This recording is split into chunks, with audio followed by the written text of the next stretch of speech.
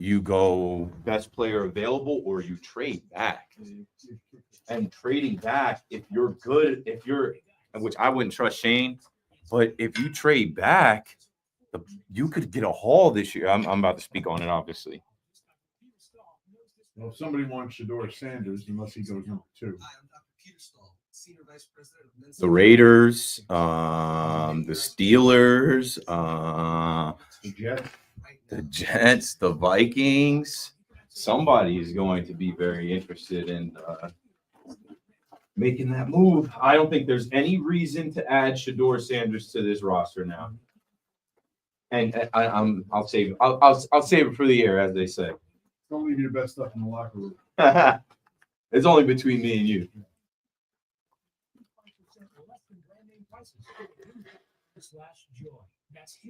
Open up the lungs, hit the albuterol. I listen to some hosts, they go on their rants, and then they get shorter with their breath. Like your breath control is not there.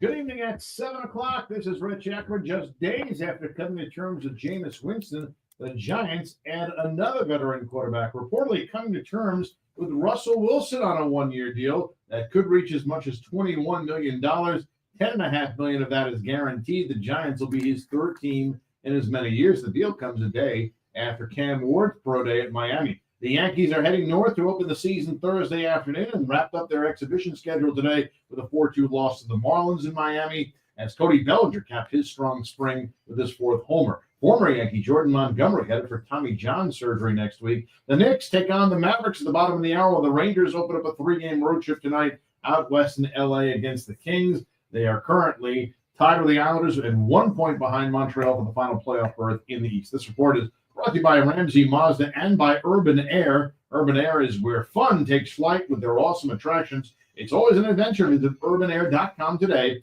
to find your local park and book your tickets, membership, or birthday. Urban Air, let them fly. Attractions vary by park. And that's what's happening. I'm Rich Eckler.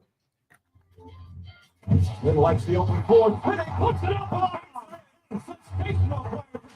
When this happened, you talked about it on The Fan. When insanity continues here at Madison Square Garden. When New York sports happens, talk about it here. The Fan, 101.9 FM, and always live on the free Odyssey app. It's Keith McPherson on The Fan, 101.9 FM, and always live on the free Odyssey app. Turn me up.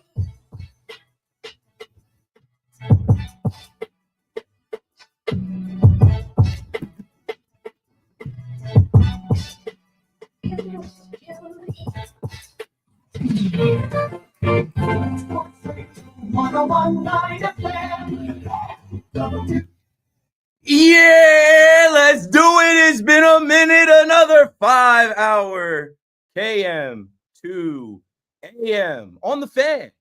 888-808-1019. Hit my line one time. We're going to take a bunch of calls. We're going to talk about a bunch of stuff. Man, I was coming in and I was ready to talk about Brandon Nimmo, especially on the heels of the Lug Hour. I ain't going to yell at you. I'm not going to fight about it. I'm not going to scream. We're going to talk about it, though. We're going to talk about Brandon Nimmo's comments. We'll talk about Juan Soto's comments. We'll talk about, like, why do you need Queen's Best Dance Crew and a 5-borough race with a pizza, a ferry? We'll get into all that. But breaking news out of the NFL for your New York Giants.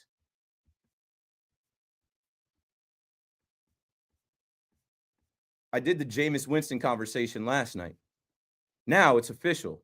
The Giants are signing Russell Wilson to a 1-year deal. What does it mean? I was just in here talking to Ak off air. Like, what does it mean? What does it mean? What does it mean? Aaron Rodgers is done.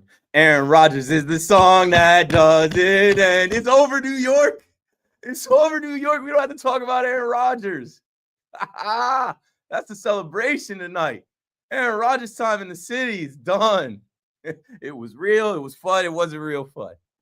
But the Giants are signing Russell Wilson to a 1-year deal worth up to $21 million, including $10.5 million guaranteed.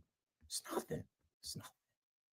Now your quarterback room has Russell Wilson, Jameis Winston, and Tommy DeVito. Could you draft a quarterback? Of course you could. Should you draft a quarterback at 3? No, you shouldn't. 888-808-1019. Now, after yesterday, I was on talking about how Deion Sanders was saying, we hope it's New York. Maybe he's talking about the Jets because I don't think that there's any reason for this Giants regime to draft Shedeur Sanders at 3 when you have to win now. You picking up what I'm putting down? This regime, they are fighting for their lives. And after all of the talk about, these top 2 prospects, we're not sure about them. If they were in last year's class, they wouldn't be the top 3 or 4 guy. These aren't can't miss guys. These aren't generational. Yeah, whatever. The Giants have no reason to draft Shedeur Sanders, the number 2 prospect, at number 3 overall. But the possibilities. I've talked about Joe Schoen and how he needs to have a masterful draft. I mean, not for nothing, he's made some good moves already this offseason, Giants fans. If you're looking like I was on last night talking about, and if you heard me last night, a lot of these things are going to be the same. It hasn't been that long since 2 a.m. We're going to repeat some stuff. But I like the pickup of Lil Jordan Humphrey. He can go. He's a wide receiver that can take it to the house.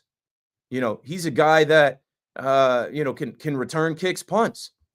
Helps you there. Seems like the Giants always have issues with kick return, punt return. And then even Zach Pascal, that's another guy, which you obviously have Darius Slayton, and you have one of the best young receivers we've seen in a long time in Malik Neighbors. You might be cooking with something. Now you've got a few guys, 2 guys at least, that can throw the ball downfield. This Giants offense immediately looks different. This Giants offense makes you think and dream about touchdowns, actually throwing, passing touchdowns, finding the end zone on the deep. Wow. You have 2 guys that can throw the ball downfield and get you into the end zone. And yeah, I know everybody's going to call about the offensive line. Russ is old. He's going to be a sitting duck. Jameis Winston's not as fleet of foot as he once was. He never really was a runner, but he's also a pocket passer. But, they re-signed Aaron Stinney, and they brought back Greg Van Roten, and I forget who else. There was another guy that they brought back. The guy that looked like T-Pain that they brought in. The guy that looked like T-Pain, something the third. James Hudson the third. I think that they have enough reinforcements on the offensive line where the offensive line is going to be solid, assuming Andrew Thomas comes back healthy and John Jacob Jingleheimer Schmidt at center takes a step forward. Who knows what Evan Neal is going to be? But I think they have enough guys on the offensive line. They're going to figure it out. They'll have a good 5.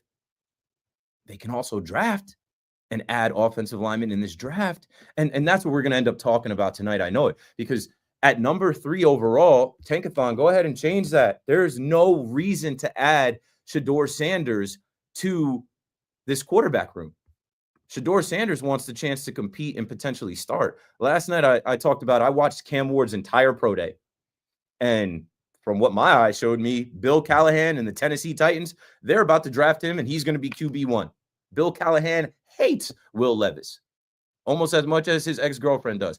Bill Callahan much rather go into the season fresh, his second year on the job, with Cam Ward and the natural arm talent and the swagger, the moxie, the confidence that guy has. They're looking for their next Steve McNair. Maybe it is Cam Ward. I just think that the dreams of the Giants trading up for Cam Ward, it never made sense anyway. You cannot give up the draft capital to move up 2 spots. You had the number 1 pick when you lost 10 games in a row. Do not, that would just be ass backwards. Do not give up what the Titans would want you to give up to get number 1. And they're going to take Cam Ward. So now, maybe now Shedeur could be headed to Cleveland. This is for you. He could be a Cleveland Brown. The 2 quarterbacks could come off the board 1 and 2. So who do you want, Giants fans? Abdul Carter? I think that makes sense. Abdul Carter or Travis Hunter, who plays 2 positions, who's super athletic. He's not going to fail in the NFL. He's a freak athlete. I don't know how many times I told you guys, go look up his basketball highlights, him dunking, him hooping, and go just look up his internet stuff. There is a digital paper trail of this kid just being a Twitch nerd. He just wants to dance on TikTok and play video games in his room. No trouble with that. I would draft that kid, actually. I draft that kid, actually, because he fits two needs. He could be a game-breaking receiver, or he could be a starting corner, but like not for nothing too. When we're talking about what the Giants have already done this offseason, they've brought in receivers. They've brought in a corner that can play on the other side opposite of Deonte Banks. So you got options here. And you know what they're doing here, which I was talking about this last night with Jameis. They're trying to change the culture. Again, we talk so much about the culture that they were building with Daboll in the locker room. Well, the locker room sucks. The culture sucks. It's a lot of losing and infighting and confusion, whether it was how Nick McLeod was handled or how Daniel Jones was handled or Saquon Barkley going 2K say winning the Super Bowl and them all thinking, oh, he was just here with us. They should have paid him. You put a guy like Jameis Winston into the locker room. He's a God-fearing man. He's a Christian man. He's going to be, very outward with his belief in his Lord Jesus Christ. I'm all for it. He's going to be prayed up, and he's going to give you motivational speeches that are going to fire you up and crack you up. And then the same thing with Russell Wilson, a devout Christian who does not hide his belief in God, who will stand on the 50-yard line in MetLife Stadium, envisioning himself throwing touchdowns to Malik Neighbors. Good. Now you have two quarterbacks that can potentially do it. They're going to compete. Maybe it's Jameis. Maybe it's Russell Wilson. At number 3 overall, Giants fans, who do you want? What do you want to do? Do you want Abdul Carter? Do you want Travis Hunter? Or do you want to trade back and really let the games begin? Do you want to trade back? And like I said, Joe Schoen has to have a masterful draft to win back the fan base after embarrassing the fans on Hard Knocks. After having the worst Hard Knocks we've ever seen, so much so HBO can't find anybody else to do it again. Joe Schoen has to have a masterful offseason and draft, and he's on his way to doing so. 888-808-1019. I'm taking a call on this open. This wasn't the open I was planning on doing. I was going to talk about Brandon Nimmo. I was going to talk about Juan Soto, how it is opening day eve, and all the talk and all the whatever is done. But hey, this fell into my lap. Artie is in Brooklyn. First up on the Fan. Go for it, Artie. Keith, thanks for taking a call, man. But I'm a Jets fan, and I was afraid that Shedor's going to come down to 7. And then I'm talking to people, I'm saying they're talking him up, saying that they think that he's going to be a good player. How do you not draft him if he falls to the Giants? You don't have quarterbacks. You guys get old guys. You're going to need the future. Why are you drafting Carter when you can have a quarterback at 3? I'll tell you why. Thanks for the call, Artie. It's win now. John Mara said he wants to feel a little different at the end of the season. I don't think you get there with a rookie quarterback. Now, the whole sell of a rookie quarterback was for this GM and this coach to latch on to the development of a rookie quarterback to say, hey, we saw some glimpses of what he could be, and we need to develop him, and you can't go a different direction in these next couple years. No. They're trying to compete now. Why would you draft Abdul Carter? You need to rush the passer. Look at how Patrick Mahomes got stopped in the Super Bowl. How did they stop Tom Brady? You heat him up. You don't give him a chance to read the defense. You don't give him a chance to pick you apart. I don't know what Kayvon Thibodeau is going to be.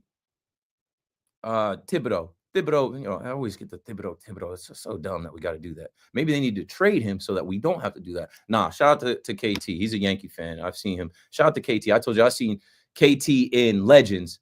He came through with a DiMaggio on the back of his pinstripes. And I think somebody put him on game. Next thing you know, he just came through with the 5. I was like, good man. But anyway, you just got Spider-Man, Brian Burns. You already have Sexy Dexy in there.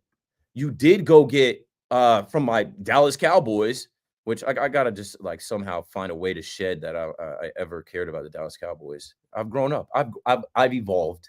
I'm a grown man now. That's childish. But you get Chauncey Golston, and now you add Abdul Carter. I know there are Giants fans right now talking about, hey, when we had Strahan and we had Tuck and we drafted OC, you got to rush the passer, especially in this division. especially in this division. Jaden Daniels, hello. You got to heat him up. Jalen Hurts, hello. You got to heat him up. Dak Prescott, all you got to do is hit him. He's going to crumble. He's going to fold. He's going to be hurt. Moose is in Jamaica on the fan. What's up, Moose? Here, Keith, what it do? You're. So this whole Russell Wilson thing, obviously they're trying to save their jobs, and even more so, now there's probably a 70% chance we take Travis Hunter. I'm not so sure about Carter because of maybe they want to build a rotation in the pass. And maybe I understand the foot stuff, right? The foot stuff with Carter might give some people pause. I honestly think Travis Hunter is the way to go because you can't miss. He's going to be an NFL caliber DB or wide receiver, or maybe both. And there's a 30% chance we could still draft Shedeur. Because I think the Giants probably got intel from inside the Browns organization that they're like almost convinced they're going to draft Shedeur. I think the Browns. And I think that's why Dion was at that conference saying, well, we hope it's the Giants because the Browns have to draft Shedeur, have to draft a quarterback because of the situation with Deshaun Watson, giving him the most guaranteed money. What a mistake that was. All they have is Kenny Pickett on their roster. Like they have to draft a quarterback to get their fan base energized. And guys like Myles Garrett, who came back and took the money, they probably promised him, hey, we're going to draft a quarterback with this top pick. We're at 2. We can get one of 2 guys. And if not, we trade down just to pick up assets and draft capital. But real quick on the whole Soto, I'll keep this to like 15 seconds. Soto, Brandon Nimmo. I said what I said during the Soto sweepstakes, that whatever comes down to it, the Mets might offer more money or more things whenever he prioritizes when he prioritizes in the article about Brandon Nimmo. Okay, Mets fans, you got it. You're big brother. When we were big brother, we got every team's best shot in the Bronx, on the road. The fans on the road were terrible. The traveling fans that came to Yankee Stadium berated the players and cheered every time the Yankees did something terrible or stuff. We took the worst of it. So Mets fans, be prepared to get every team's best shot. You went from the hunter to now the hunted. And for Yankee fans, there's nothing better. I know we haven't won since 2009, but there's nothing more motivating than a disrespected, underestimated former champion. Because that hunger is insatiable. We lost in the World Series in our home field. Thanks for the call, Moose. I think that was longer than you expected it to go. I'm just not going there yet. I'm not going there yet. You lost me as soon as you said, okay, Mets fans, you're big brother. Signing a free agent does not make anyone big brother, especially before that free agent steps into the batter's box in the regular season. 888-808-1019. Continuing the conversation on Russell Wilson signing with the New York Giants and what this means. Also, I just saw Stephon Diggs has signed with the New England Patriots. There were some rumblings about that potentially happening, but we'll stay with this conversation. We got 5 hours. We got the whole night to go back and forth. Yankee fans, Mets fans proclaiming who's big brother, little brother, whatever. None of that matters to me. Enough. Like the games are about to start, then we'll see who is who and what is what. We should be worrying about our first series, our first month. We'll go through the schedules. We'll go through the odds. I'll give you some stupid picks on who I think is going to win the East and who I think is going to win the World Series for no reason. It's a fool's errand, but you know what? That's what I'm here for. I'm a radio host. Keith McPherson on the Fan. Call me up at 888-808-1019. We will keep the conversation for now on Russell Wilson and what this means for the Giants in this upcoming draft, which is less than a month away. Don't go anywhere. I promise I'm coming right back. All right, y'all, let's get after it.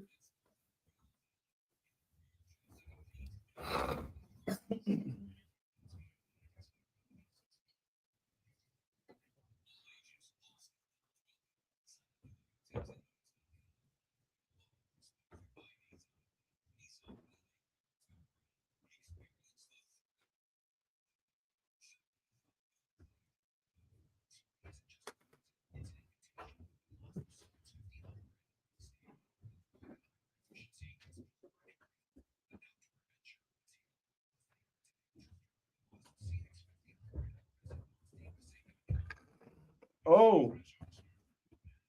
Pat Leonard from the Daily News. Oh, my God, Pat Leonard. 8 o'clock. Awesome. Forgot about Pat. Yeah. So he was on the night that John Heyman was on. Oh, was it? Okay. Did you hear my story about running into No. John Heyman? No, sir.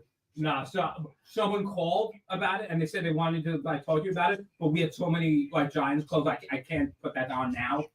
Like I said, call back like an hour, 2 hours, and we'll get to it. Yeah. You ran into him? I saw him in the media area at George M. Steinbrenner Field, and I tried to flag him down, and he just kept it moving. I'm like, bro, it made me feel kind of Did he hit bad. you? I think he saw me. Okay. I'm not So you hard know to for miss. Sure. I'm 70% sure Got you. that he saw me. But he walked away and went back to his seat, and nice shoes. He walked away and went back to his seat, and I didn't chase him down, and I didn't. It gave me the feeling of like seeing a bully in school and like going the other way. Seriously.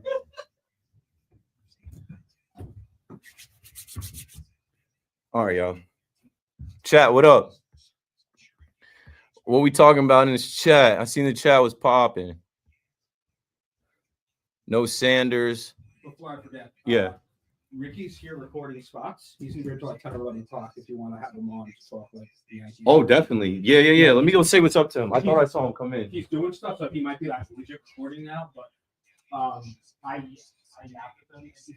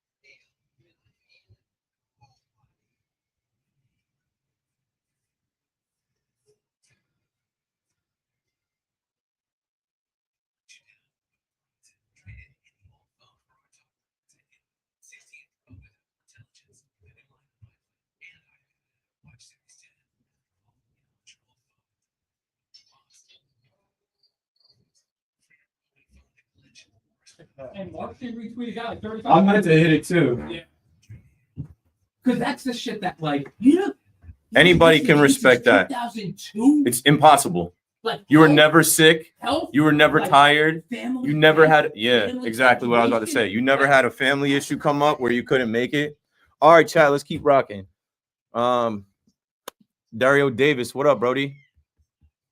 Giants are either drafting Hunter Carter or that old lineman, forget his name, Will Campbell. I'm embarrassed how stupid my fellow Giants fans are. They will draft a quarterback second round, probably Dart, Shuck, or Milrow. Getting Russ was a great move. He's a bridge and can't teach and can teach the young QB. Well, don't these dummies understand? It makes, yeah, I guess. You take a project here if you like. I think you take a project here if you like. Oh, I got an idea. I got an idea when I come back.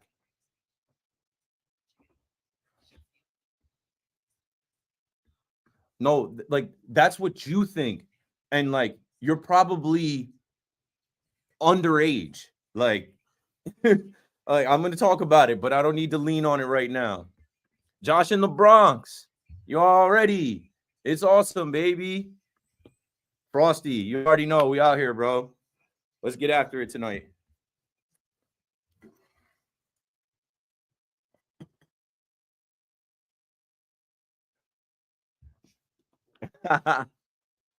I like all that corny stuff that he does. And hey, my goodies, not my goodies. Sierra's gonna be at practice now. Come on down, Russ. Only thing is, maybe we'll come back next break and we'll play some March Madness. Can't play Future in the locker room now. It's off limits for the Giants. Sorry, Malik Neighbors. I know that's one of your favorite artists. No Future in the locker room with Russ. You know.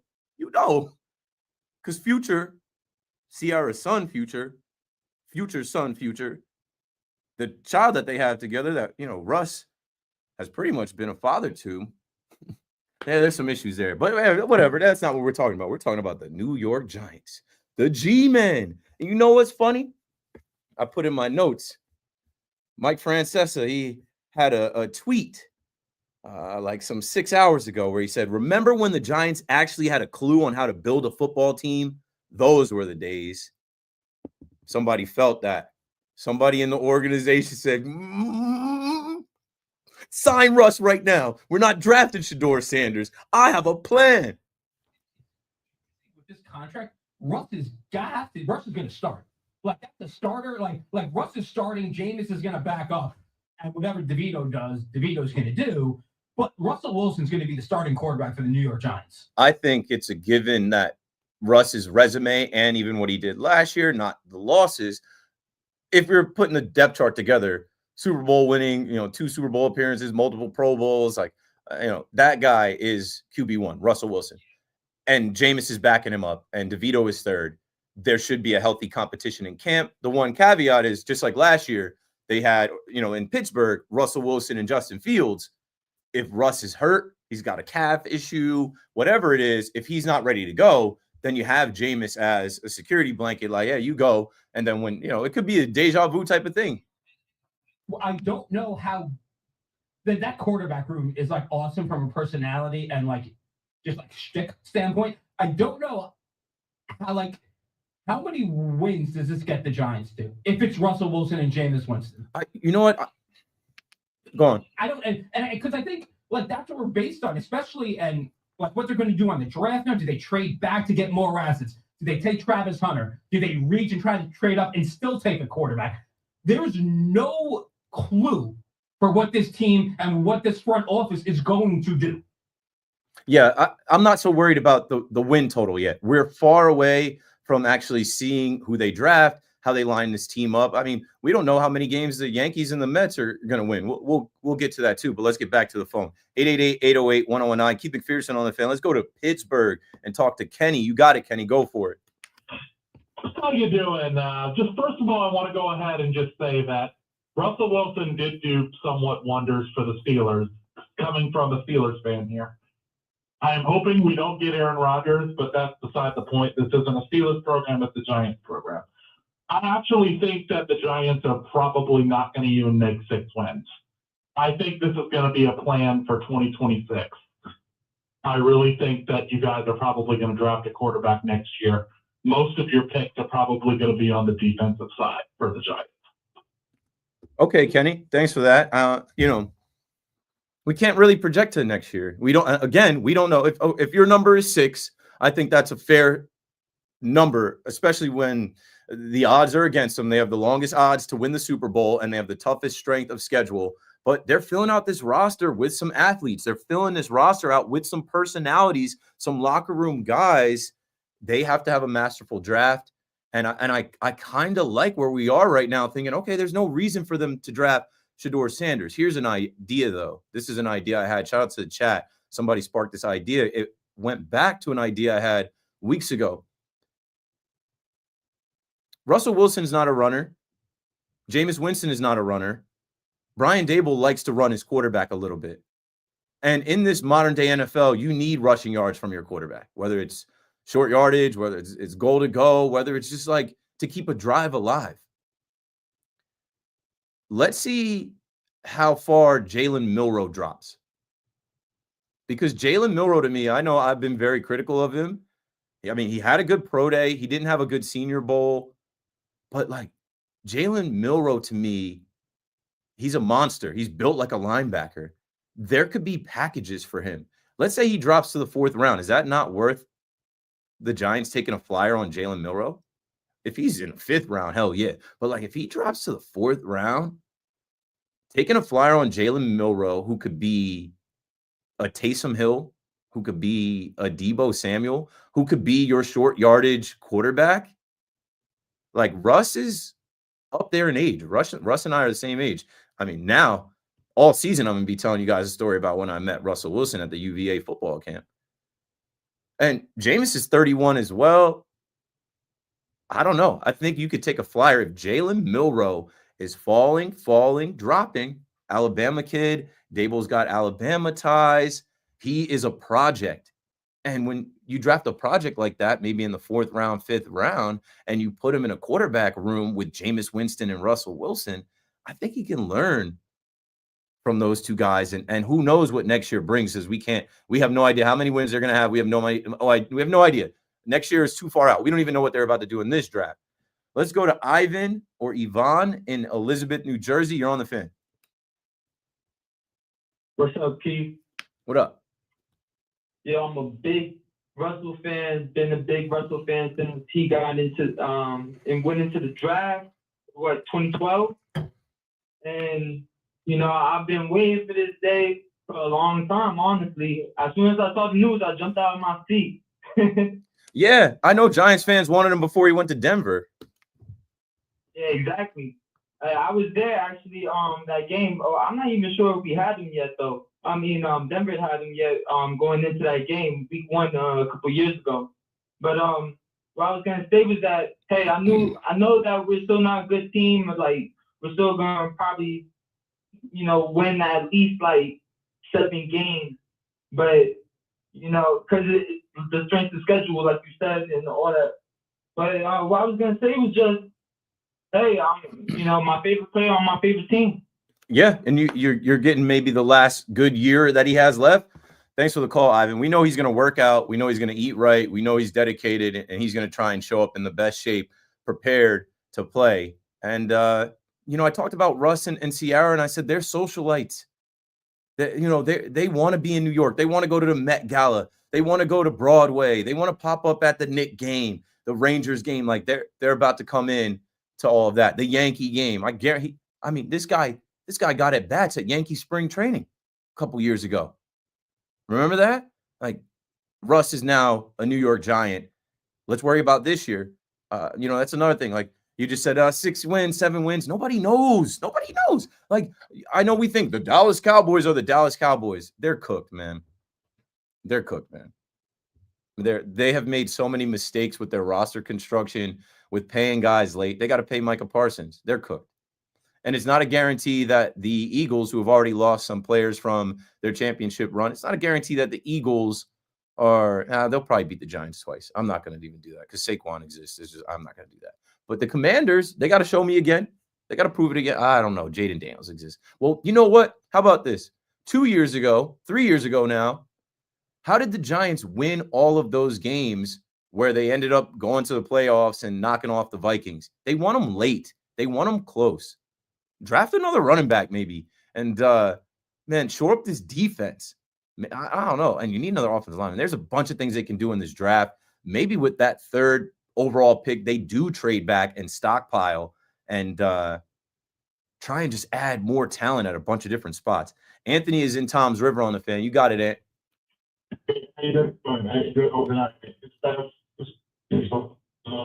Oh, that's tough, Ant. Anthony, I put you on hold. Maybe get somewhere where your connection's a little bit better, and we'll bring you right back in. Gary's in Waterbury next on the Fan. What up, G-Make? Make sure the Cavalier. Yeah. Smash Keith after your beats. No relief. I step on stage. The girls scream like I'm Keith. Yeah, I'm a Giants fan. We are not going anywhere in the NFC East. Even though I want to say through Philly, but they got us. And Washington's still better. And I'm not gonna count Dallas out till Dak is out. But we're not going anywhere. I want the best available player this year in the draft. I want the best available player, and I want to take Arch next year. I knew somebody was gonna say it. Arch, I saw the Texas Pro Day. Go ahead. No, I do want Arch next year. But we can still get Dark later in the draft. We can still get Dark. And Ernie Accorsi was a great GM. Shane hasn't proven that yet. This is it. We're still behind the 8 ball. We got the hardest schedule. Like we're in the doldrums here. We got to come out of the death trap that we're in. So I'm not going to expect it to happen in just 1 year. Understood. Thanks for the call, Gary. You're the man. 888-808-1019. I understand there are Giants fans that like this is not going to move the needle for you at all. You might feel better about your quarterback room being Russell Wilson, Jameis Winston, Tommy DeVito than you did with Daniel Jones, Drew Lock, Tommy DeVito. But what does it translate into? It actually translates into something that you should be okay with. It translates into you'll probably be able to compete, still lose, and have a top 5 pick next year to potentially draft Archie Manning. Richie's in Queens. What's up, Richie? What is this fascination with Archie Manning? The last name. I mean, Come on, Eli's connection. Yeah, I understand that, Keith, but it's still false. Let's look at reality. Look, the guy, we went from no quarterbacks, DeVito, to having potentially 4 quarterbacks if they draft another guy. I think your thing about Milroe makes sense. Carter, you go with Travis Hunter. They just got a cornerback. I don't know if they want another one. They have 3 really good spots. I think Tracy's good. Obviously, Neighbors is good. I think Johnson's going to be a good tight end. They have showed up their defense. Their linebackers is not as strong as I'd like it to be. I think they like their linebackers. Maybe not what we last saw of Okereke, but McFadden. Oh, good. I think they're serviceable, but add another young guy. Carter. How about Carter? I like him. Carter's a stud, and obviously, and Mason, the middle defensive guy from Michigan. You could shore up your defense, and you could be, like you said. I don't know what they're going to be with Wilson at quarterback, but they are better than what they were just a while ago. Winston was just too erratic. I think Wilson kind of ran out of gas. It looked so good, for a while. And your point being about a running quarterback, Keith, is so important. And you look at our division, with Daniels and even Dak is still moving. Obviously, Hurts. And now the offensive line's got to work that much harder to keep Wilson in the pocket. I said it to you. I've been saying it for 3 years. Where are we going? We still got a long way to go, but maybe we're taking baby steps. But you might have to get the best guy at number 3. And your choice with Milroe, I would take a shot with him too. I think Doc's going to go in the first round. I don't think he'll be there, but Milroe could be there in the 3rd round. So 4 quarterbacks, man, we can just pile them up, Keith. Yeah. Man. Thanks for the call, Richie. If you saw some of the throws from Quinn Ewers today, he may jump Jalen Milroe. There's a lot of buzz around Tanner Shuck from Louisville, Oregon. I think he also played at Texas Tech. Louis Riddick has been really, beating the drum for that kid. Like, I see Jalen Milroe in this draft dropping where he could fall into the lap of the Giants. Or if he is falling, the Giants could trade up and get him. I'm like reading some things online and I'm seeing reactions, and now I'm seeing like I didn't hear Loogie's reaction, but I saw, our digital team just put it up there. I understand some Giants fans aren't excited about this, but I just feel like you should be. Similar to what I was talking about with Jameis Winston last night, you haven't had enough touchdown passes in your life the last few years. You haven't seen the ball be caught in the end zone. It doesn't look like NFL football on Sundays for you. Now you've got 2 guys that can put the ball up in the air deep. Now you got some guys that, know what to do in certain situations, reading defenses and coverages and getting rid of the ball to your playmakers. It's on Brian Daboll. Like, you got to see what's happening, right? Joe Schoen is making moves like he has no tomorrow. This is for right now to save his job. Brian Daboll will be coaching with that same type of energy. Steve is down in Miami, Florida on the Fan. Hello, Steve. Hey, how you doing? Good. I would say I'm a lifelong Giants fan. I think that the people are saying that this signing doesn't make sense. They're not viewing it the right way. So they have 2 quarterbacks now. They signed them last week. They have $14 million for both of them. Every other quarterback signing for $40 million. Yeah. Jets signed Fields for $40 million over 2 years. If they're going to do the right intelligent things to build the franchise, They shouldn't enforce it. At 3, I think they should draft Hunter. They signed pretty good defensive players in free agency. They have Malik Neighbors, who broke the touchdown record or receiving record for the Giants with no quarterback. Aaron Tracy is a good running back. Everyone's saying they're going to win. They won 3 games last year. They might win 7. Listen, if you win 8 games in the NFL, you're somewhat competitive. But the way I view it is this year, the smart thing to do in the draft the best player available, which is not Sanders at number 3. And then to your point, they could trade up to, 19, 20 in the draft and draft guard or someone like that. And then they would really have building blocks for something in the future. But I actually think this is a smart signing. Can't wait around for Rodgers, which didn't seem realistic. And I think just building themselves up for the future. I like it. Thanks for the call, Steve. Now, I'm not a diehard Giants fan, didn't grow up rooting for the Giants, but I like the move. It's a 1-year deal. It's not that expensive. Winston is on a 2-year cost-friendly deal. You have veteran quarterbacks in the building. Practice is going to be better. All right. If you don't have 2 quarterbacks in this NFL, you don't have 1. You've got 2. Now this gives you flexibility, right? I think I was hearing Boomer earlier today talk about, picking Shedeur Sanders. Like, I don't want to, I didn't even hear it. I was reading it online, but there was a quote about how risky it is to draft Shedeur. I think the quote card said, if you're the coach, do you really want to invest your potential future in a kid who might not make it? No, they don't. No, they don't.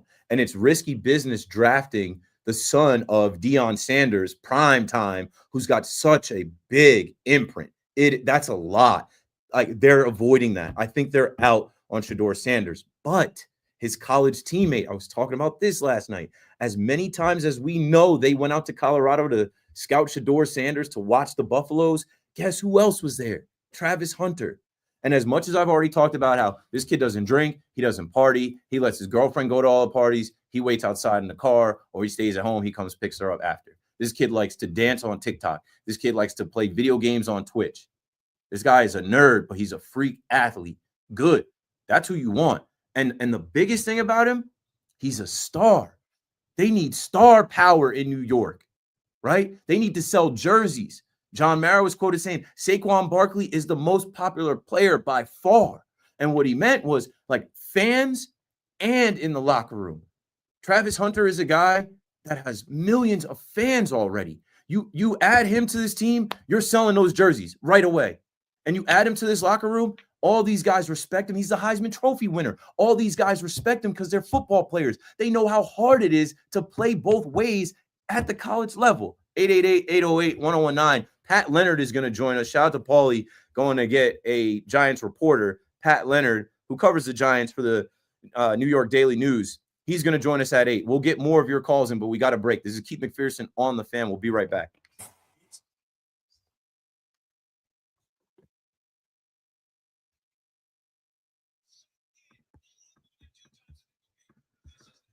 Cooking. You already know. Working on things. Let's see. Not really, bro. And it's funny because this YouTube channel, which you're commenting from, I made this YouTube channel off of doing the Nets podcast. But 3 things happened. The Nets blew up the team, or KD, Kyrie blew up the team, and the team's not good anymore. It's not much juice for Nets fans. 2, I had a kid. So in the last 2 years, like the amount of time that I could put to the side to do a podcast about the Brooklyn Nets, it's not there. And my personal brand grew bigger than the Nets brand, where now I make more money off of being myself, talking about my life story and all sports stories. So yeah, I don't really do the Nets podcast for coverage anymore, but I'll be back. I'll return. I still own it. This YouTube channel can always run the podcast, but like you got to do what the business tells you to do. Covering the Nets.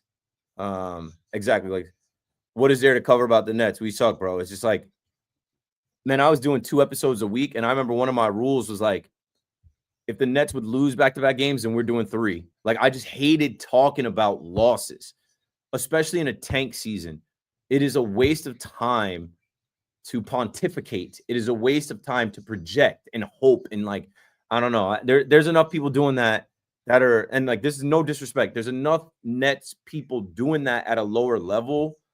I can't. My main thing is the Yankees. I'm on WFAN. I'm blessed. People care about like what I have to say. They don't care about what I have to say about the Nets as much. It's not a main driver. It's not making me any money. It's not bringing me any more attention. Hey, keep taking my son opening day. Kids allowed at the stands pregame. Yeah, it's outside. So like some areas will be roped off, obviously, but it's outside. You can hang out in the street on River Ave. 1 year, Justin Fields and Russell Wilson were teammates in Pittsburgh. Now they're competing for the city of New York's favor. Should be epic. Yeah, I don't know where. I don't know if I don't think the Jets and Giants play each other this year. I don't know when this. We'll see that schedule after the draft. We probably won't see them. Maybe we will see them in the preseason game together. Play, a couple drives or whatever. What is a Keith McPherson? Google that, bro. Google that. Let me see here. We're going to stay with the Giants, but we'll get to the Mets, Yankees back and forth, of course. We'll get to all that conversation. Looking for a couple things here.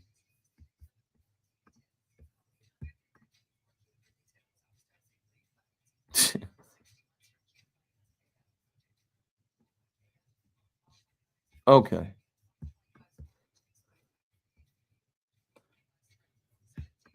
All right, I'm off that. Let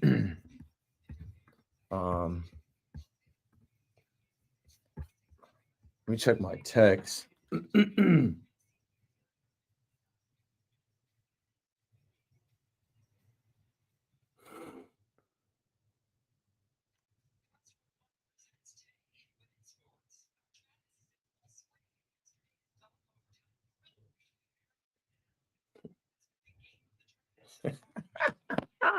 Giants fans mad.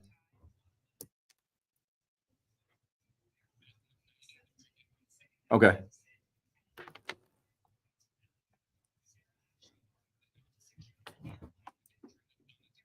Yeah, we can.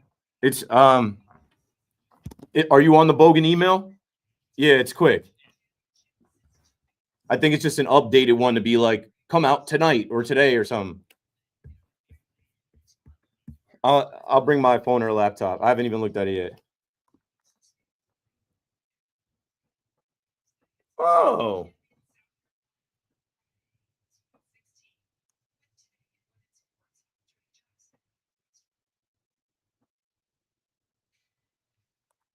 Nice. Nice. Who's a Keith McPherson? When that email hit,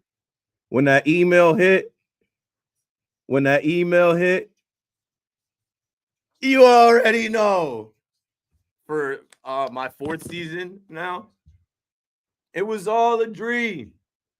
Keith McPherson is fully credentialed Yankees media. Bless.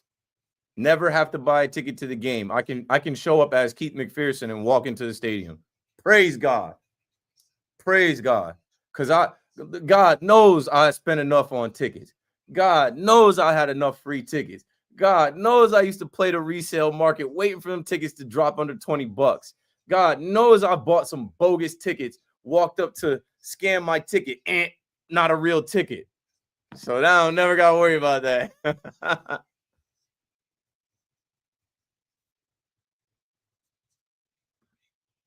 Well, that's why we talk about it on the radio. He could. He definitely could. He's not a franchise quarterback. He's a project.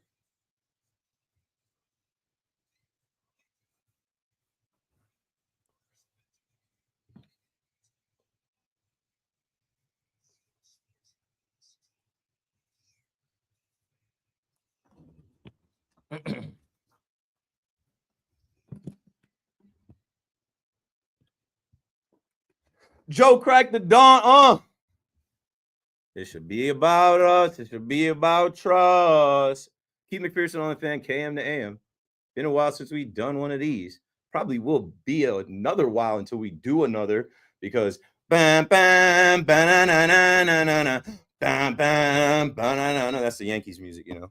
The Yankees are coming, you know, right here on the Yankees Radio Network, WFAN. Let's get back to the calls before we break here and bring in Pat Leonard. We're staying on the topic of Russell Wilson to the Giants. And the more I look at Instagram and Twitter, the more I'm seeing Giants fans are not exactly happy about this, not exactly celebrating this. And I think it's a combination of, one, Aaron Rodgers is the song that just ended. That dream is over. And two, if you were dreaming of Cam Ward or Shedeur Sanders, this is pointing into the direction of them not using that third overall pick to draft a quarterback. So it's another year potentially of the Giants not drafting a quarterback. And whose voice is that? We have all of the corny Russ clips built into the system. Mike is in Clifton Park, New York. You got it, Mike.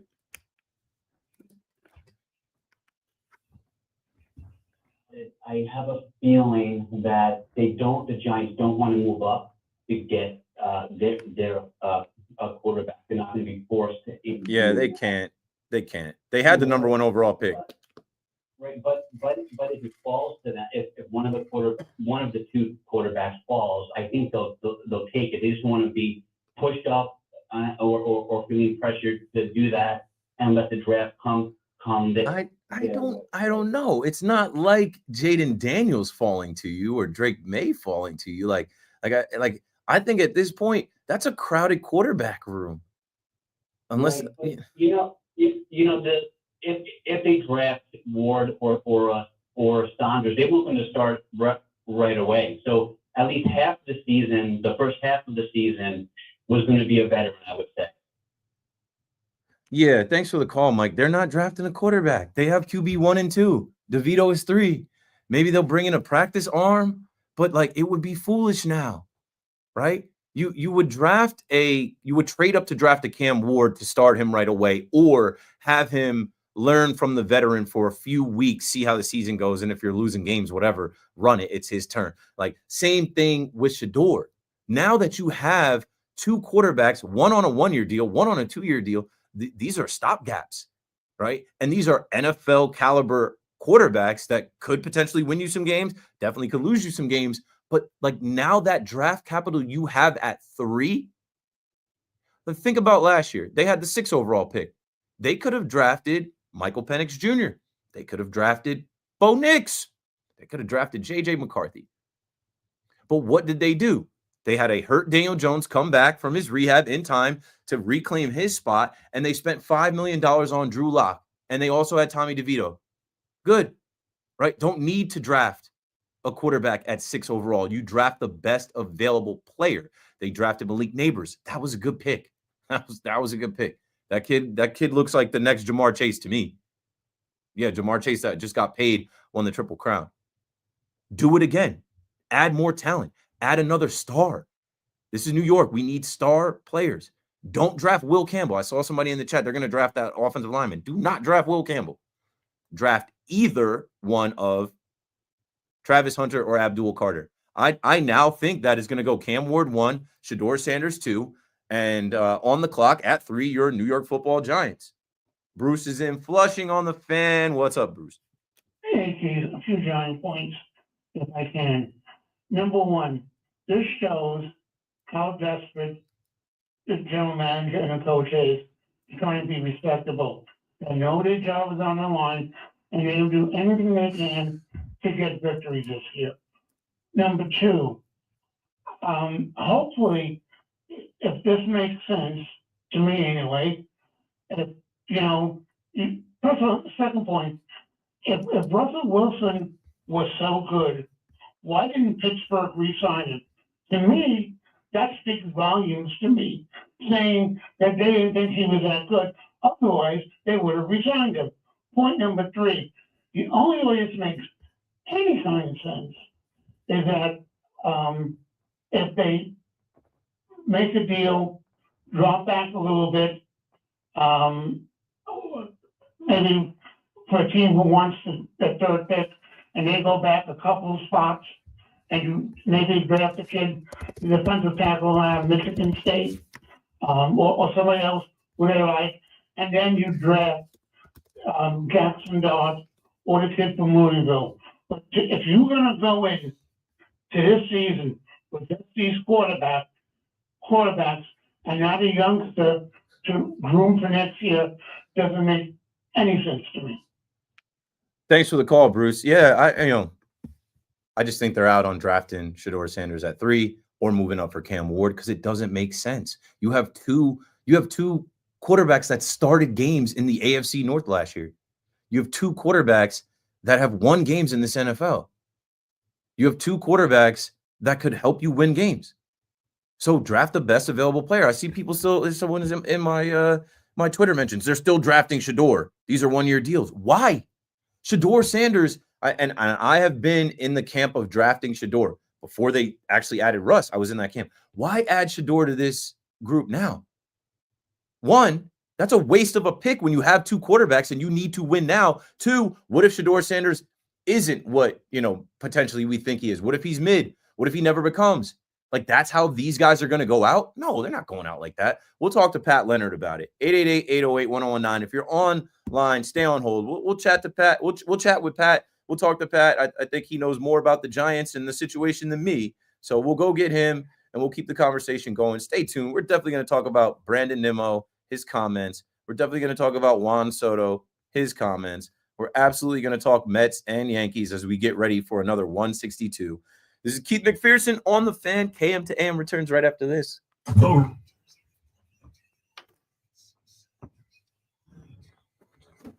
All right, y'all. Great time today, fellas. Thank you guys. Did what I say here.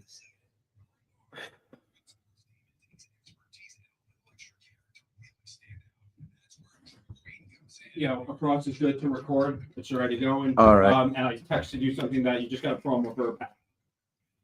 Okay. This is like podcast stuff. That's all. No doubt. Thank you, bud.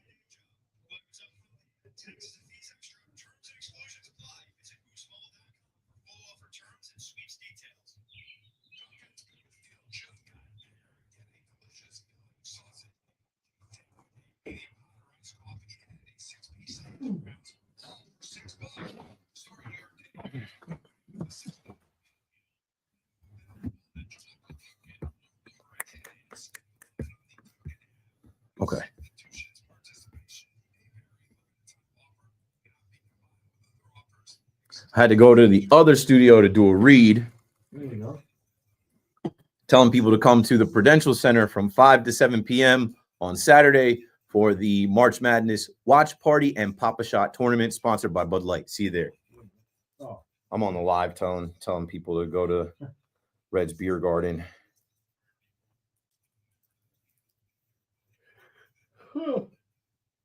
Long day?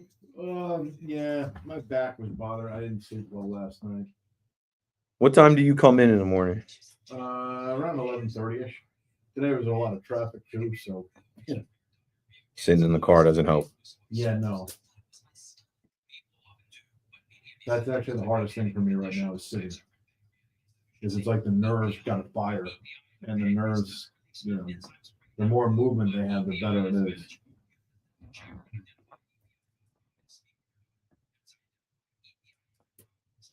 And tomorrow morning I got PT at 9:30, so that's gonna be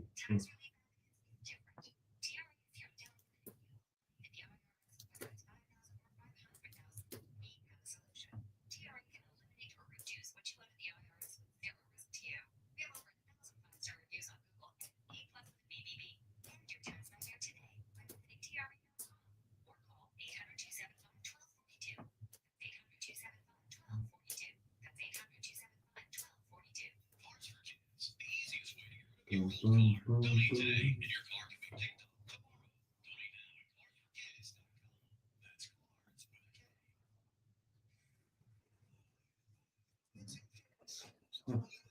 Here's the latest on the Giants. Mm-hmm.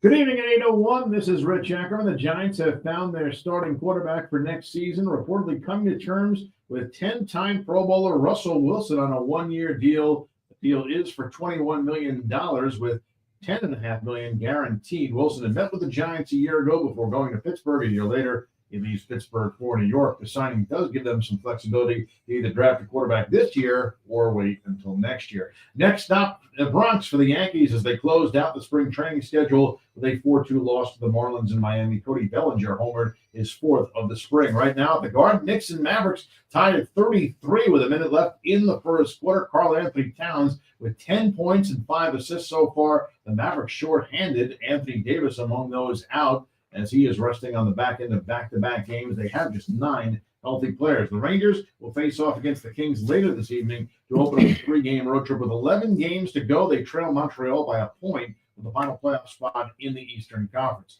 This report is brought to you by Fantic, a global automotive parts and tools brand. Fantic is a new generation of global automotive parts and tools brand. Fantic's Amazon Spring Sale starts March 25th.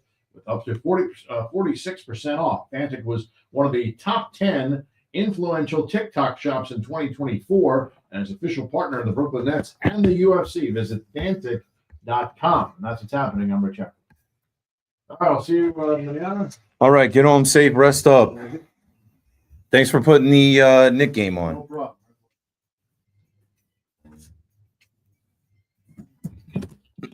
Okay. And we're back. Joining us right now, and I appreciate it. The host of the Talking Ball podcast with Pat Leonard. It's Pat Leonard. You can check that out on his YouTube channel. I just queued him up before the break. Pat Leonard covers the Giants for the New York Daily News, and we've got breaking news in this last hour. Russell Wilson to the Giants. Pat, thanks for joining us tonight.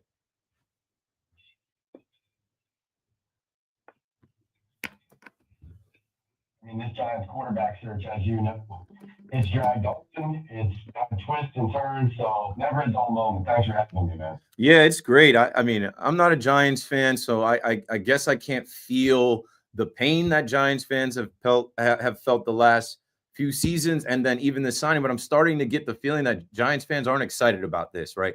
And I don't know. I'm going to ask you: do you think that Giants fans aren't excited about signing Russell Wilson because they were hoping for Aaron Rodgers, or do you think it's more so that they feel like now they're not going to draft the young quarterback of the future in this draft? Well, there's the disappointment of pursuing and believing the Giants were getting Matthew Stafford only for Stafford to turn them down. Mm-hmm. And then the hope that they were going to get Rodgers, who if you wanted to categorize these quarterbacks quality-wise, despite the disaster that was the Jets and his tenure there, talent-wise, Rodgers still offered that glimmer of hope of this 31st ranked offense being something much more. With him off the table, there's the disappointment there. There's also from the Giants fan base, I think, a level of confusion because once the Jameis Winston signing happened, the feeling was, oh, so this is the guy who we know turns the ball over, but is affordable, can push the ball down the field. Malik Neighbors can get his touches and targets, run after catch. You know, you have somebody capable who so is a that you can then pair with a rookie draft pick on a rookie contract, and off you go into both the present and future. Signing Wilson on top of that kind of reinforces the desperation, the fact that Rodgers is no longer an option, and also calls into question that they're still pursuing a guy like Wilson, whether the Giants even feel like they can get the quarterback at that number 3 pick. And then the unanswered question, of course, Keith, like just when we start the offseason is, who's their franchise QB? Like they have 2 quarterbacks now, plus Tommy DeVito, but they still don't have a franchise quarterback in the building after this season. Yeah, to me, I think it just points to win now, you know, them making moves in the immediate and them saying, hey, okay, you know, we've got 2 guys here who won games in the NFL last year. One of these guys, and I think the lean is that Russ is QB1 and then, you know, Winston is a backup. One of these guys is going to help us win some games, and we can still draft a quarterback, but later in the draft. So my next question to you is, hey, at number 3 overall, the Giants are on the clock. Who are they taking? Right. No, good question. Well, I think Shedeur Sanders is the player that everybody's looking at, everybody's watching, everybody's thinking about when it comes to the Giants at number 3 right now. Although the Stafford pursuit and even the signings of Wilson, Winston seem to point to the fact that maybe, and listen, their process is still ongoing with these quarterbacks, but maybe the Giants aren't either confident that they're going to be able to get their guy at 3 because he's going to go 1 or 2, or they don't think that franchise QB actually exists, right? Could that be a Travis Hunter? Could that be an Abdul Carter there? We'll see about that. I think Shedeur, if he's not the number 2 pick, profiles as the most likely pick right now at number 3. Interesting, though, you know, the Cleveland Browns, just like the Giants and the Titans, are a team that looks desperate for a quarterback and obviously in the market and is doing the research on all these top QBs. Well, nobody knows exactly which direction they're going. It seems like some certainty right now that the Tennessee Titans are going to take Cam Ward number 1 overall from Miami. But are the Browns going to go QB? Will they take Shedeur? Justina Anderson, insider, just reported tonight after the Giants signed Russell Wilson that a source told her that the Browns are sending some signs that they potentially are open to trading back. Could the Giants be moving up there to protect their turf and get their guys? Will somebody else be trying to jump them? Still a lot of uncertainty about what they'll be able to do because they won that game against the Colts late in the year and they won themselves out of the controlling their own destiny position. We're on the phone right now with Pat Leonard, who covers the Giants for the New York Daily News. I'm just deep into thought about, like, it's one, how the board shakes out. I don't know. I think that the Cleveland Browns need to draft a quarterback just to restart their franchise. Deshaun Watson was a mistake. They did trade for Kenny Pickett. But when you have Myles Garrett come back and you have Myles Garrett take the money and talk about winning, and, you know, he did an interview where he said, yeah, you know, he's got an idea who's going to be playing quarterback. Like, there were some rumors that maybe it's a Kirk Cousins reunion with Kevin Stefanski, but I just think still Kirk Cousins is 35 years old. Like, I think they're inclined to take Shedeur Sanders. And if he's not there, I really do like the idea of Travis Hunter. I've been leaning into the fact that he's a star. He came here to New York, won the Heisman. He's got millions of followers. He's a freak athlete. He's a football first guy. He's a 2-way player. So, hey, if it doesn't work at corner, maybe it works at receiver, but maybe it works at both. Maybe you actually land. And I'm not saying he's Shohei Ohtani. He's nowhere near what Shohei Ohtani is in football, but maybe you land a guy that they're saying could potentially be the Shohei Ohtani of football. And then what do you think about the idea of, okay, you draft Hunter 3 overall, and then maybe you see how far a Jackson Dart or a Jalen Milroe drops in the draft, so you can still satisfy the fans that are saying we need a young quarterback in this draft. I like that idea, and I do think Hunter will make some team better. I agree with that.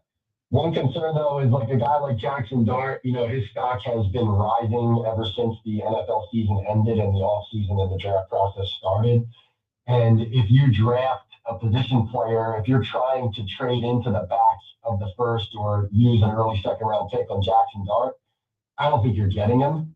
Now, does Jalen Milroe fall into that category? You're talking about, the Quinn Ewers, the McCourds. Like you're talking about kind of a different class of developmental quarterback. I mean, I think getting a developmental rookie in here is paramount. So in some scenario, the Giants have to be adding with a draft pick a quarterback that Brian Daboll can get his hands on and try to develop and show ownership and John Mara some progress and a sliver of hope, not just from the coaching development standpoint, but also from the personnel identification standpoint from Joe Schoen in the front office that they know talent when they see it. So I think either way, they come out of this draft with a passer.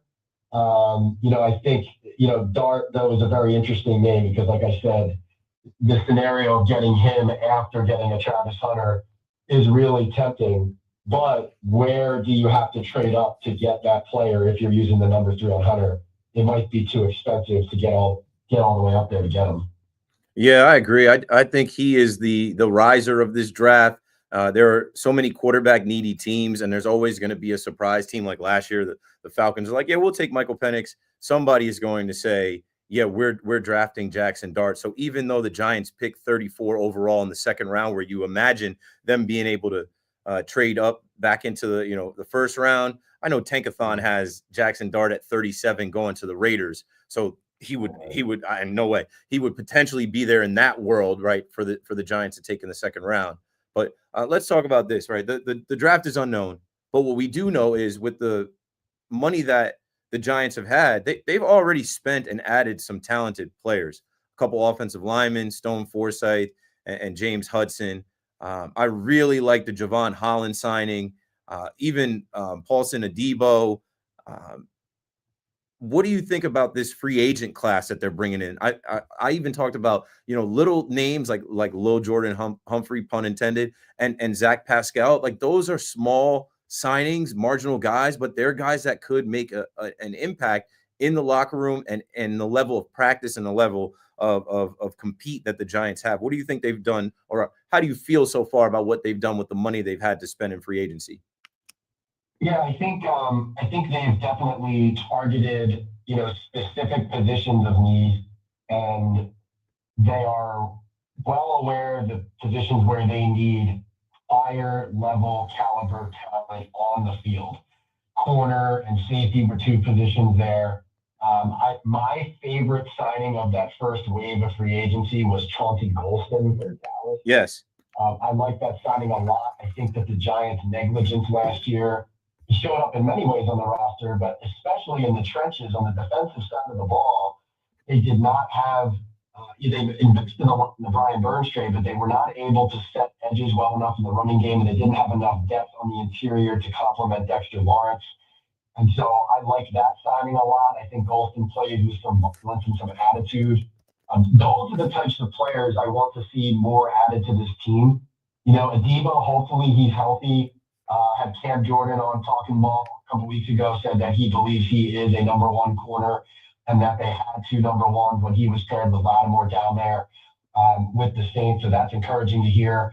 My one major concern from the free agent process, though, is that the Giants are kind of resting on their laurels when it comes to the offensive line. Now, they do still have the draft. I would be shocked if they didn't use a draft pick on like a guard or a tackle / guard, a guy with some flex who can compete and develop, because I know the Giants have a higher opinion of their offensive line than people like myself do. But I do think, regardless of what you think of their ups and downs of last year, you need to continue throwing assets at that position and hitting on that talent. And Joe Schoen has not yet shown that he can accurately adjudge guys who can win on the line of scrimmage there. So that is my glaring concern coming into the free agent process. Pat, there's not too much more to ask you. I mean, we talked about Russell Wilson. We talked about the potential draft picks. Oh, I'll throw another one in there for you. Like, do you think Jameis Winston signed with the idea that he would be QB1, because I do remember him saying, you know, he wants to sign somewhere and get an opportunity to start. Now, what do you think the dynamic is going to be? Are they going to tell Russell Wilson and Jameis that they're competing for QB1, or are they going to say Russ gets the nod from his pedigree and his, you know, more experience and better resume, and you know, Jameis, you're going to be the 2? Do you think there'll be any issues there? We saw some issues last year when it was Drew Lock thinking that he was QB2, and then Tommy DeVito became QB2 once they moved on from Daniel Jones. That's a good question. I think Jameis knows what he is right now in his career, which is a guy who, even if the team likes him, they're going to put him probably in a competition of some sorts. They know that they can trust him as a backup, and he can start games if they need him to. I do think the timing of his signing was very unusual, though, and from the standpoint of what did he expect and where did the Giants go from there, I think that signing indicated that point. Obviously, this was only a few days ago. At that point, the Giants didn't know if they were going to come out empty-handed of this whole chase of all these veteran quarterbacks. Like Joe Flacco walked out of the building without the contract. Mason Rudolph was someone who reportedly they were trying to set up a Zoom for, and he just ended up leaving Tennessee and going to Pittsburgh. And then Wilson was hanging out there. Rodgers was leaving them on Reed. So I think the Winston signing was more anything, you know, we got to get a guy on a contract here. Yeah. And then from Winston's standpoint, he's going somewhere where he knows he's going to have a chance to at least compete. And then the Wilson signing, the Giants flared that they're still in the veteran market, signals that that they still believed that they needed to do better and do more there. I would be shocked if Russell Wilson signed with the Giants at a $10.5 million guaranteed number without some sort of assurance that he was going to start early. Not that he has much leverage here, because the Steelers didn't really want him back and did not have a strong market out there. But it would surprise me if he didn't sign here at least with some assurance that he wasn't going to go into the season taking some snaps. I mean, you remember last year when he came in and visited the Giants, the reason he wasn't a Giant is because they were like, well, we still have Daniel Jones under contract here. We can't sit here and guarantee you the week 1 job. Yep. And that's how he ended up going to Pittsburgh. And he only didn't start that season because of the calf injury. So I think you're looking at Russell Wilson as the starter now. But again, it's going to be one of those situations we get onto the field in the summer. There's going to be plenty of reps where Jameis Winston's going to look better than Russ. And I think Brian Daboll's under the gun here to demonstrate that he can coach Russell Wilson to some success, like Arthur Smith did in the early part of last season before the wheels came off. Yeah, and we'll see where Malik Neighbors has a lean, whether he likes that football coming out of the hand of Jameis or Russell Wilson. And I've already made jokes about, like, they can't play future in the locker room. I know that the Giants stayed away from Hard Knocks for years, and then they did the offseason Hard Knocks, which was a huge mistake. But, hey, you already made that mistake. They should sign up for the preseason Hard Knocks in August, because now you've got Sierra coming to camp. You've got Jameis, right? And they talk so much about how New York now, you don't need to come to New York for your brand. Well, I certainly think it's going to help the socialites with, you know, Russell Wilson and Sierra that like to go to the Met Gala. And then even Jameis Winston, who was working for Fox Sports at the Super Bowl. Like, now we've got some stars. You draft Travis Hunter. Let's go. This is Hard Knocks right here. This is the next Hard Knocks on HBO. No doubt. I definitely expect, you know, former Yankee minor leaguer Russell Wilson to be thrown out first pitch in the next week or two. You can see that coming from a mile away. And you're right, too. We got robbed with not having the Giants running back on Hard Knocks this year with this whole quarterback frenzy and how desperate they've been. And you got Brian Daboll down at the Miami Pro Day while the rest of the Giants brass are.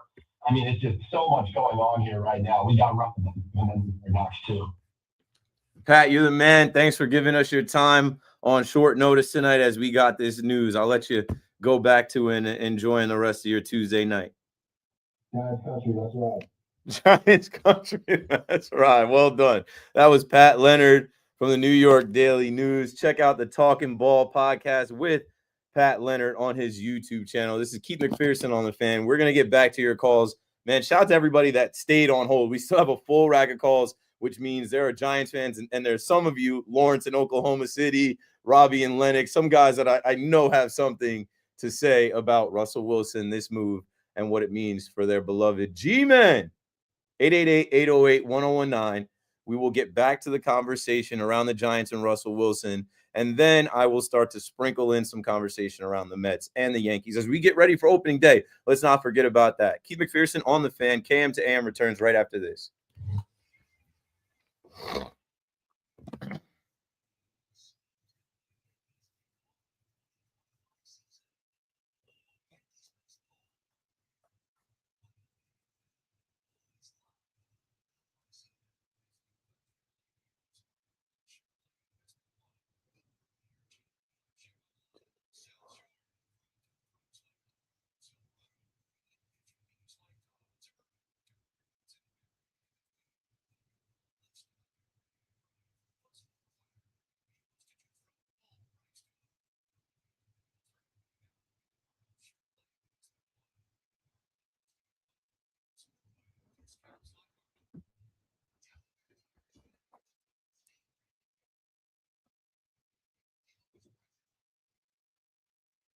All right, yo. They're blowing me up, man.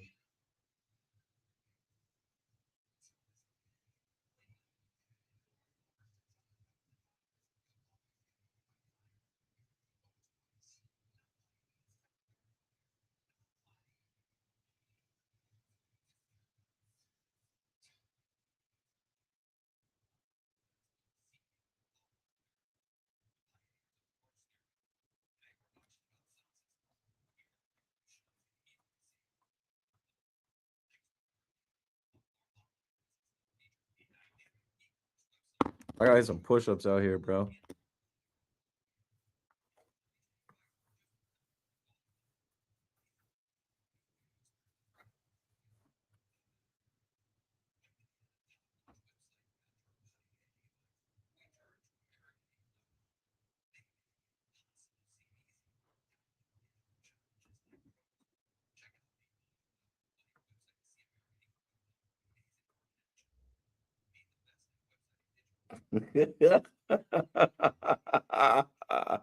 Hey, yo, Twitter is free. Twitter is absolutely free. I pay for it, but it's already paid for itself. I'm just laughing at the stuff on Twitter.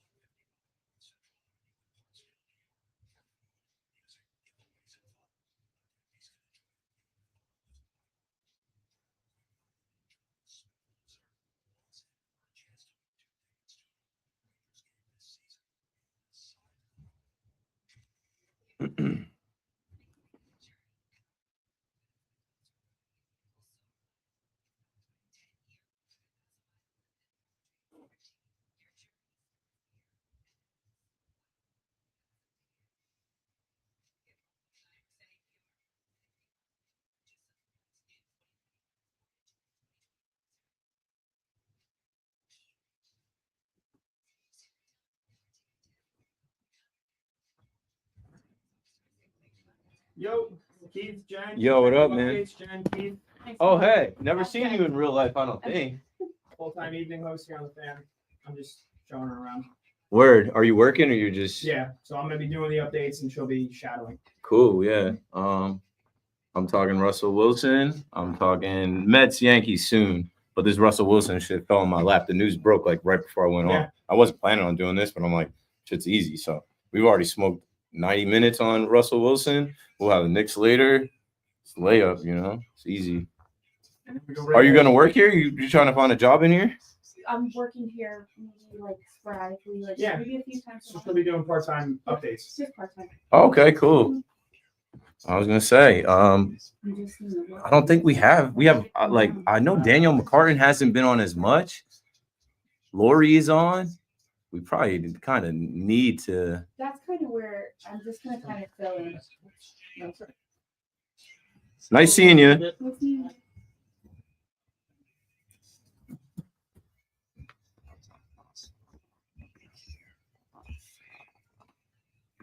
Oh, it's coming. It's coming. I'm annoying, but you're in my live, bro. Okay, let's get right back into it. Keith McPherson on the fan, your nighttime host, checking back in. It's a 5-hour KM to AM. We're talking Russell Wilson and the Giants, but not for too much longer. I just want to get everybody on that's been holding and waiting to weigh in.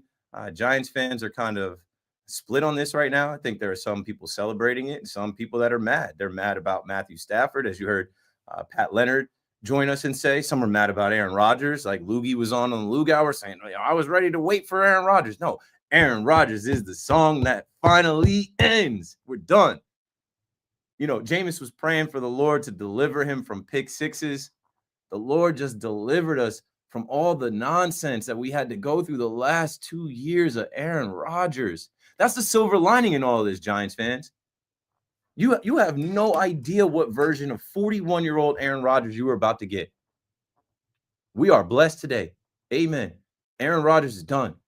They changed the number to 888-808-1019. All those eights were for Aaron Rodgers. This is the Aaron Rodgers hotline for the last 2 years. It's done. And if you're a Giants fan still talking about waiting for Aaron Rodgers, he would have left you at the altar. He was going to make you wait forever. This is a dude that flirted around with Minnesota, went all the way out to P-Town, met with the Steelers for 6 hours. He's got a house in New Jersey. Did he come check out the Giants? We heard about Russell Wilson. We heard about Jameis Winston, Joe Flacco. We didn't hear anything about Aaron Rodgers driving over to meet with the Giants. So it was never a real thing. He was never really that interested. 888-808-1019. Lawrence is in Oklahoma City. Lawrence, you're on the fan. This was going to happen, and I'm not mad about it. And for the Giants fans who are upset about it, let's remember how bad we've been in recent history. How much better we've stabilized our quarterback room. Beggars cannot be choosers. I was saying that about Winston last night. Beggars can't be choosers. You have NFL caliber quarterbacks now. You haven't had that in a few years. You go and compare this quarterback room to any quarterback room in the NFL, and as far as depth goes, we measure up just fine. Not saying we're going to be a playoff team, but we're not going to embarrass ourselves with this quarterback room. And it gives us the availability to make clear decisions when we're in the draft. So whoever they believe is best at 3, if Sanders is available, that's great because then he'll be able to sit and you don't have to play right away. But I really hope we go and we get Abdul Carter. I think Abdul Carter would push his defense over the edge. And yeah, that's all. I'm happy to be a Giants fan today, though, because they're making decisions that aren't going to embarrass me. There we go, Lawrence. I like Abdul Carter as the move there. If it's Shedeur Sanders at number 2, you add Abdul Carter here, Penn State guy, restart, get another Penn State guy, make up for not getting Micah Parsons, make up for the departure of the other Penn State guy in Saquon, rush the passer. He's a big Eagles fan. He'd have to leave all that Eagles stuff behind and join the G-Men. I can see it. Travis Hunter, I think, is more realistic, though. I just think Travis Hunter's a star. I think he's ready to go. And I think when you just play the law of averages, hey, get him some reps at receiver, get him some reps at corner, see which one he's better at. And if he's that good at both and has the athleticism and the endurance and the stamina to actually play both sides of the ball, like you might get a star in the league. you might get a rare case of like the people will be tuning in to watch Giants games. People will be at John Mara. People will be buying tickets to come see Travis Hunter play corner, play receiver. And in this NFL, he doesn't have to play 100% of the snaps. There can be packages for him to play. He could be a nickel corner. He could be the fourth receiver. You see where I'm going with this? I can see it happening. Absolutely. Robbie Lennox, you got it. It's cornerback Keith McPherson. How are you? Welcome back. Thanks. Hey, listen, this Russell Wilson thing, I'm actually happy about it. I'll tell you why. Because I want to see Abdul Carter, Travis Hunter in a Giant uniform. Take the best available guy. I agree with you 100%. If Jackson Dart is there at 34, grab him, okay?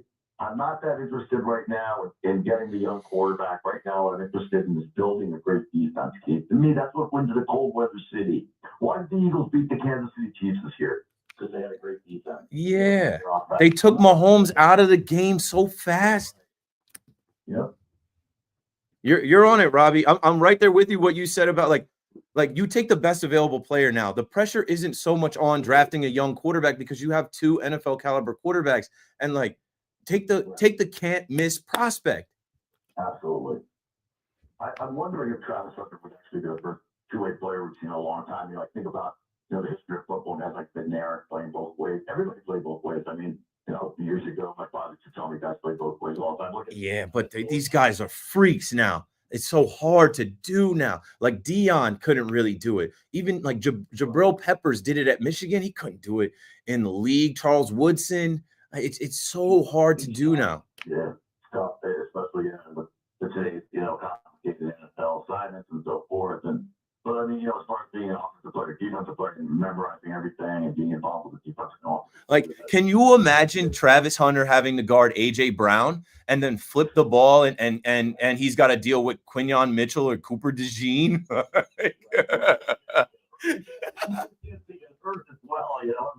Yeah, as far as the Yankees go, one Yankee point, I don't know what the pessimism is. I know we lost Cole. I know we got some injuries. It's going to be a good season, all right? I have argued all day long, Keith. I argue. By the way, send my regards now to my friend Gerard, who's a diehard Mets fan.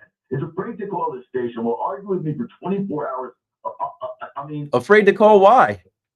I don't know. I don't know. He's I calls my show all the time when I was up here doing radio in New England, right?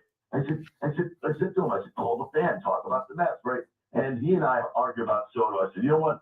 Soto's a great hitter. Don't get me wrong. But seeing Aaron Judge back in right field where he naturally belongs and not having to see Juan Soto play right field is fine with me, okay?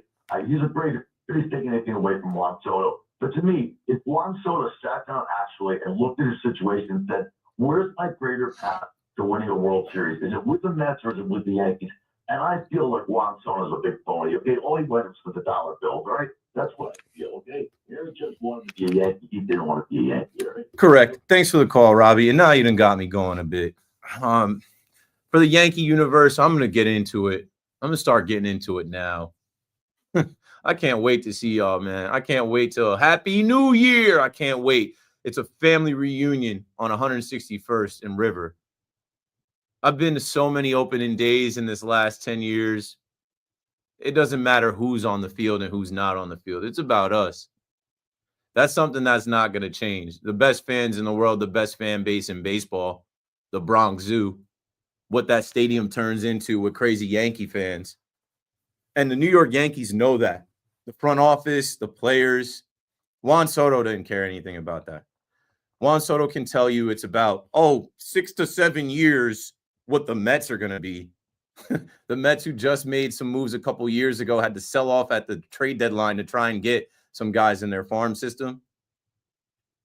The Mets, it's a Mets world right now. The Mets are adding every freaking gimmick they can add. They got a 5-borough race now with it's like a damn amusement park, not a ballpark. LED lights, a dance crew, bring the whole family. They are doing everything in their power to sell tickets. But you know what sells tickets for the Yankees? The pinstripes, the brand, the tradition of winning, consistently winning.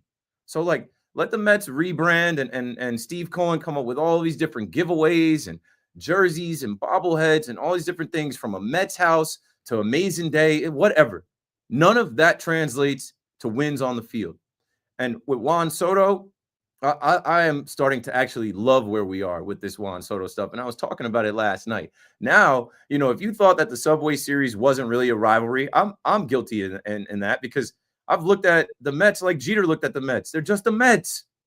It's going to take them forever to potentially be able to box with the Yankees, right? There's so much history that they cannot gain ground on. I'm not 40 years old yet. Next season makes it 40 years since the Mets have won a World Series. They're not winning the World Series this year. I'm on wax. I'm on record. They're not winning the World Series this year. And I guess if I'm wrong about that, I'll have to eat crow. They're not winning the World Series this year with Griffin Canning and Clay Holmes is your ace. It's funny how like the Mets are immune to injuries. The Yankees have a bunch of injuries. And for Yankee fans, fret not. If we actually sign Juan Soto for $760 million and 16 years and had the same injuries, we'd be worse off. 888-808-1019. Now, don't get it twisted. Juan Soto is generational. I'm not going to lie to you. I watched every at-bat. I met the guy. I've talked to you about, like, he is a superhero. That's what I'm saying, though. We have, on one side, the Mets fans who have finally landed one of the best players ever, a superhuman at bat that's going to win you games, that's going to hit home runs, that's going to make you proud to be a Mets fan, happy to go to the ballpark because you want to see what he's going to do next. There is no game over until Juan Soto gets up to the plate. That's a good feeling to have. Yankee fans had it in the ALCS. Yankee fans had it knowing, hey, Juan Soto's coming up. Juan Soto is not leaving until he wins this at bat to send the Yankees back to the World Series. That's in the past, though. That's in the past. Juan Soto had Aaron Judge. Juan Soto had Stanton. Juan Soto had Cole. Juan Soto had a bunch of other guys from Gleyber Torres to Jazz Chisholm around him, too. Let's see if in year one, Lindor and Nimmo, who we'll get to, all those guys rally around him and can get back. But, like, Mets fans got to lock in more on the NL East. When you look at these odds, when you look at the future odds for the World Series, they have two teams in your division ahead of you with better odds. Why is that? Because, like, the Phillies have gotten to a World Series, multiple World Series in this recent time. They've won one. The Braves have gotten to the World Series, won one. Like, you have two teams in your division that they have a history of winning, a standard of winning.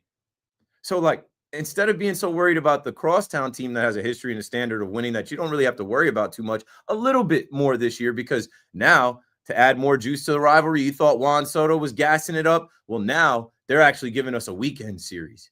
Now it's 6 games. We got 3 in the Bronx, 3 in Queens, not the little Tuesday, Wednesday 4-game set where I looked at the Yankees. I'm like, bro, they're putting Jahmai Jones at leadoff, J.D. Davis. I can't even remember Narvaez catching. Like, don't care about these games. The Yankees don't care about beating the Mets in the regular season. I bet you they care now.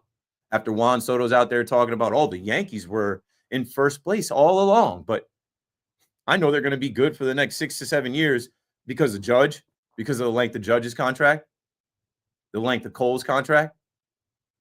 You're looking at a Yankees team now with guys like Jason Dominguez, Ben Rice, Austin Wells, Anthony Volpe. Luis Gil will return. And now people got to see Spencer Jones and George Lombard Jr. So I don't know where Juan Soto's coming up with. Like, the Yankees aren't going to be good after that. Where are those kids going to be in 6-7 years? Few of them are going to be all-stars. It doesn't make sense to me. Oh, I know where it makes sense. It's the dollars that make the sense. Steve Cohen, the richest owner in the sport, he's going to spend. Hal's out here telling you that, $307 million, $308 million is enough, and I don't have to spend more than I understood. But then you have an owner who's willing to give Juan Soto a suite, premium tickets to the Clover Club, security detail for the whole Supreme Court of Soto, extra blouses, skirts, and purses for his mom. Hal Steinbrenner wasn't going for that. The Yankees weren't going for all that. You're great, Juan, but you're not greater than the pantheon of Yankees that we've had. 888-808-1019. Juan Soto joined the Mets And I wish he would say this, not just the money. Say, I want to be the greatest Met of all time. I can't be the greatest Yankee of all time. If I win a World Series with the Yankees, I'm in a handful of other guys that have won a World Series with the Yankees. If I win a World Series with the Mets, I'm legendary. Say that. Say that instead of, another team offered more money. And, it was please, it's not about prospects. You took the highest offer. And you know what? That is what you should do for your entire family, your legacy. Nobody's faulting you for that. But why do you got to save face?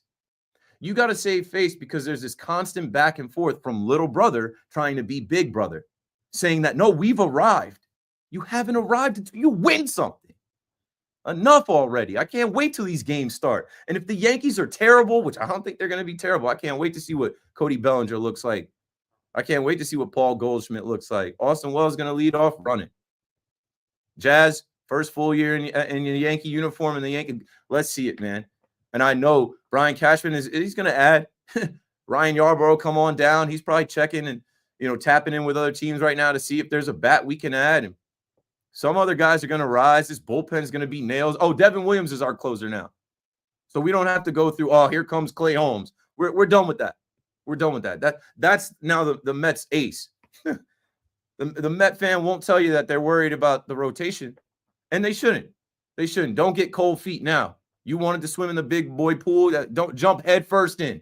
Your rotation is good. Your lineup is good. Pete Alonso is going to have a banner year. Lindor's back is not going to flare up on him. Yeah, run it. Brett Beatty has arrived. Let's see it. Let the games begin. 888-808-1019. I got plenty more ammo. But, Robbie got me going there, so I had to let that breathe a little bit. The Mets have had injuries too. Francisco Alvarez, Jeff McNeil. Frankie Montas, Sean Manaea, Nick Madrigal. Both teams, frankly, have been really unlucky in spring training with injuries. That we can agree on. No, you wouldn't. The Yankee fan is like defeated over Cole out for the year into next year. Heel not starting the year. Schmidt not starting the year. And like the Met fan is laughing at us because we're going to be relying on Carlos Carrasco, former Met, Marcus Stroman, former Met. But it's like you're relying on Tyler McGill. Is David Peterson going to be the same as he was last year? We don't know. Kodai Senga barely pitched last year. He's just going to ghost fork miracle ball it up for the whole year. All right. Show me. Mets fans aren't, I don't think, assuming that they're going to have a good rotation. The Mets rotation has plenty of issues. The next team has. Oh, Juan Soto cures all, though. You got Juan Soto now. You've won everything. You're the top dogs. Player baseball, and I will say that money is a factor because Hal Steinbrenner had a call and offer of a lot more to Aaron Judge to sign. That has to. Does it's a factor? Hal is willing to go for the extra few dollars if he thinks it's worth it. When you look at what Aaron Judge's contract is compared to what Juan Soto's contract is, and when you actually talk about it, like Judge took less, the Padres offered $400 million. Judge took less to stay in the Yankee uniform with one hat on his head. Juan Soto was always for the streets. After the World Series, right? A demoralizing loss. We don't have to recant. Juan Soto turned his hat to the back and said, I'm hoping to all 30 teams. No, you're not. Do the math, silly. You're not going back to the Nationals. You're not going back to the Padres. You're going to stay here in New York. You were always staying here in New York. It was a 2-team race. You weren't going up to Boston. You damn sure weren't going to Canada. So miss me with all the nonsense, bro. You went to the richest owner in the sport. You and Scott Boras were always going there. And if it was a measuring contest, Steve Cohen, he was not going to lose this one to Hal Steinbrenner, and he ultimately didn't. But that has nothing to do with the results of this 162-game season coming up. The Mets have to overcome their own history. I agree with that. Frankly, and again, I tell the Yankee fans this all the time, the Yankees haven't won anything in 15 or 16 years. And I don't care that they made the World Series last year. Frankly, that means jack. Because they haven't won anything. Nobody cares about second place. But let's talk about it, right? You know what I also don't care about? The American League is weak. No, it's not. It was weak last year. We have no idea what this American League is going to look like. Don't tell me that the Yankees got another cakewalk this year, no matter what. No, we don't know that. We have no idea. The NL has tougher teams. Now, that is fact. So if that is fact, and I'm rooting for the Metropolitans, I'm gonna pipe down a bit, knowing the Dodgers exist. Like I already mentioned, the Braves and Phillies in your own division exist. The Padres took the Dodgers to the brink of elimination, and they're looking to come back and do. You know what I'm saying? Like, But brain in your head, you realize that the Yankees have a much easier path than the Mets, based on the teams in each league. to get to the fall to get to the fall classic, we can assume so. Yes. Yes, and I think the Mets fans understand that the Mets have a much difficult road to go. All of the stuff when it comes to, the mascot race and uniforms, which I think the gray uniform looks awesome, by the way. All of that stuff, that's all like nonsense. That's all like filibuster stuff. Nobody really cares about that. No Mets fan really cares. Well, the first 15,000 fans will get a Juan Soto pin if they're in the building. Shout out to the Mets marketing team. Like, they failed with the Hawk to a Girl first pitch, but they are rolling out the most gimmicks and promotional items and all these type of things to get every Met fan, from the casual fan that just came along for the Grimace ride to the Rally Pimp fans, the Seymour Wiener fans, even those Candelita fans that want to do OMG Part 2. Like, they've got enough things to make you say, all right, I'm coming out to the ballpark. They sold the tickets. The tickets are sold. You know what happens next, Paulie? That place is going to be packed from the first game. And if they fail, SNY is going to be showing us all these goofy-ass Mets fans' faces like, oh, what Juan Soto struck out. Oh, I thought we were womp, womp, womp. You know how they do that with the camera. So this is what I'm saying. Money can't buy you everything. There are things in this world that money can't buy. Nobody knows what's about to happen. So fill up the ballpark with all the gimmicks and all the Juan Soto hype. Now you got to get it done.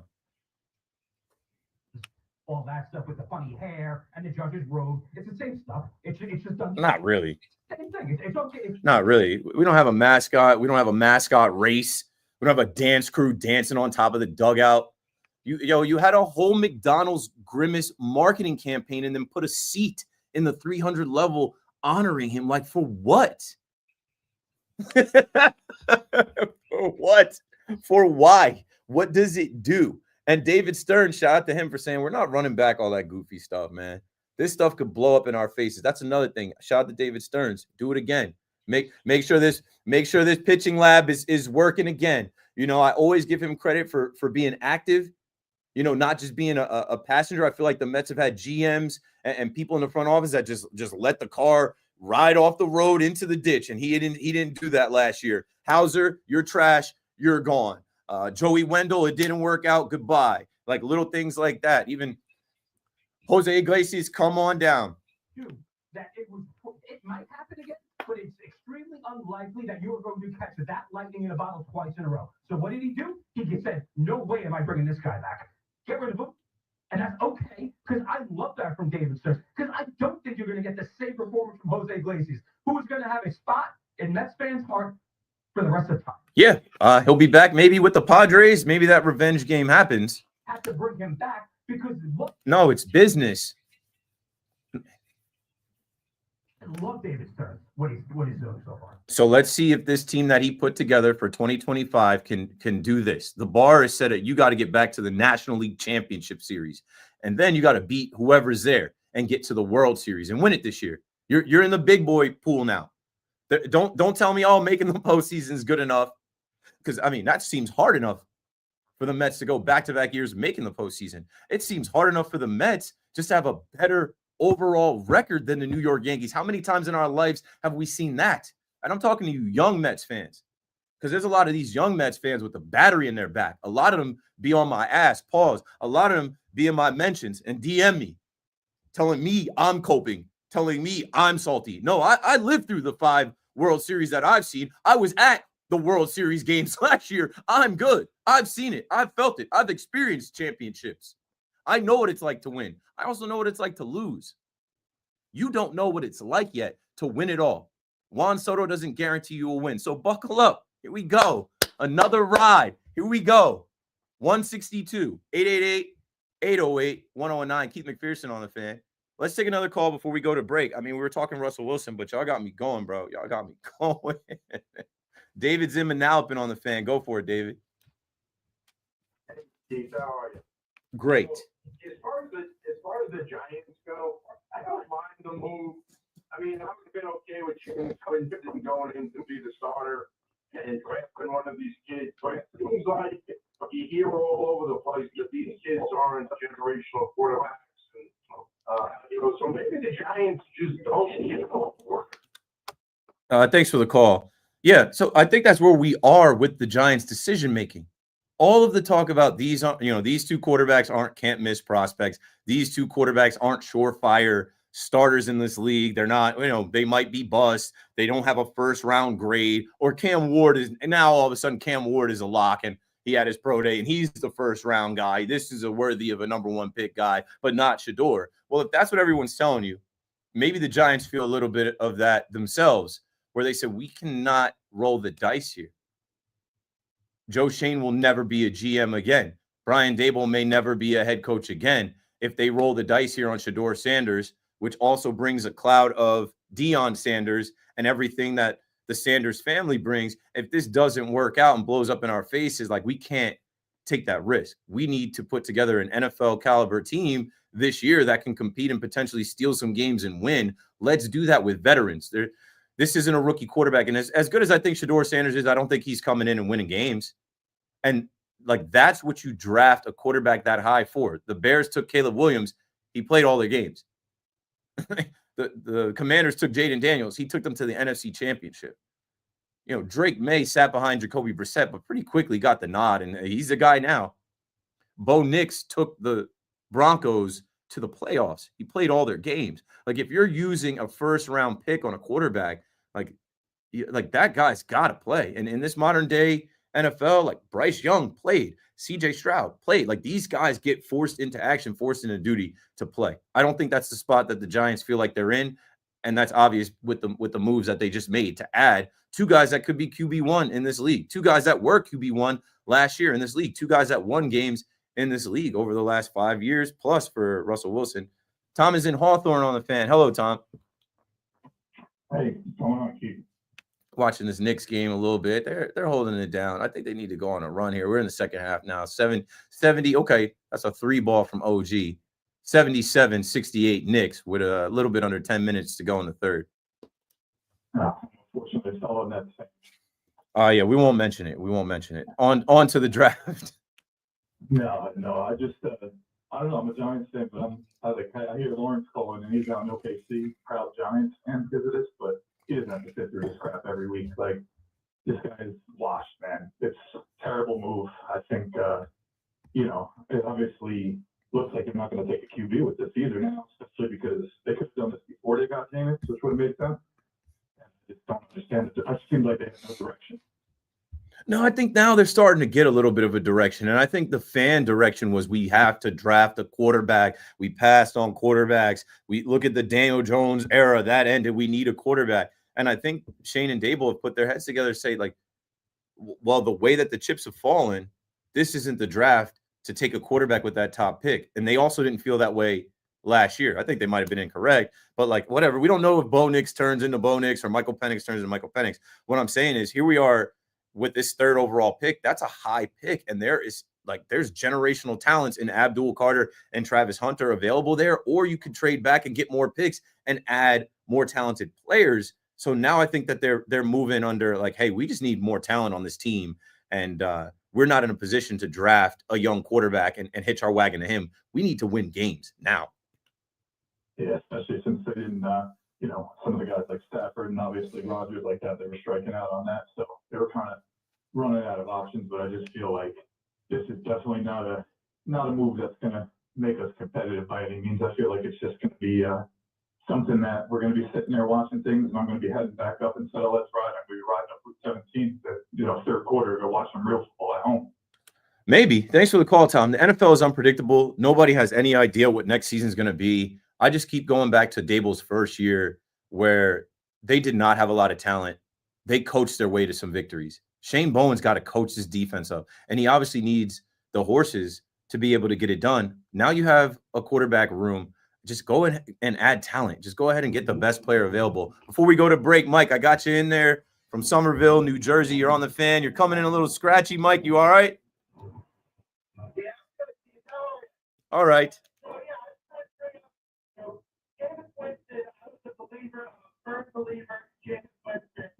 I think the Russell signing $20 million elected his 1 year.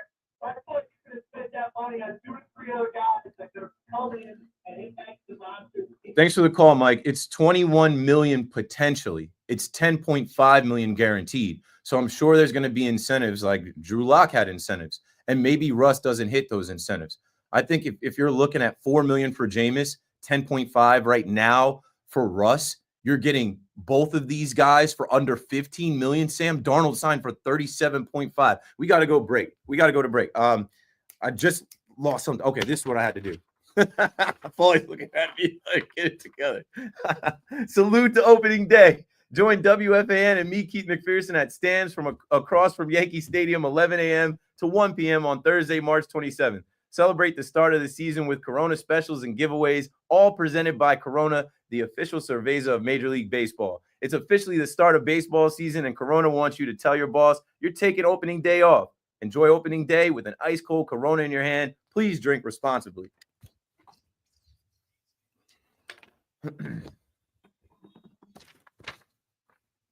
All right, that read is in. It's good in the chat. I need to hit some push-ups out here on the reel.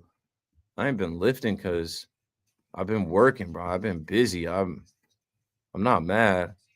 We're just doing what we got to do.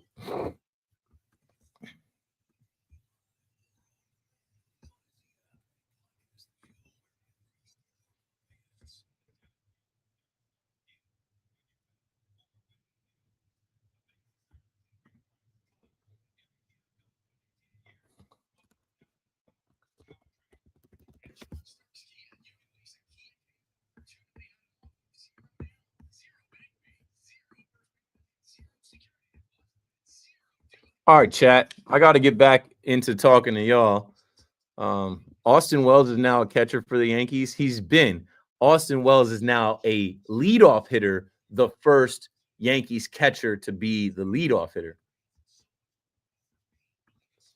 Gay, what up, bro? I got to hit your text. If the Giants go Hunter, do you think they go majority offense with some nickel packages or majority defense with some gadget offensive plays? I would easily go more offense given the defensive moves they've made. I think he's a weapon on offense right away. I don't think he's a nickel corner. I said that because maybe they try to put him there because he's so athletic, but he's long and he plays outside. He plays man-to-man. Maybe they move Deonte Banks to their nickel corner and put him outside.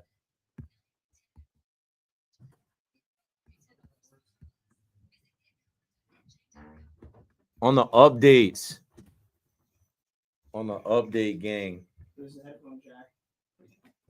I never did an update. Turn your ear. Never did an update? Nah, they dropped me right here. They didn't teach me shit. They didn't teach me the board op. They didn't teach me how to cut tape, how to do updates. Nothing, bro. They just said fucking talk. So, all right, well, if I suck, I suck, but I'll figure it out eventually.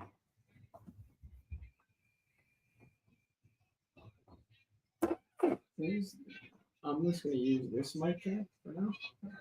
Otherwise, you could pop my keys. Right. It will. There's no. Here it is. Like a static. Yeah.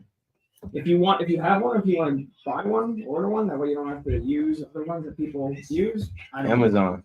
I'm the opposite of a germphobe. I couldn't care less, but some people are. Keith's got his own. I'm the only one with a green one. I think they're like $10 on Amazon. Yeah. And that way it comes in like a little cardboard box if you want to take it with you. But up to you. Like I said, I don't mind using our communal windscreen. Yeah, all right. Until people are getting sick in here. Which happens all the time. And then it's like one person gets sick, then everybody's sick. Keith, just so Jen could hear, do you mind just turning up the monitor just a bit? Yeah. Town Fair Tire. Who beats Town Fair Tire? Nobody. I'm Brian Tedesco, CEO of Bluff on Okay, so for fan update, it's all New York sports.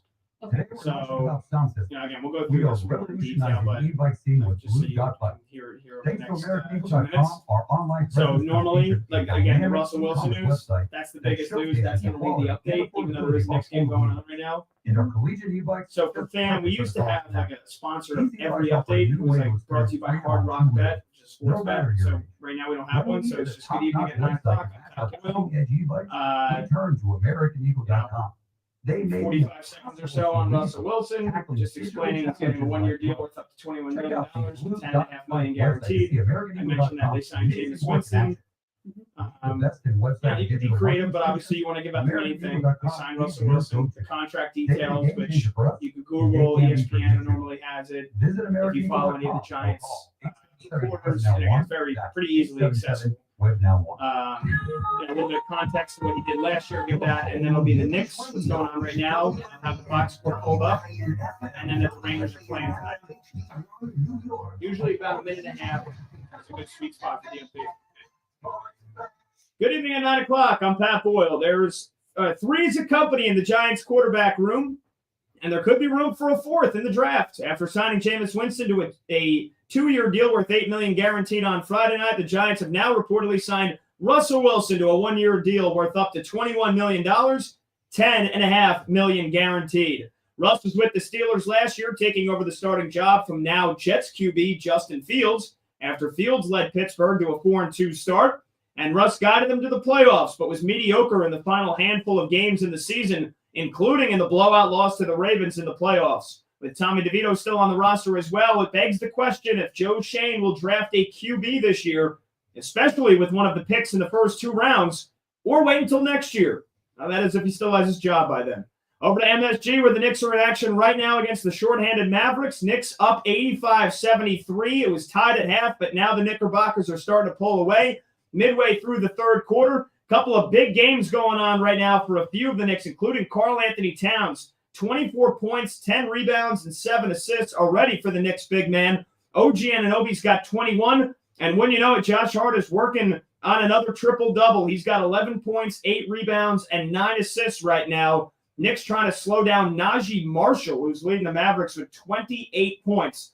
Again, Knicks up by 12 midway through the third quarter. Meanwhile, in LA, the Rangers are on the ice tonight in about an hour and a half from now to skate with the Kings. The Rangers will drop the puck, tied with the Islanders with 74 points. They are both 1 point back of the final wild card spot occupied by the Canadiens. The Isles have 12 games left. The Rangers have 11, including tonight. And that's what's happening. I'm Pat Boyle. Your official station to talk Jets. That's it, and then again, always live.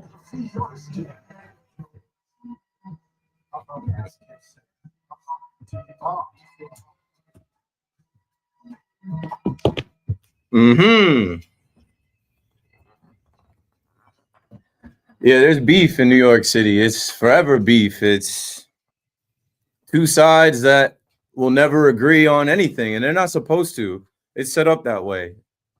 The Mets versus the Yankees versus the Mets, Queens versus the Bronx. This is the mecca of baseball, right? This is the capital of baseball, New York City. And here we go. We're going on another ride.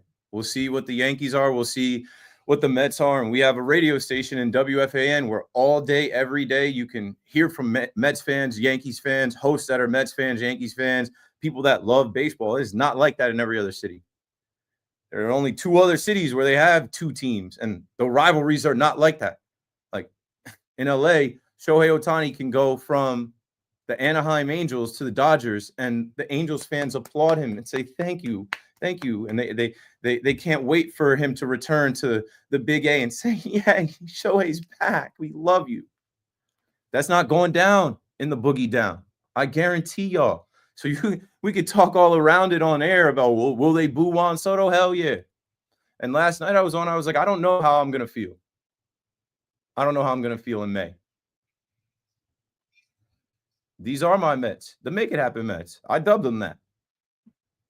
When I say I don't know how I'm going to feel, I don't know how I'm going to feel in regards to booing Juan Soto. I don't know how I'm going to feel when he's, at bat or running out on the field. Somebody was saying to me, I hope they don't DH him. I'm like, they're not going to hide him. And for all the talk that Yankees fans have about his lack of defense in right field, you play him in Yankee Stadium in right field when he's in Yankee Stadium.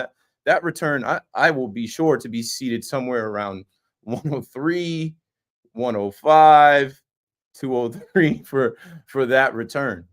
But I don't know how I'm going to feel as a fan. I've never booed a Yankee. There's never been a situation. I've been in there. I've heard a lot of y'all boo a lot of different Yankees, from Aaron Judge to DJ LeMahieu to Aaron Hicks to Josh Donaldson to Joey Gallo. But I don't boo the Yankees. I boo the umps.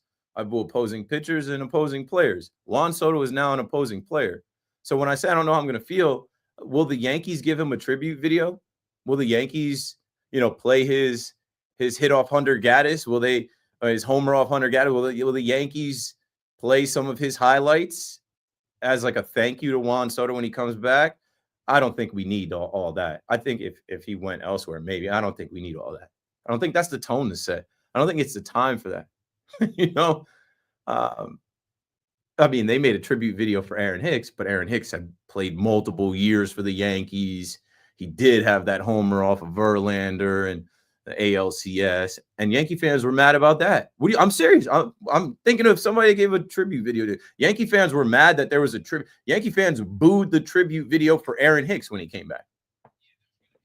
The tribute video for Juan Soto. I mean, he deserves it because they don't get to the World Series without him last year, and he had the biggest hit of the season of the playoffs, obviously in Cleveland. But I do wonder what the Yankee fan reaction will be, because all these returns of videos. Jimmy Butler had one tonight, I believe. He came back to Miami, and all these fans are so triggered by the return to wherever they were video. I do wonder how Yankee fans are going to react when the Yankees do play. Thank you, Juan Soto, for bringing us back to relevancy last season. Come on, yo. See, now you're doing too much, man. And I'm not the type to be like, yo, your mic is cut. Bringing us back to relevancy. No, all Juan Soto just did to the Mets is bring you up to relevancy.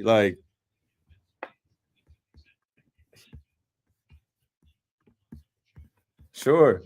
The Mets are now relevant again.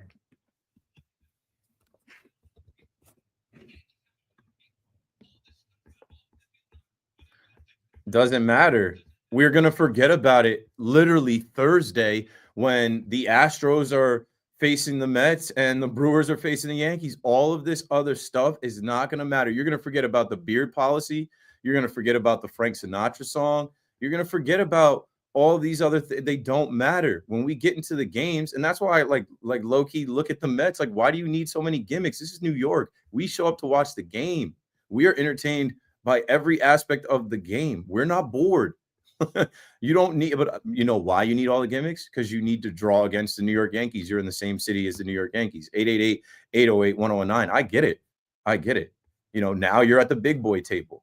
Juan Soto says they plan to be at the top, or they expect to be at the top. What was the quote that I saw floating around? I think MLB put it out. I'm like, oh my God, come on. I guess Juan Soto is a primetime player. He's going to post. When the lights are brightest, he's going to respond. And that's another thing. When he gets booed in Yankee Stadium, he's going to breathe that in. He's going to use that. But so be it. I'm not giving him a pitch to hit. Let him work his walk or throw at him. I'm not giving him a pitch to hit. Yeah, the quote is, we're expecting to be at the top all the time. Heavy is the head that wears the crown, Mets fans. You understand that now. I talked about there being a target on your back. The Phillies going to want some get back. Because last year the Phillies were sure that they were going to the World Series. They were the first team to 60 wins. They were the best team in baseball. They were sure. And the Braves were banged up, and they'll get some of their guys back, and they remember how that game went. They're going to want some get back against the Mets. So you just got to understand, as Yankee fans, we get mad at the Yankees for not expecting everybody's best, knowing that you're going to get everybody's best shot. Everybody stepping in the ring to knock you out. It don't matter if it's the Washington Nationals. It don't matter if it's the Colorado Rockies. The Cincinnati Reds are coming here on 4th of July weekend to punch you in the face. That's going to be the thing for the Mets. There are going to be teams now that understand, oh, you have Lindor, Soto, Vientos, Alonso, Nimmo, Edwin Diaz, Griffin Canning. Like, yeah, you're going to get everybody's best shot. 888-808-1019. Maybe they'll do a tribute video when Roger signs with the Pittsburgh Steelers. I think the Jets play the Steelers this year. Steelers come to Jet Life Stadium. Maybe the Jets will do a tribute video for Aaron Rodgers. Rob is in Franklin Square. You got it, Rob. Hey, Steve, how you doing? I'm good. Thanks for calling. Thanks for having me. A couple things. Been listening. I called about Aaron Rodgers, but just a quick Mets point. I'm kind of sick of lifelong Mets fan. I'm just kind of sick of the rivalry between the Mets and the Yankees. The Mets have to beat the Braves and the Phillies in our division to make this the playoffs. So the Juan Soto thing just poured gasoline on it. I honestly think this is something that's going to go on for a long time, not just a 1-year thing. And yes, he only played 1 year for a Yankee. He's not a homegrown Yankee, but I'm in touch with the fans and I'm not hurt by it. Like, I'm over it. I'm not coping. I'm good. I'm happy with the team that we have and I'm ready to start the season. But there are fans that are like really hurt and bothered by the fact that Juan Soto chose the Mets, left town or left to go across town. And it's going to be something that it doesn't wear off in a year. It might be the whole rest of his contract that they're going to be Yankee fans, young Yankee fans, rooting for him to fail and rooting for the Mets to never win a World Series during this 15 years. And again, not just about Soto, Mets, Yankees, the uniform, the town. It's just like, this has been going on for years. I grew up a Mets fan, took a lot of bullets from Yankee fans. But you know what? I just want the season to play out the way it's supposed to be and earn the stripes. There's no competition right now between the towns, there is, but we'll worry about that in May. Yeah, we got to get out of the starting blocks. Earn it. But my main point was really that I'm happy Aaron Rodgers is not to be a Giant. The Giants have fallen from grace. Been again, Mets fan, Giant fan all my life, and the distractions that he brings. I'm not happy about Russell Wilson, but I'm actually happy it's not Aaron Rodgers. That's my point, really. The guy just brings too much problems, charades. Who knows what he is? I'm sure he was, great to say he was, but I'm curious, and I don't really know much about college football. Arch Manning, is this a real thing? Is this something that I'm not saying to lose to get him, but like what's the real impact he could make? Yeah, thanks for the call, Rob. If he comes out next year in the draft and the Giants are picking top 10, top 5 again, he's in play because you could give up everything to go get Arch Manning. The fan base will not care what you give up if you get Arch Manning. Now let's see the kid play. I mean, we saw him play when Quinn Ewers got hurt this year. What I'll say about Arch Manning is like his running ability. I'm like, none of the Mannings ever ran like that. Maybe Archie, his grandfather, but also he's the son of Cooper Manning, who they said was the most athletic one. Like Archie can boogie. There were some runs that he broke this year. I'm like, what the hell? Obviously, he can throw the ball. Obviously, he can read defenses and has been groomed by the Manning family since he was a child to play quarterback. Let's see him get it done, though. He chose to go play for Sark at Texas, and now it's his time. He's got a ridiculous NIL deal with Red Bull. He's already a multimillionaire. And what I love is the foundation that he has, right? In this transfer portal NIL era, he's been on the bench for 3 years. But he didn't leave. He could have left and played elsewhere. The Manning family said, no, that you made a commitment. That's where you chose to go. Stick it out. Because you know what? It's going to build character. It's going to, why, if you can't beat Quinn Ewers out, like, why are you ducking the smoke? He couldn't beat Quinn Ewers out. Now Quinn Ewers, who, if I'm Quinn Ewers, I'm pulling a Carson Beck. I don't know why Quinn Ewers wouldn't try to transfer and go to another school. He's ready for the NFL. And they basically told him, hey, even if you come back, like, it's the Archie Manning show. So let's see. It's so far down the line. Like, and football is unpredictable as well. He's got to go out there, win games, stay healthy. He's one of the favorites for the Heisman, and Texas is going to be good again. Maybe, like I said, if the Giants do have this toughest strength of schedule, the longest odds for the Super Bowl, and they only win 5 games next year, then yeah, you're in play for Archie Manning. So why draft Shedeur Sanders this year? Now it's starting to, now we're a little further down the line. When the quarterback room was empty, it's like, you need to draft Shedeur. Now you just put 2 NFL caliber quarterbacks in that quarterback room where you could take a flyer on a Jalen Milroe in the 3rd round, 4th round. If you really are in love with Jackson Dart, which I don't think they are, they have other issues. You could draft a quarterback in this class, but I think this frees the Giants up to add more talented players to their offense and defense and kick the can down the road. And Shane and Dable have already had so much grace from Mara. I mean, if they win and they're competitive, right? And if you remember Shane cracked me up this year talking about how like they weren't getting blown out, how they were right there. I'm like, man, that's the whole NFL. Like the whole NFL is like look at the Chiefs. All the Chiefs wins were close 1-score wins at the end of the games. You're coming out on the losing side. You lose. But hey, whatever. Glass half empty, glass half full. What I'm saying here is now the Giants have a full quarterback room with quarterbacks that have played in the NFL, that have won games in the NFL. I don't see any reason to use the 3rd overall pick on a quarterback, bring in a rookie that's not going to play ahead of these guys when you're in desperation mode trying to win. 888-808-1019. Let's get some of these Yankees and Mets calls in. Wellesley in Connecticut on the Fan. Hello. What's up, K-Mac? Long time. Welcome back.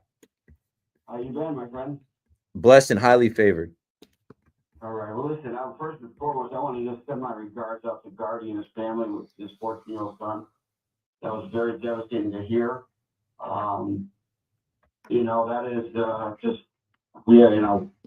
my wife and I have a 15-year-old daughter, and I got to tell you, that's rough.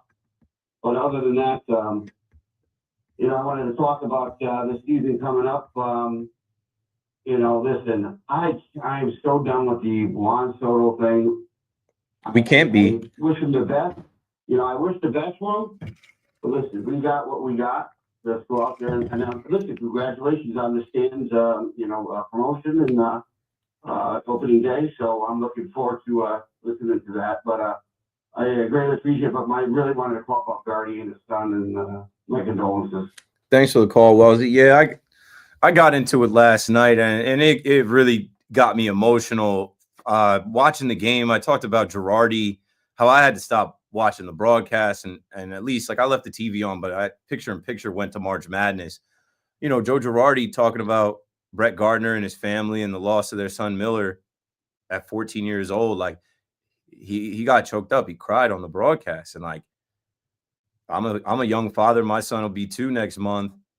I just can't imagine the pain and the horror. That's hell on earth. I feel so bad for Brett Gardner and his wife and their entire family. But, my message last night was that, God works through all of us, and God works in mysterious ways, in his own ways. And a lot of times it doesn't make sense. I watched my mother bury my older brother. I watched my mom lose her firstborn son that she had when she was a teenager. And I watched what that did to her. But I know what it did to me and my sister in a positive way, that loss.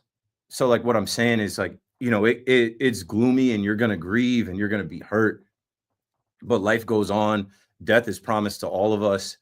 And you never actually know what God is doing. We don't know what is going to come from this. We don't know what is going to happen to someone else that's affected by this in the positive. And it always seems like there is no positive to take from death. But like I just gave you the example of, I remember sitting with my sister Taylor, and I'm saying, man, everybody's going to look at us.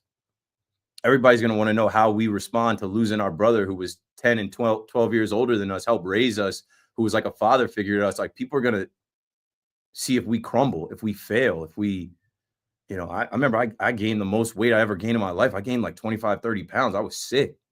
But then I just channeled it. And my sister as well. We both we channeled it and used it as motivation. And then you feel like you have a guardian angel over you, and you just turn into something else once you can harness that grief and turn it into power. So, man, prayers up for Brett Gardner and his family and all the Yankee universe affected by that. It's a terrible story. I don't even want to talk about it. it got me choked up last night. But prayers and condolences to them. And what I'll end with is, man, love on your people, your wife, your husband, your brothers, your sisters, your sons, your daughters. None of this is promised to us. This could be your last hour. You know what I'm saying? Like, I think a lot of us move like everything is granted. Like this stuff is like, like life is fragile, man. So love on your people, work hard, and push forward to try and get to where you want to go with your life, because that clock is running. We have no idea when it stops. 888-808-1019. Sorry to take us that way, but Wellesley called about it, and I spoke on it last night, and I had to share that message again a little earlier. Yeah, prayers up for Brett Gardner and his family. Terrible story that we learned about as Yankee fans, and I just, like I said, I hope that people can take that and apply it to their own life, and understand that you live one time, and it's not worth going to bed mad at someone you love or holding a grudge, or you know what I'm saying? Like, yeah, that's all I got on it. 888-808-1019. Keith McPherson on the Fan. I'll be right back.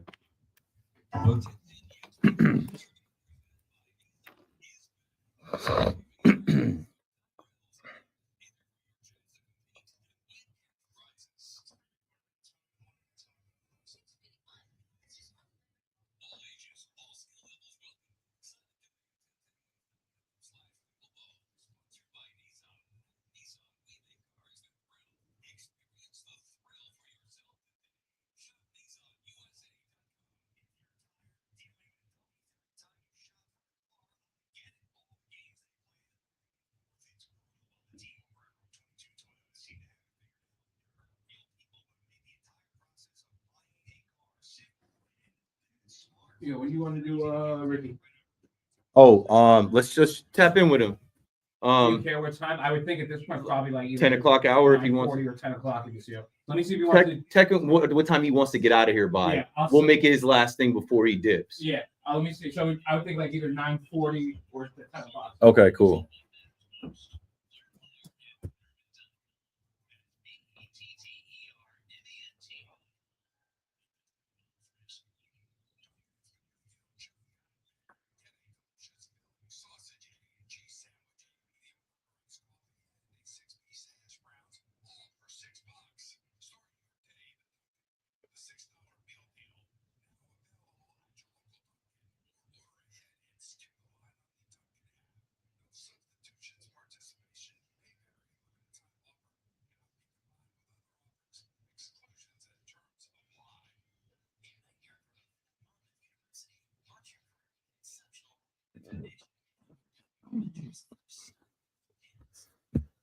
Yo, my bad, Chad. I'm on the phone. I'm on the air. I'm online. All right, cool. So the 10, Ricky. I'll preview it or tease that he's coming up then. Yeah. Yeah, so he's got all that.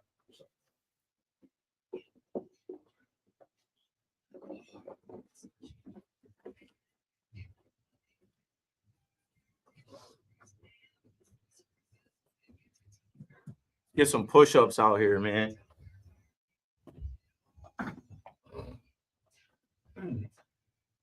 Ooh.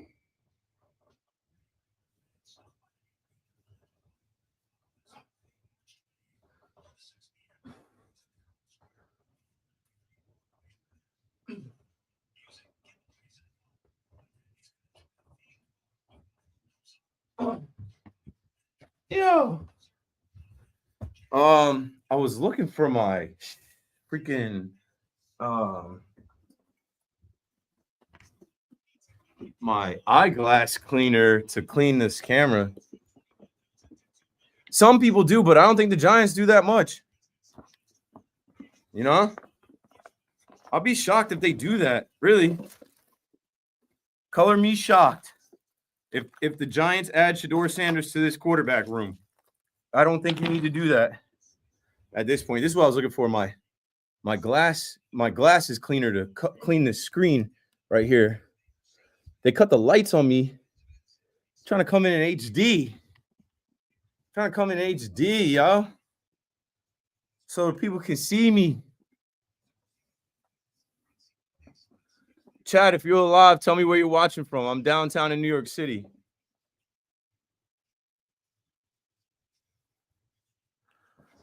Working.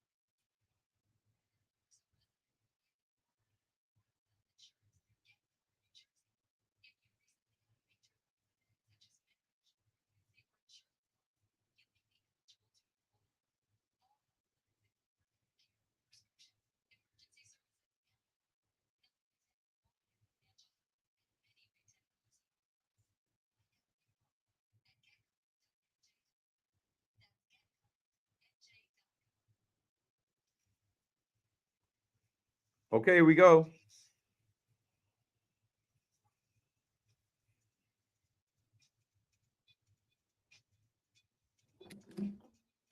Yeah, yeah, yeah, hell yeah. That's my guy. KM on the fan. Oh, I listened to Keith that night. He's back. Maybe somebody is saying that. Like maybe at least one person out there is like, yeah, that's my guy, bro. I rock with KM to M. You ever listen to Keith? 888-808-1019. Let's get to the phones because joining us at 10 o'clock, Ricky Ricardo. Shout out to Ricky. I saw him in here getting ready for the Yankee season, recording some stuff. He's going to tap in with me at 10 p.m. to talk Yanks. So Mets fans, call in. Defend yourselves. Mets fans, call in. Tell us how you're winning 100 games, how Clay Holmes is winning the Cy Young, how Juan Soto is going to win the MVP, you know, all that good stuff. My guy Mario from Long Beach, always on the fan. Great show as always, Steve. Thanks. You know, listen, the worst thing we could do would be to give him a video tribute. I'm talking about Soto, right? The guy is completely selfish and disrespectful. You mentioned, no, I mean, this is not an opinion, it's a fact. After you lose a hard series and you have a reporter talking to you, rather than just say, you know, we lost a hard series, I feel really bad, you gotta say, oh, I'm on the market for every team now. You know, you've got fucking time to say that. Yeah. The reports were that players were sobbing. The reports were that the locker room was very emotional. Juan Soto looked perfectly fine. He knew he was one step closer to the money. He should have just said, you know, this is not the time to say that. I could say that tomorrow. Yeah, but you know what? The Yankees almost got swept. So having that extra game gave him an extra couple days to prepare his message. And, you know, he's Boris Corp. So Boris had him ready. Hey, tell them that you're available to all 30 teams. You know, if they ask you anything about the bleacher creatures, tell them that should affect, you know, Hal Steinbrenner and ownership. That doesn't affect me. Exactly. And it's so egregious, Keith, to say, like, if somebody gave me a huge contract, I would want to buy my own luxury boxes. I would say they're giving me so much money, might as well spend a little on them. I wouldn't say, Nah, that's called finessing. He could finesse Steve Cohen. Why not get all that you could get? Like I always have to mention, a clothing allowance for your mom. You're not rich enough to literally give your mom a credit card and say, buy what you want, mama. That's crazy. That's crazy stuff. You know, I mean, you know what it is right now? The boss, he's not. He's the employee. He's really the boss. He's not. And you know what, Mario? It hasn't happened yet. It hasn't happened yet. But now this sets a precedent for anybody else that speaks to the Mets, for now and forever, to Steve Cohen and David Stearns. So how about those premium seats? How many tickets does Juan Soto get a year for the Clover Club? I need at least 10. How about that suite? You got any suites available? The Mets are selling all these tickets, right? They're not going to have suites available for future players if all of these Mets fans are coming out of the woodworks to come watch Juan Soto now. We'll see. It'll be interesting. Like I said with Pete Alonso, if I'm Pete Alonso, I'm like, where the hell is my suite? Where's my clothing allowance? I want a clothing allowance for my wife and my mom. Exactly, and the money he got, I mean, is a fraction of what this guy, you know what I'm saying? So Yeah, they made Pete sweat it out. They made Pete low key be embarrassed for a little while, and he came back. Hopefully, Pete channels that energy and turns into MVP and has a banner year. I'm rooting for that guy. Do I have 1 second to give you my take on the Giants? Of course. Okay, thanks. I think what they should do, like to your point, now that they got the quarterback, they're not going to go for a quarterback. I don't really think they should, right? Early at least. So now what I would do is I would trade out of number 3. Maybe somebody in the teens want number 3. So I move down to the teens. I get maybe a 3rd round pick this year and next year's 1st round from them. Mm-hmm. Next year, when the quarterback Manning is there, now I got the draft capital. I got 2 number 1s.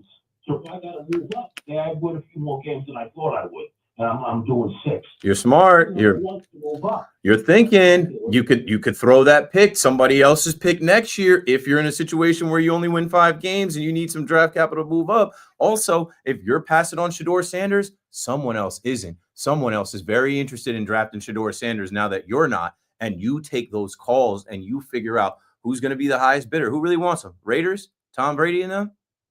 Who wants him? You guys want Shedeur Sanders? Well, here's the price. Well, that's the thing, if they don't take if they don't take 2 quarterbacks, 1 and 2, then their 3rd pick is going to be much more valuable to trade down because now they're going to get one of the quarterbacks is going to be on the board, and then they might get more draft capital if both quarterbacks don't go 1 and 2, and then number 3 now they got a quarterback. Yeah, now they got to play the board. They're 3. I do have a feeling that it's Cam Ward, Shedeur Sanders, because those are 2 quarterback needy teams. It screams to me the top 2 quarterbacks in this draft go 1 and 2, like it did last year. But still, even at 3, if you're not sold on Abdul Carter or Travis Hunter, as far as like the draft, you're supposed to fill your most important need, right? Or take the best available if you don't fill your most important need. If they don't feel like they need another edge rusher in Abdul Carter, or they don't need a corner / wide receiver, then trade back and stockpile picks. And like I said, there's going to be somebody that really wants Abdul Carter, somebody that really wants Travis Hunter. Well, what are you willing to pay for them? Thanks for the call, Mario. 888-808-1019. There was somebody who really wanted Juan Soto. It was Steve Cohen. He was not going to be deterred. What are you willing to pay? If you're the richest owner in the sport, what are you willing to pay? What are you willing to give up? Give an inch. The Supreme Court of Soto, they're going to take 100 miles. They have been getting ready for this opportunity for years. What's going on in this Knicks game? Are you paying attention to this? I saw OG got bloodied. Now Jalen Brunson's on the floor talking to the ref. Like is he joking with him? Is this some type of authority? Okay, they're joking with him. Either way, Knicks look to be in the clear with this game. I don't want to jinx anything. 110. Was it 110, 82, 110, 92? We'll get to the Knicks later on as well. But yeah, OG's got blood all over his face. He took an elbow to the nose from Spencer Dinwiddie. Then he knocks down the 3. And then Jalen Brunson like stepping on the court to talk to the ref. What's that ref's name? That's one of the most famous refs in the game. Tony Brothers. Anyway, I lost my train of thought. Oh, Juan Soto. So with Juan Soto, this is how it is in here. I'm online. I'm on Twitter. People are texting me. I'm watching the Knicks game. I'm taking calls. I'm trying to host a show. But it's fun, right? This is sports talk in New York. With Juan Soto, I can't fault the man. I would do the same thing. If I was a batting champ, a home run derby champ, a World Series champ, a perennial all-star that gets to free agency at 26, I'm going to the highest bidder. And like for people that think that like, the Yankees offered him enough, they did. If he wanted to be a Yankee, he didn't. Clearly. I remember when I had John Sterling on. That's the first thing John said. He said, well, clearly he didn't want to be a Yankee because I think $760 million to be a Yankee is enough for anybody that really wanted to be a Yankee. What he wanted was to be the man, the highest paid player in the history of sports, and go to a franchise right here in the greatest city in the world where he has the opportunity to become the all-time great. He has the opportunity for there to be a statue built of him outside of Citi Field. There will never be any statues of anybody outside Yankee Stadium. think that the key part, honestly, is that he was never going to be the guy with Judge on the team, right? That too. Say that. Why not say that? Judge is the captain. Judge is beloved. He just gave Judge credit as far as like, he said something along the lines. I got to go pull up the article about how he liked watching Judge's at bats and he thinks Judge is the best hitter in the game. Instead of talking about all these things, like if you want to tap dance around the money, there are other ways to tap dance around the money than to like low-key take shots at the Yankees. They are low-key shots, though. When you're talking about you don't think the Yankees are going to be good in 6 to 7 years, they're good all the time. Yeah, but that's in jest between literally a manager and a player. And that's something, yeah. They're all friends. They know what sells. They all know. Yeah, it is wrestling. They know that these things the media runs with and the fans eat it up. But the Jason Dominguez are all going to be thanking Juan Soto for the rest of their lives. oh yeah, Cole came out and said it. Like, you know, and obviously Cole took as much money as he could from the Yankees. Cole came out straight up and said, like, yeah, this is good for like the next players and the next generation. And I don't know when we're going to see somebody get a bigger contract than Juan Soto. It's going to be a long time. Chris is in Sayville on the Fan. What's up, Chris? Hey, Keith, thank you so much for taking my call. You got it. So I called to talk about Juan and the Yankees, but that last Brett Carter call just got me. So when me and my wife started going to Yankee games when we were first dating, I used to turn to her and say, "What are you staring at? What are you staring at?" And she's like, "If I'm honest, I'm looking at Brett Carter's butt."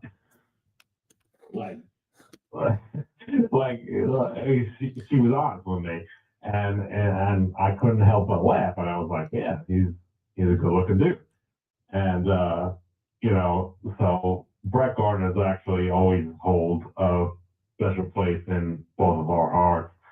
And the loss of his son is something that, you know, none of us can ever understand, and it's heartbreaking, and I feel bad for him and his entire family, and just wanted to say that. But yeah, I'm sure the Yankees are gonna, you know, try and do something nice for him, but there's nothing you can do in this physical earth to, you know, make up for that, to help with that. absolutely never. But you know, for my original point with Juan Soto, listen, he was the overall best Yankees playoff player last year. But if you look at his stats overall, he's like a Mark Teixeira, a really good player, but not the best. And I know that, you know, that doesn't make a lot of sense to a lot of people, but his career batting average, his career home runs, his career RBI, he doesn't justify being the top contract No. of all time. Ohtani exists in this modern day baseball. Ohtani should be the highest paid player by far until he's done. It's not even close. But you know what it is, Chris, and thanks for the call. This was a match made in baseball heaven. The baseball gods put this together where Juan Soto becomes a free agent. And the year that he becomes a free agent, the New York Yankees trade for him. Bam, bam, bam, the 27-time New York Yankees trade for him. So they bring him to New York thinking that they could sway him with the pinstripes, with Monument Park, with Old Timers Day, with the bleacher creatures, with, you know what I'm saying, with, you know, traveling and all the fans that on the road support the Yankees and, you know, the first class, everything that the Yankees provide, thinking that that might sway him to, you know, want to be a Yankee. But there is no swaying a man that was on a mission from day one, that had already turned down $440 million, that had already played for 2 teams. You know what I'm saying? There's no swaying that guy. That guy was always hitting free agency, and he told you along the way. When he homered in guaranteed low rate field, guaranteed rate field. Now they just call it rate field in the south side of Chicago. When he hit that homer, remember he had the 3-homer game, and then after in the post game, nobody asked him anything about free agency, but he put out the information. Oh, this is going to look really good going into free agency that I've homered in every major league ballpark. As if he was going to put together some type of sizzle reel of him hitting a home run in every team's ballpark that courted him. I defended him, which I'll defend any Yankee, anyone that wears the laundry that's on my side, on my team. I said, yeah, you know, he probably wrote the goal down like that, like get to free agency. Before I get to free agency, I want a homer in all 30 major league ballparks. And it just blurted out. He just said it like that. No, he was showing his true colors. We didn't want to see it, Yankee fans. We didn't want to believe it. Not all of us. Some of us knew. He's for the streets. He can be had. He's going to the highest bidder. And the Yankees have a lot of money. But there is somebody else in town that the baseball god plopped over there in Queens with billions that had an eye for him. This guy's also represented by Scott Boras, the trifecta of the richest owner in the sport, Scott Boras, baseball's Bond villain of super agent, and then Juan Soto, the generational Juan Soto that hits free agency at age 26, already has a World Series ring and all these other accolades that I said that was like that was cooked up in a lab somewhere, in a movie somewhere. It was always meant to be. We didn't want to believe it as Yankee fans because we got Juan Soto. For one season, Juan Soto was a Yankee. But Juan Soto doesn't make sense for the Yankees. Of course, having the best players, the best talent makes sense. But you have Judge. Just like, honestly, Stanton didn't make sense for the Yankees because you had Judge. Another power-hitting right fielder when you already had one. So what I say to the Yankee fans to help you somewhat get over it, which I can't tell you how to feel. How I feel is like Judge is back in right field in front of the gimmicky Judges Chambers. Which, like, I don't know, nobody I know has ever been like, hey, Keith, you want to sit in the Judges Chambers? They're selling them now. Good. It's for kids. Kids love Aaron Judge. They want to wear the cloak and the gavel and the wig. Sure. But for a year, Juan Soto was in front of the Judges Chambers. Judge played center field. He played a good center field until he didn't in the 5th inning. But now he goes back to right field where he's a plus defender, one of the best. The team is stronger in that spot. If Juan Soto is here and the Yankees put that $47.5 million on him, they're not getting Max Fried. They're not getting Max Fried. So when Cole eventually goes down, which Cole was always going down, he went down last year. It was a ticking time bomb. Max Fried is not here if Juan Soto is here. And you can also argue that Cody Bellinger is not here, Paul Goldschmidt is not here, Devin Williams is not here. Yeah, you can also argue that some of them are, but like, they took that exact number, that $47.5 million, and they applied it to those additions, and here we are with a team now that is missing the ALCS MVP in Giancarlo Stanton, the 2024 Rookie of the Year in Luis Gil, the 2023 Cy Young winner in Garrett Cole, but like the roster is not completely bare. There's a lot of talent. They're still going to compete. Now, do I think that they're just going to be a juggernaut? No, but I don't need that. I don't need that. Line them up, man. Line them up, man. Put the games on. Let the games begin. Let's see where this goes. Maybe they gotta sneak in, like the Mets snuck in last year and made it to the NLCS. Maybe the Yankees got to sneak in and get to the ALCS and get to the World Series. Who knows? We don't know. That's why we watch. That's why we bet. That's why by the end of the night, I'll give you some random, like, oh, I think the Orioles are winning the, like, we don't know.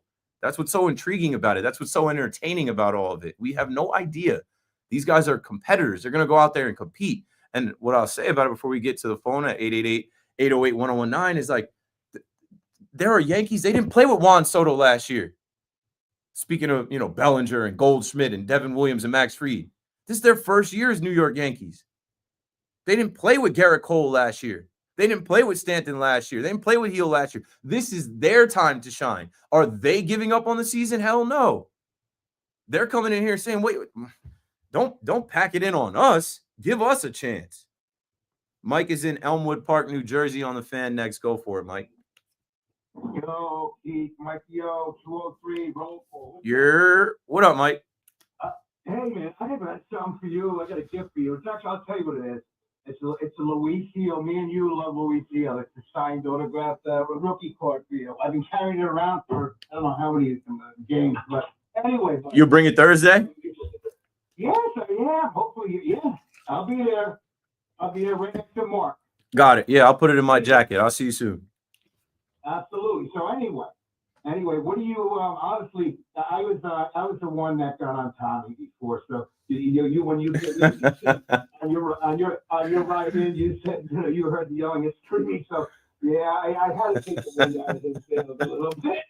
But I do. I think you feel it too as a Yankee fan.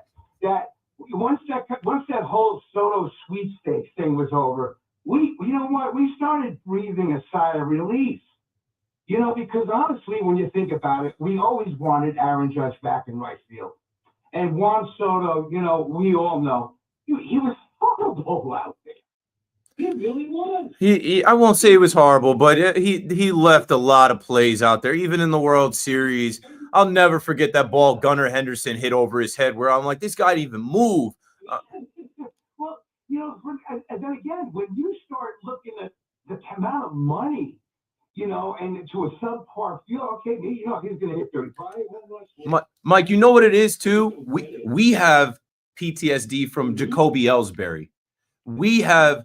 I said to Luke Howard today, I said, you know what's going to happen with him? I said, Juan Soto is going to turn into your Jacoby Ellsbury. Even Stanton. Look at Stanton right now, which Stanton is immune to criticism, but let's talk about it. That contract, and I just spoke on it. It was redundant to bring in Stanton when you already had a big muscle right fielder that hit 50 home runs. You didn't need to do that, but they did it.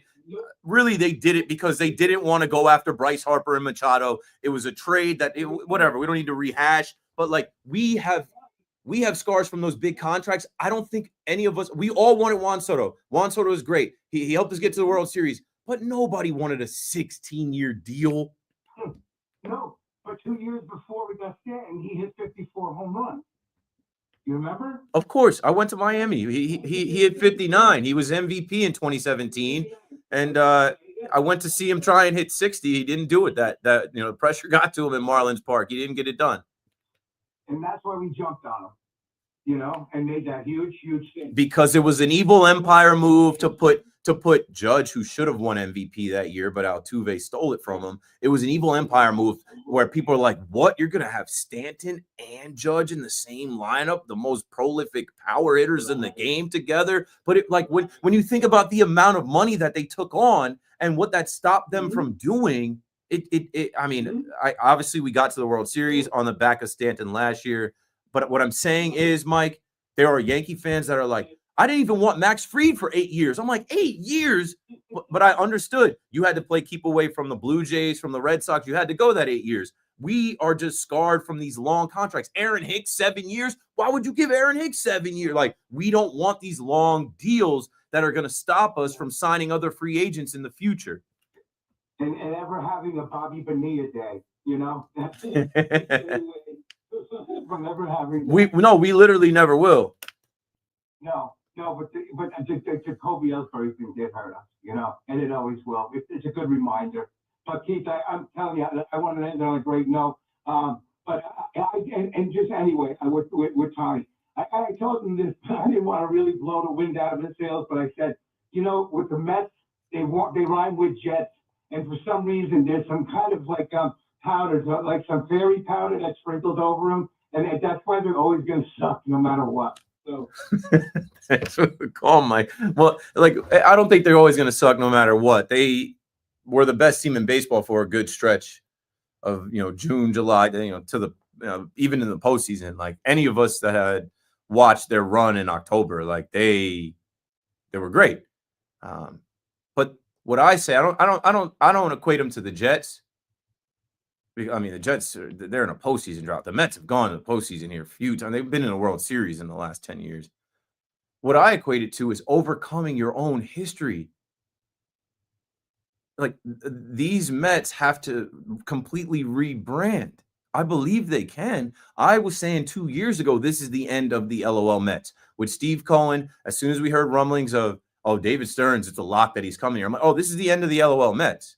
I don't know if people are ready for that, though, because with the end of being a joke, laughing stock, become expectations of winning and getting it done. And when you fall short, like, that's hard to handle. Yankee fans, we're used to everyone pulling up to drink our tears.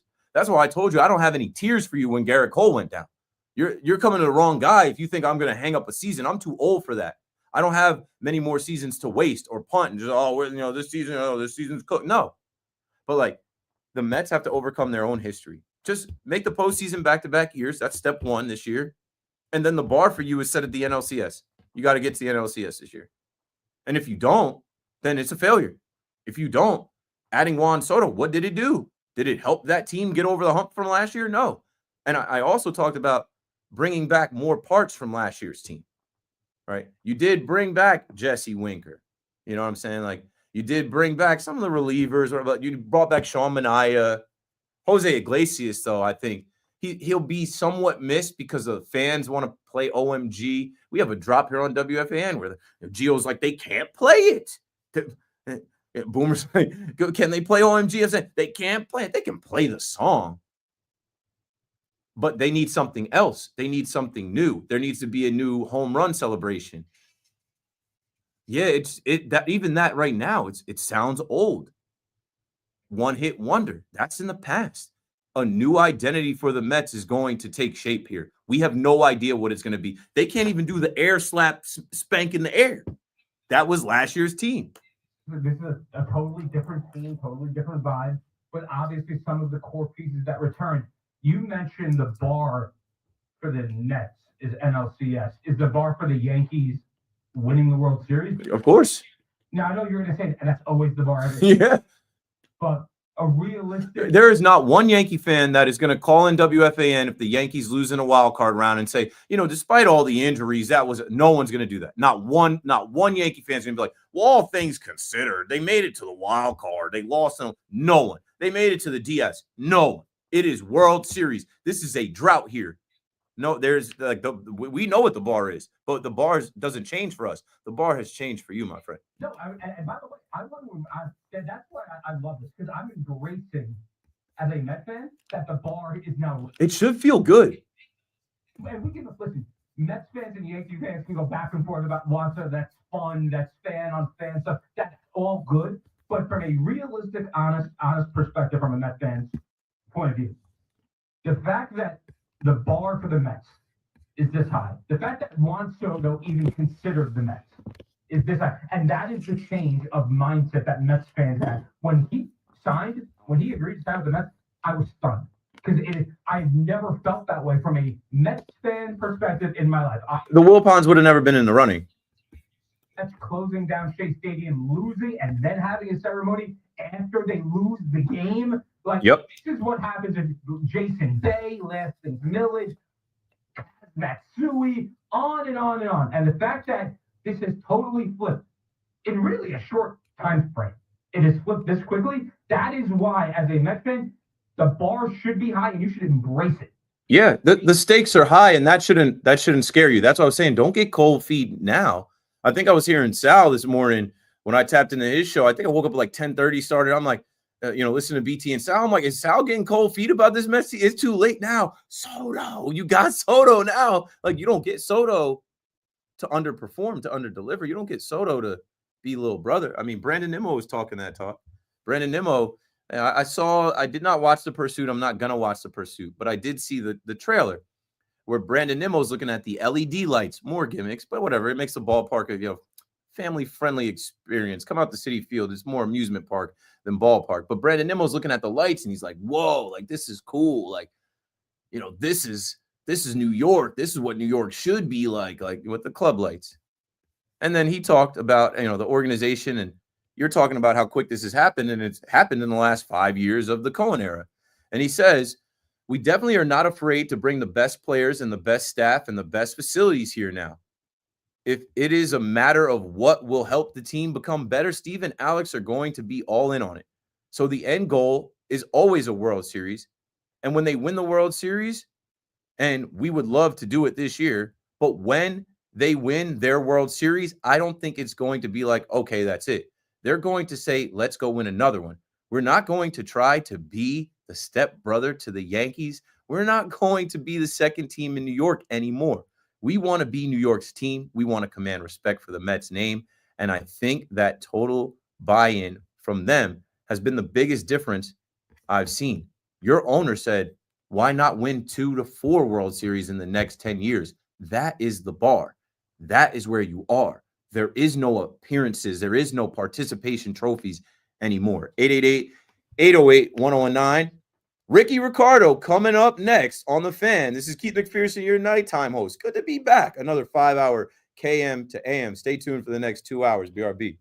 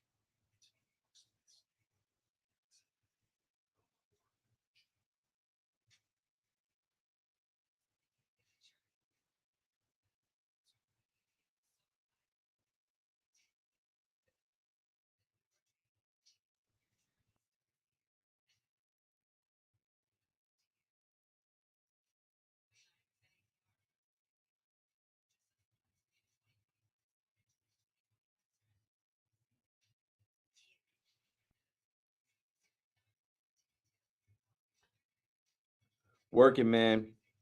Trying to post. Shout out to the boy Gabe. We on it, bro. I got you. I promise.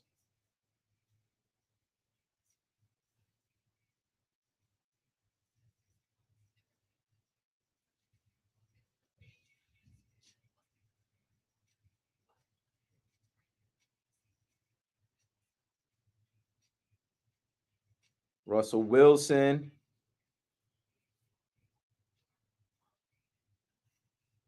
Jameis Winston.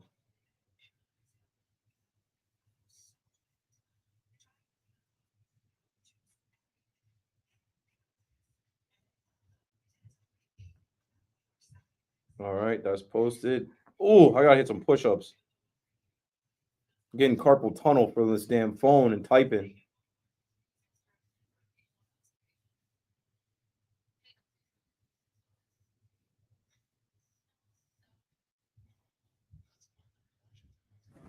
Get me out of here by quarter after, will you? Yeah, quick. Okay. Not there, because up there. But you know, I got you in here. Why not have you bless the mic real quick? Saquon. You got your Eagles energy. You got me another ring, bro. That's Wow. 2-time Super Bowl champion broadcaster. Okay? Let them know. And now with Azeez Ojulari, I told Z's coming there. Azeez Ojulari, give me another ring. Mm-hmm. We can't say they can't go back to back. You would have been in New Orleans that week, but you would I have. bet. Bananas. I never been to a Super Bowl, man. People are like, yo, you going to a Super Bowl? I'm like, they didn't even send Boomer and Gio this year. I'm like, eventually I'll work my way up to some type of. You had fun already. I kill. Bouncing around station to station and shit. Sponsors. I kill it, man. I vibe with the players. Like, I know I kill it one day.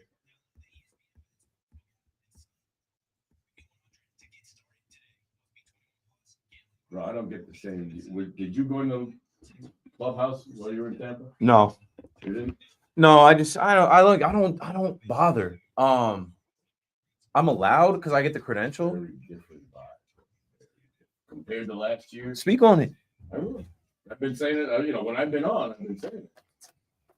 Here we go. It is much has changed. You know. The thing, and we'll talk about this more. When you do an update for Infinity, your scripts will already be there, but for some reason with Fan, you have to put your update into WFAN General, and I'll show you how to do this after. And then you have to take it and pull it down here, and then you have to reinsert the sound. For whatever reason, the computers there, they don't sync up with Fan computers. Okay. So you just gotta remember which sound you wanted to use, which I wanted to use. I'm talking about triple doubles. So I click and drag that right there, and it's good to go.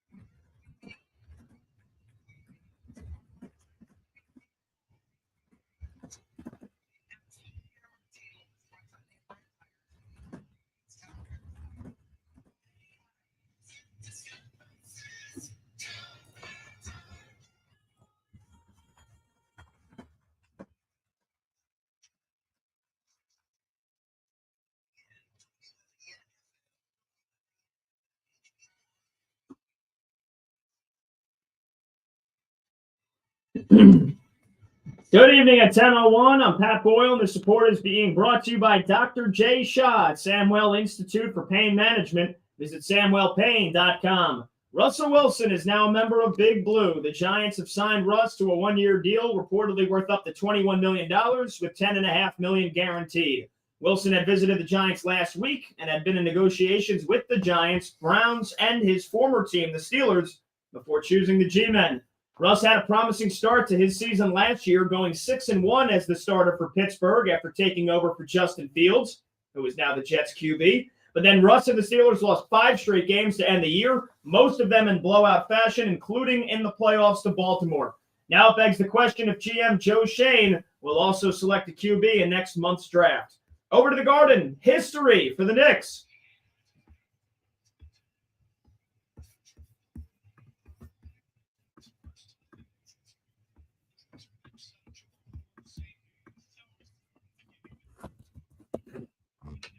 Mike Breen and Clyde Frazier on MSG. The Knicks blow out the shorthanded Mavericks 128-113 for their second straight win. As you heard the guys, it's the first time that 2 Knicks had a triple-double in the same game. Karl Anthony Towns got his right there, finishing off a brilliant night where he had 26 points, 12 boards, and 11 dimes. Josh Hart secured his 9th triple-double of the season earlier. He finished with 16 points. He passes the great Walt Clyde Frazier for the most triple-doubles in a season in Knicks history. And OG Anunoby led the way for the Knicks with 35 points. On the ice, the Rangers are 30 minutes away from puck drop in L.A. with the Kings. The Blue Shirts have 11 games left in their season. They trail the Canadiens by 1 point for the final wild card spot. And right now, Montreal currently losing to the St. Louis Blues. So for at least tonight, it's looking like the Rangers could jump into that final wild card spot with a win.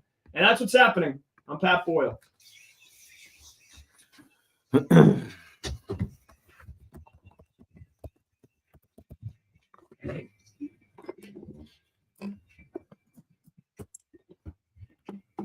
Yeah. Inside the 10 p.m. hour on the Fan in New York. I always say when you hear that beat, you should be in your seat in Yankee Stadium. And joining us right now is one of the voices of the New York Yankees. Yankees baseball, Espanol. It's Ricky Ricardo. What's up, bro? What's up, yo? All right, where do we start? I know you want to flex. I know you want to flex about your Super Bowl ring. We'll get that out of the way. She's out of here. So We'll get that out of the way. The Eagles won the Super Bowl. You may refer to me now as two-time Super Bowl winning announcer, Ricky Ricardo. But that's football, and that's on the back shelf for now, although Azeez Ojulari might bring me a third. Keep them coming. Keep the Giants free agent coming. Not if Russell Wilson has something to say about it. Well, I'd rather have Ciara. That's one of the first things I was like, my goodies, she's coming through. She's coming through. I might have to pull up to a Giants practice. No, I don't do that. I don't use my media credential to actually really do much. I did use it to go sit in with Dave and Susan. You and I were just talking about. We were two ships passing in the night at spring training. Let's talk about spring training. One with Dave and Susan. You know, so many people talk about Ricky Ricardo and they give you love and they say he should be the guy to replace John Sterling. And I'm like, he's already the guy. And like he'll fill in, but he already has his own gig. I'll let you speak on it. You know, you can't go wrong with Dave Sims. I mean, when you compare sports resumes, his is brilliant. So he's an icon. I try to tell people that as well. I'm like his career and what he's done and his just level of professionalism and knowledge, like we got a pro across the board. It's a great addition to a great team. We are one family, whether it be in English or in Spanish. So it's an honor for me to sit next to Dave Sims, just as it was to sit next to John Sterling and Susan Waldman. And we're stronger that way because if we take you out of the Spanish broadcast and we can't find somebody, we literally can't find someone as good as you to do a Spanish call, then we're at a deficit. The architect and Odyssey have made me very happy. And, we'll just leave it at that. You were in there recording some stuff, some endorsements or something. No. In other ways. Yeah. They made it up. I'm sure you're taken care of, and I'm happy to hear that. God bless.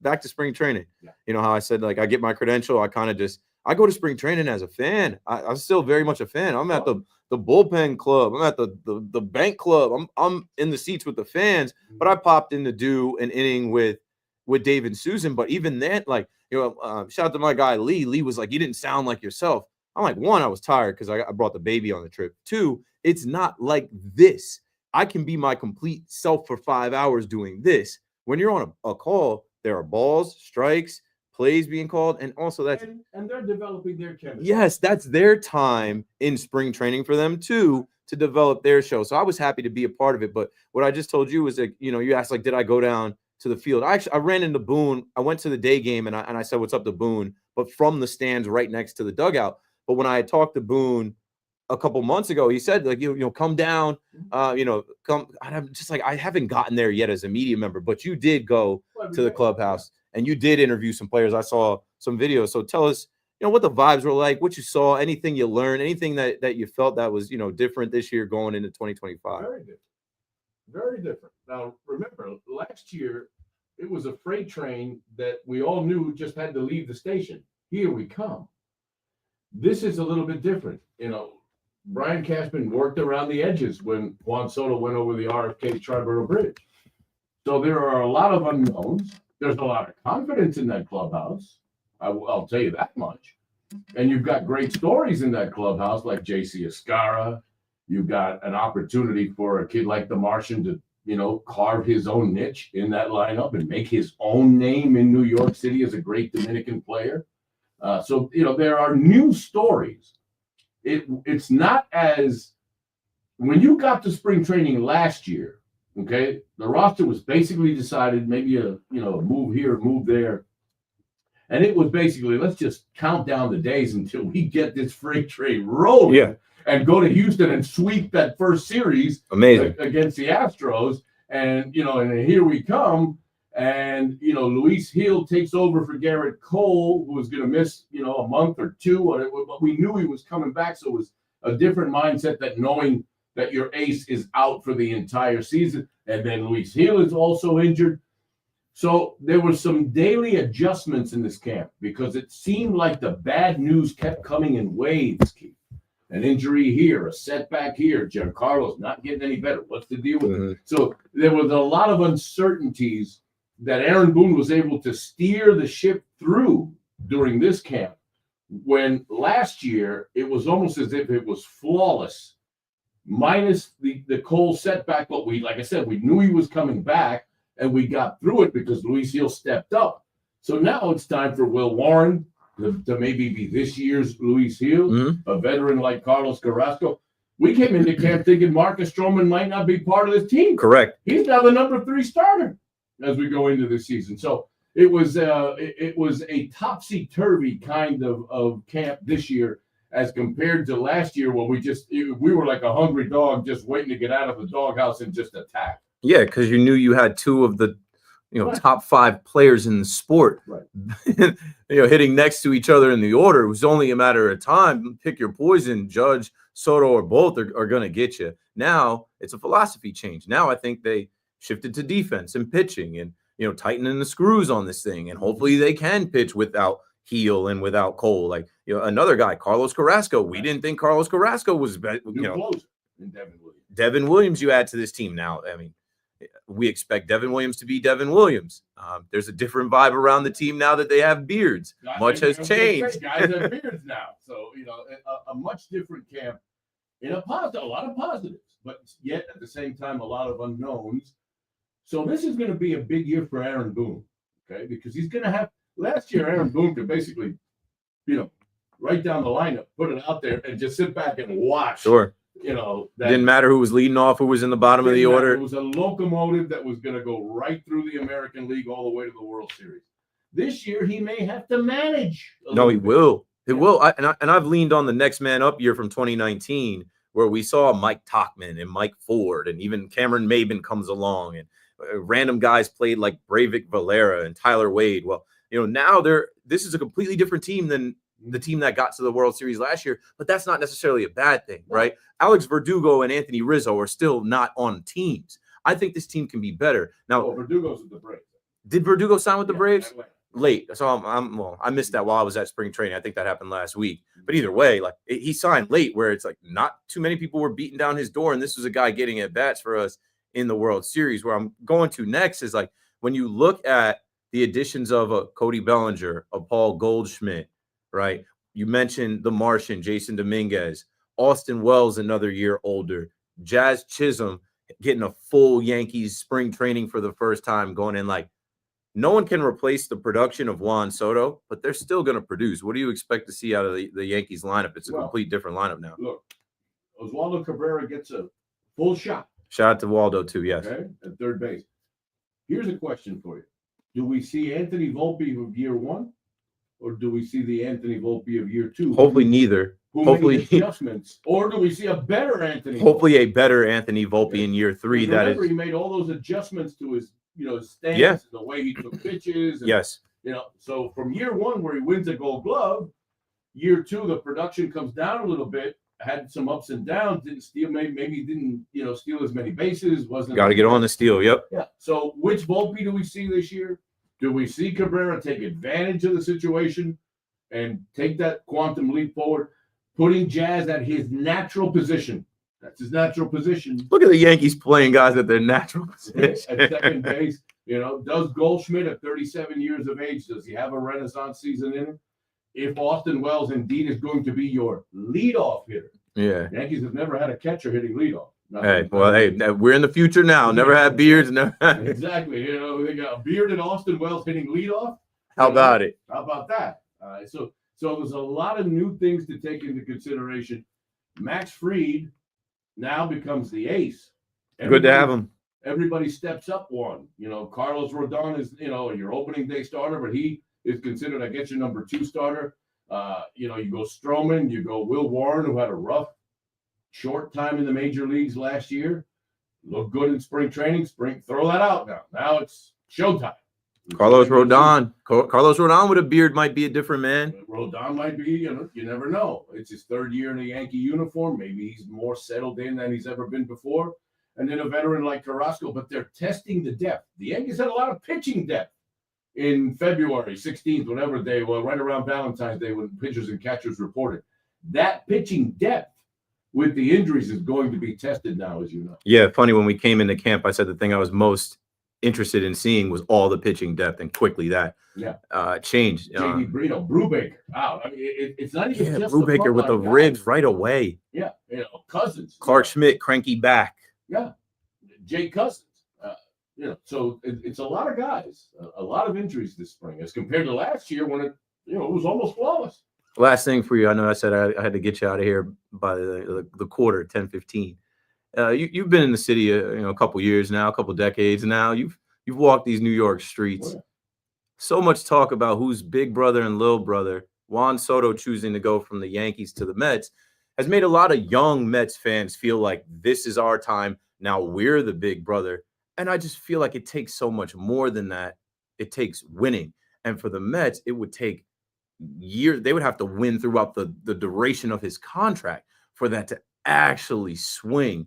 How do you feel as far as like what you've seen in the city? I can't speak on the late 80s. I can't speak on the early 90s. I really can't. I can only speak on the last 10 years that I've physically been in New York. The only reason that the 86 Mets in the annals of history might be considered at the time the dominant, and they were. I lived through it. I was on the radio here playing all kinds of hip hop and disco and yes, sir, and having some fun at every nightclub in Manhattan when I got off the air at midnight every night. And a lot of Met players joined me, and a lot of Yankee guys were there. But in that period of time, the Mets were the big brother. You know why? Because they won. But in '85, the Cardinals beat them out. In '88, the Dodgers upset them in the playoffs, okay? And that balloon, the air came out of that big brother balloon for the Mets very, very quickly, okay? So, yeah, they made the move. They got Soto. They've done this. They've done that. Now you have to go out and win, okay? Which is something they have yet to show us that they can do. And the National League East, as the American League East, improved in Philadelphia, is the Braves. Atlanta, Philadelphia, Washington's a little bit better. Yeah. So it's going to be a dogfight in that National League East. Boston is better in the American League East. Maybe Baltimore takes a step back with no real ace in their rotation. Tampa Bay's got to play at Steinbrenner Field with a rain delay every day. How does Kevin Cash handle that? That's, these are elements they never had to deal with before. Right. So what I'm saying by this is I still think the Yankees are the cream of the American League. The Mets have it a little bit tougher in the National League East. And yeah, you got Juan. You spent the extra 50 cents, the extra buck to bring number 22 across the RFK bridge. 50 cents every second. And as the guy used to say on TV, now you go and earn it. Yeah. Yeah. All right, Ricky, get out of here, man. Go home. We got a 162 and postseason coming up. You got more work to do? I got commercials to record here. Well, hey, appreciate you, man. Go do your thing. Ricky Ricardo, ladies and gentlemen. 888-808-1019. Keith McPherson on the Fan. Let's break it down right here. When we come back, we're taking all of your calls on the Mets, on the Yankees, on Russell Wilson and the Giants. Don't go anywhere. We're coming right back.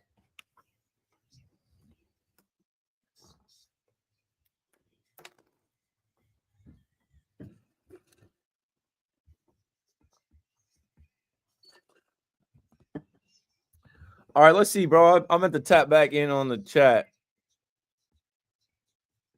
What's this crazy win by that team from PA in the Super Bowl? Holmes with a clutch moment. I think the Jets should still draft a QB this year. After that, I don't think so. Justin Fields, Tyrod, and Jordan Travis. Adrian Martinez. Heard there was a kid named Sanchez from USC. Y'all were wilding. That was a minute ago. That was from like 8:30. Let's see if we have. This shout out to Shlomo. Oh, this isn't even the Shlomo I was thinking. Who's going to be the starting second baseman for the Mets opening day? Brett Beatty, right? Brett Beatty.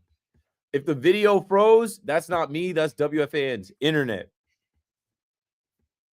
I'm in the desert over here. What's that mean, bro?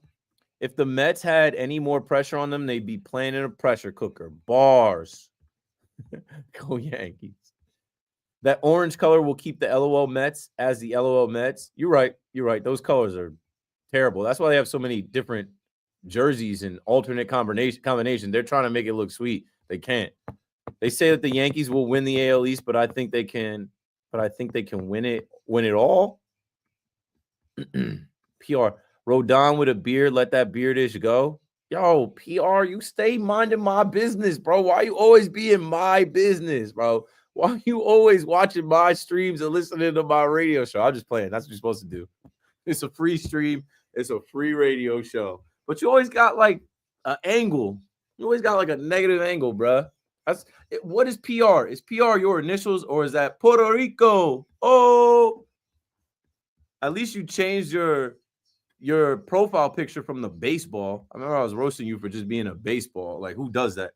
Who pops up online with just a baseball as their profile pic? Show your face, bro. It's 2025.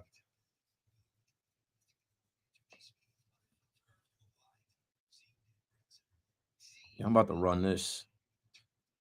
Oh boy, let me check my Instagram, TikTok, Twitter, and all that good stuff. Yeah, I'm doing numbers, bro. I'm doing numbers, bro.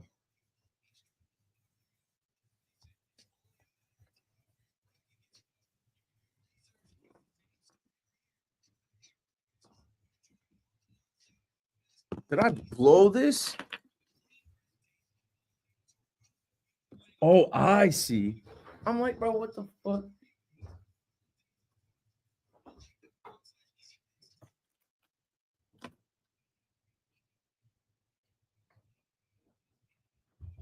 Yo, is the monitor off in here?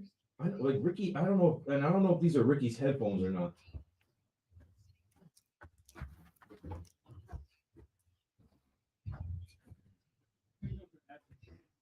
You think these are Evans? Okay. I don't know. I guess Ricky didn't have any headphones.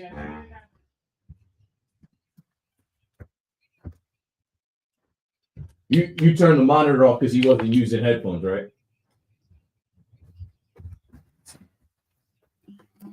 I got to talk to somebody in engineering because I want to find a way to put the audio into my MacBook. Because when I'm live, when I'm live, I rely on the studio monitor for like the calls. That's shut off right now. I'm like, I don't know why it shut off.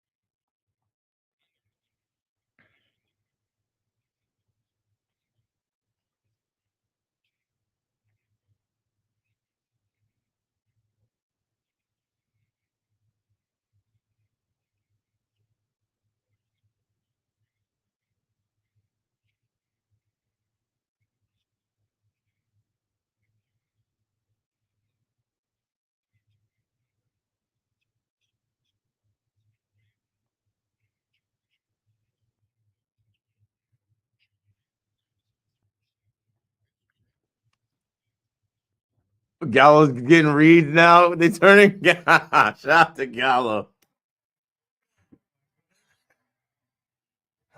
Gallo went from digital to overnights to endorsements.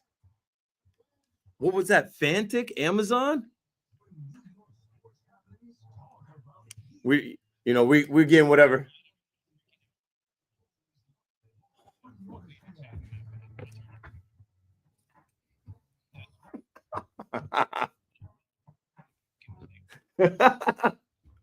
Oh man.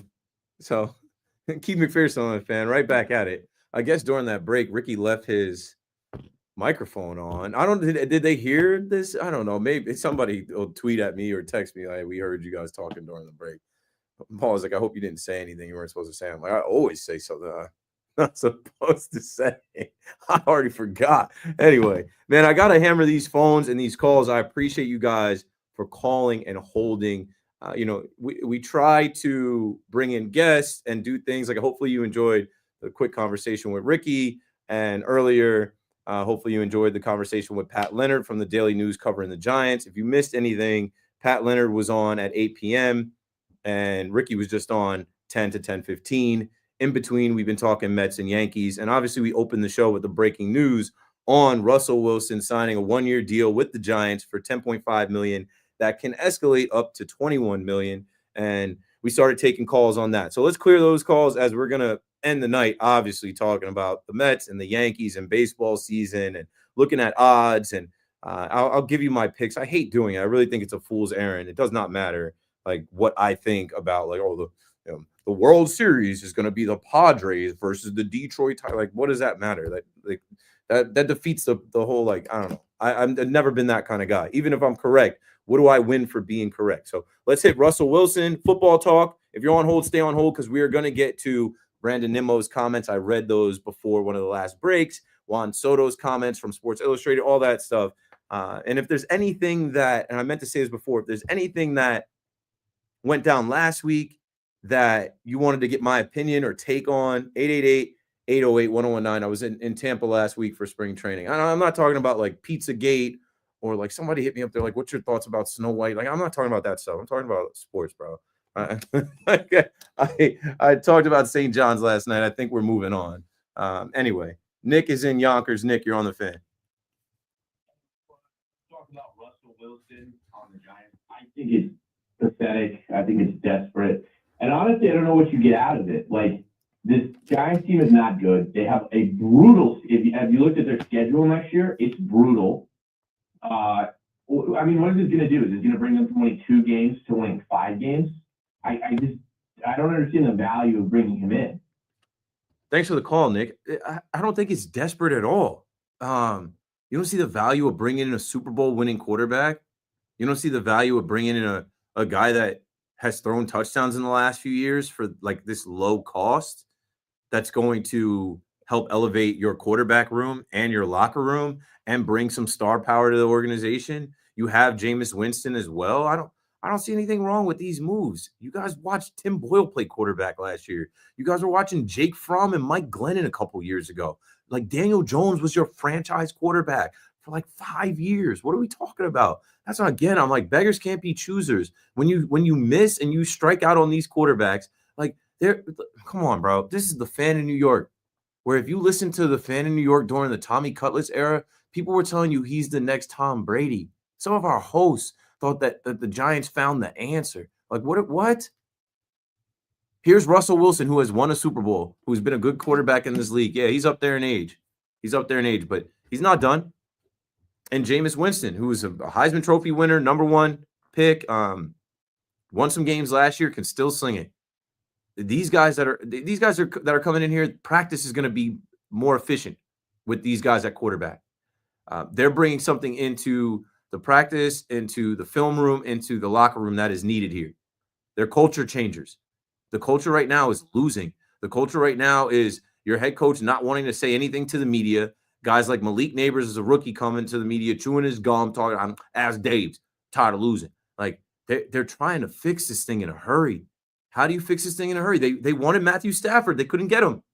He went back to the Rams. He didn't leave. They wanted Aaron Rodgers. Aaron Rodgers didn't really give him the time of day. So they went out there and honestly took 2 of the better options, which in this free agency, I don't know. Like, they were never getting Sam Darnold. They went out there and bought 2 quarterbacks for under $15 million. That, like, yeah, it might not make you too pumped up about the season, but like, you just watched them lose 10 games in a row last year. And a lot of those were no contests. The Eagles smacked the Giants. The Bucs smacked the Giants. Like, at least now you have the thought that they're adding talent and they have NFL caliber quarterbacks where maybe you can be in some games, compete in some games, steal a couple games, and win. Young Ari out in Lakewood, my guy, it's been a minute. You're on. Hello? Hello. Yeah, Keith, you're the best. I just want to know your thoughts on since the Giants got Russell Wilson, I want to know if you think the Giants are still going to take what's his name? Shador, Not Shador. The Cam guy- Ward, No, the other guy. Travis Hunter. Yeah, Travis Hunter. I think that's who they should take, bro. Thanks for the call, Ari. I think they should because, like, now you're drafting the best available, and he does fit two needs. Like, if this kid, like, I don't know, I watched him play a lot last year. He catches the ball in space, he's gone. He also is an outside receiver. I was talking to someone in the chat. I was talking to my guy Gabe in the chat about, like, you sure he could play nickel? And I don't know if he could be your nickel corner. I think he's an outside man-to-man guy. I think he is, going to follow, or he wants to at least follow around the number one receiver. He's an outside guy, and he's got the confidence that he could do that, but it's unproven. He did it at the college level. He did it in high school. We're not sure if he could do that, but, man, isn't that a fun experiment for the Giants to play around with? Bring in a freak athlete and see where he's best at, see if he actually can get it done. Give him the reps. Give him the reps in camp. Give him the reps in the preseason. That's a perfect time to test drive a Travis Hunter. Here you go. Preseason game 1. Go out there and play the whole game at corner and receiver. See if you can do it. Let's see if you get burnt. Let's see if you get run over. Let's see if you drop the ball. Let's see if you can do it at NFL level. I'm taking that kid. He's a Heisman Trophy winner. He brings in millions of fans right away to the Giants fan base. 888-808-1019. Speaking of millions of fans and bringing them into the fan base, Juan Soto did that for the Mets. I mean, he might even have pulled some Yankee fans into the Mets fan base. Like, there are definitely some Juan Soto fanboys that have switched sides now. I'm going to Queens. I'm getting on the 7 line. I'm going over there to root for Juan Soto. I can't believe the Yankees didn't re-sign him. Al is in Washington Heights on the fan. Go for it, Al. Keith, how you doing, Keith? I'm good, man. First time caller, man. I'm a Mets fan here, but I'm tired of hearing these Yankee fans crying. Juan Soto was a rental. He was a rental to help you guys. He wasn't a true Yankee. He was a rental. Stop crying already. It is what it is already. Come on, that's over. There's a new service in his name is Steve Cohen. Yeah, I like the thought of it, but it's just off base. Like, stop crying. Nobody's crying. The decision's been over for months. It's been made for months. What Yankee fans are on is like, yo, you stop bringing it up. You stop talking about it. You stop going on Juan Soto. You stop going on podcasts and trying to make it seem like you left the Yankees for anything else but money, right? It's never going to end. You guys can try and shoo it away, wish it away. It's not going to end. You can't control people. You know how hard I tried to, like, in the stadium enforce to, like, yo, knock it off with the Altuve stuff. Please. Yo, hey, chill. Altuve's not here. Stop that. Yo, you. Don't do it. Don't do it. Like, you can't police fans. Like, you can't tell people how to feel about Juan Soto. And there's hella casuals. I think, the people that listen to WFAN, especially you're listening at 10:30 at night, like, you're more than a casual fan. You're like dialed in, locked in, like, you care. But there are casual fans that are just like, now, he's dead to me. He's on the other side. I hate him forever. I'm going to boo him. You can't tell them to stop crying. And, like, there's a new sheriff in town, and Steve Cohen. Come on, bro. Steve Cohen is on Twitter searching his name, tweeting at my boy Rami Lavi. Like, Steve Cohen is doing every possible Jedi mind trick. This guy is doing every single thing. Look at this. Russell Wilson just tweeted out a picture of ugly ass MetLife Stadium. He said, been here before. Can't wait to do it again. MetLife Giants. Darius Slayton was like, anybody know where Russell Wilson won his Super Bowl? Yeah, we know. We remember. But yeah, there's a new sheriff in town. What makes you the new sheriff in town? Being rich? I'm telling you, money is not everything. Money can't buy you love. It's actually the root of evil. And I remember making the equation, or not the equation, the analogy to, like, these rich dudes that wonder why they can't pull the girls. I pulled girls broke my whole life. You know what I'm saying? Like, I could always pull a girl off a Riz game. Didn't matter how much money I had or didn't have in my pocket. A lot of these rich dudes think that, why is she not coming with me? I got the car. I got the credit card. I got the clothes. Yeah, but you're a lame. You're a nerd. You're a loser. and no amount of money can wipe that off. So I'm not saying that with Steve Cohen. Like, I don't know the man, but like, you guys are the new sheriff in town. He's not the only one with money, but he has gone to a ridiculous level to get Juan Soto, and he won. Congrats to him. Now you got to win games. You can't buy those wins. There's nowhere for Steve Cohen to put a deposit down to go 162-0. There's nowhere for Steve Cohen to buy these World Series he's proclaiming. Right now the goalpost is moved. It started off, we're going to win a World Series in the first 5 years. That's this year. You got to win it this year. It's been 5 years.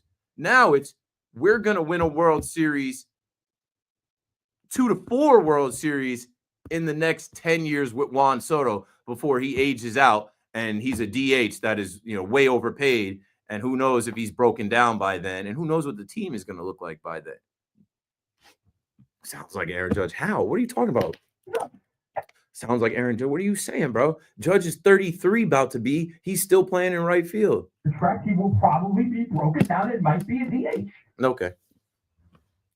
But he doesn't have a 15-year contract. Like, he's not playing until he's 42. Anyway, we'll go ahead, Paulie. I was going to say before that is, I think it's important to say that Steve Cohen, what he's doing, yes, he's buying players. Yes, he is doing what George Steinbrenner did in the late 90s. You're just buying players, trying to accumulate every single talented player you can, and you put them on the field, and you hope talent supersedes everybody else. Now, what Mets fans seem to forget is that the most talented roster in the NL is probably the Dodgers. Definitely. Exactly what the Mets are doing. Now, they are doing it way more creatively and way more smarter than every single team in baseball. And it's loophole. It's what you have to do, and they are so ahead of the curve, and they are doing it really, really well. But the fact that, again, the Mets are in this conversation, and Mets fans don't have to live with just like hoping the Yankees lose because we had no shot of winning. So our joy was based on the Yankees losing. That's what it was. You still might have to live in that world. You still might have to live in a world where, like, you don't have a better record than the Yankees. You might be good. The Yankees might be good too. Fair, but I also think when it comes down to it, if you're a real Met fan, you're not going to give a crap about the Yankees. You're going to care. Like, that's another thing too. We want to say who's real and who's not real. There's so many of us. It's we can't call it out. Like, who's real and who's fake and who's Met fans are always going to care about the Yankees. Proximity, history. I don't know how many Mets fans talk about like growing up and hearing it from the Yankees. Like, the Met fan is always thinking about the Yankees because of the past, because of all of the winning that the Yankees have done on their same land, on their same soil, right? And the Mets not being able to measure up, right? I always used to joke about Mets fans referencing, oh, we made it to the World Series, at least in this decade, or at least we were in the 2015 World Series. You haven't been in the World Series since 2009. Well, that's gone. And I'm like, we don't talk about World Series that we lose. So, like, we're already off that. We're not even proclaiming, like, we made it to the World Series last year. Like, how come y'all don't talk about losing the World Series in 2000? It's always 2015. They're creating something for their own narrative, because that's what you're supposed to do in sports. Everything is shaped around your narrative. The Yankees don't do any super promotions or giveaways. Like, I'm still hearing about the Subway Series from last year. Like people are still talking about we swept y'all last year. So what? And like you said this well, it will mean nothing this year. Is it going to be heightened a little bit more because of Juan Soto? Definitely. But they're in different leagues. What it will be heightened because now baseball, the city, both teams understand. I don't look out for our safety and make it a Tuesday, Wednesday night game. Make it Friday night, Saturday. Step into the jungle. Welcome to the jungle in the Bronx. Enter at your own risk. Make the drive and take the train out to Queens and let it be whatever it's going to be. This is New York, right? I think the Subway Series means way more to these fans than it does to the actual players. Yeah, and it's gonna get ratcheted up. It's gonna get emotional. It's gonna get to another level because people feel some type of way about Juan Soto. He's one guy. His opinion and what he feels doesn't change my opinion and how I feel about the Mets versus the Yankees. But I can see it. There are a lot of people that feel some type of way about it in a negative way and in a positive way. On the one side, like I said, this was my take yesterday. I put the video out. It did very well. I'm like, Mets fans, you have Superman on your side. You have a guy that, like, if it's a tie game, he can make it not a tie game with a swing of a bat. He can impose his will on the game. And now Yankee fans, you have someone to hate. If you already hated the Mets, but like you kind of look down on them, now it's not a looking down on Lil Bro. Now it's you're hating on Juan Soto because you know his powers. You know what he did for you. Now to actually sports hate the Mets. And it doesn't have to be from, no, we're the Yankees, we're better. No, we have 27 championships. It doesn't have to be from that like easy of a level, because that's a ridiculous thing to just keep going back on anyway. But it can be from a current viewpoint. Juan Soto picked you guys over us. We hate Juan Soto. We hate you even more now. And we're going to be vocal about it, loud about it, and boo him to make him know that, like, you made the wrong decision. You're going to regret this. That's what that audio from Port St. Lucie 2 days ago, yesterday, was it? What's today? Tuesday? Yesterday? You can hear a fan say, you're going to regret this, Juan. Like, that comes from a place of, like, you're hurt. Why would Juan Soto regret taking $765 million of free suite for his family? Like, if Steve Cohen offered that fan $100,000 to just become a Mets fan, he would take it. I don't know. You might need like $1 million for it. You would do it too. Nah. You would turn down $1 million? If the world knew that I was offered $1 million to switch from being a Yankee fan to a Met fan and turned it down, the Yankee universe would just make me $1 million richer in multiple other ways. It would just come back to me in ways for being loyal. And that's part of it too. The loyalty that we feel as fans. Juan Soto didn't have any of that. He was always pay for play. He was always going to the top dollar. And we as Yankee fans drink the Kool-Aid so much, we thought that it was swaying him. And that's what the Yankees thought. The Yankees play was, yeah, of course, we need left-handed power. We need another star next to Judge. But the Yankees play was, hey, if we get him in the building, how could he say no? And that's what a lot of us believed.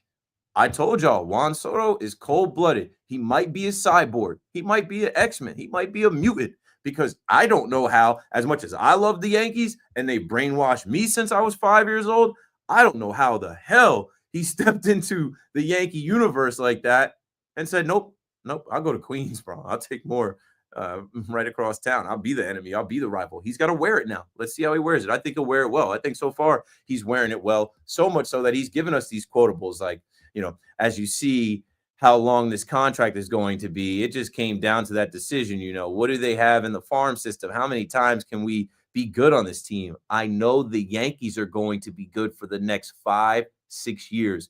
We don't know after that. Like, just that quotable, just put that in the bucket why Yankee fans hate Juan Soto as well. What are you talking about, bro? What does that mean? Nobody knows. 888-808-1019. Keep McPherson on the fan. We'll be right back.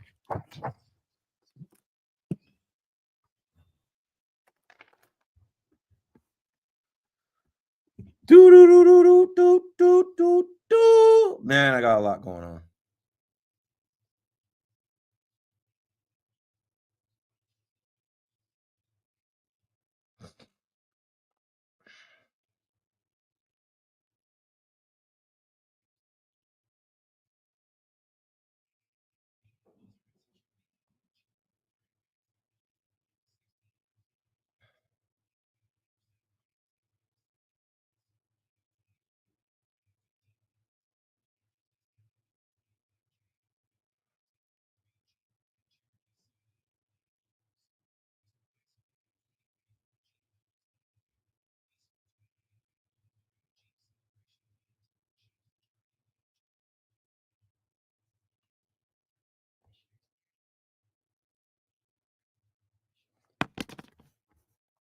Okay. Chat quiet, but I see y'all. 945 of y'all. You are appreciated. Whether you're watching on YouTube right now, whether you're watching on Twitch right now, whether you're watching on Twitter right now, appreciate y'all rocking with me. Another season is upon us. We're going to do this every night. When I'm not on the radio and I'm not at the stadium, we will be doing some live streams, me watching the game. multiple different places. Gonna just bring my MacBook, fire it up, watch the game in my house, watch the game at one of my buddies' crib. Like, we're gonna start doing some live streams for real.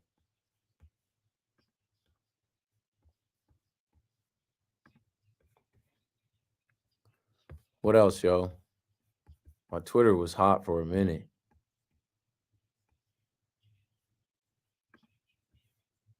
What is this?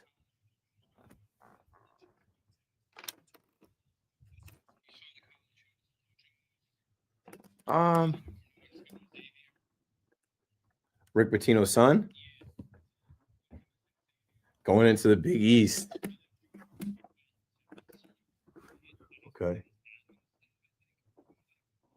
Yeah. Yeah, I didn't see it. I don't know if they'll bring it up.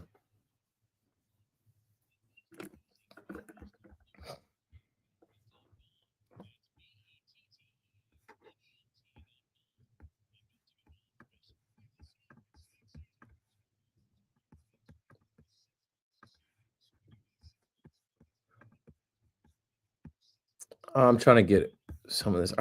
I hate doing the predictions. I just think it's stupid.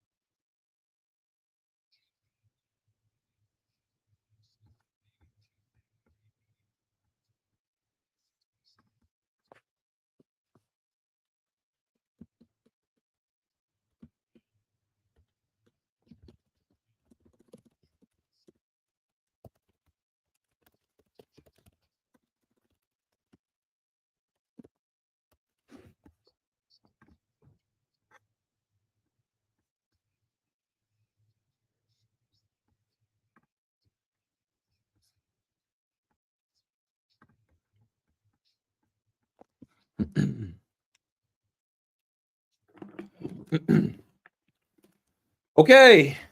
888-808-1019. Now we're getting into, these quotes and stuff. And, I also, Keith McPherson, a fan, by the way, if you didn't know that, I don't know, maybe you tuned in during the break.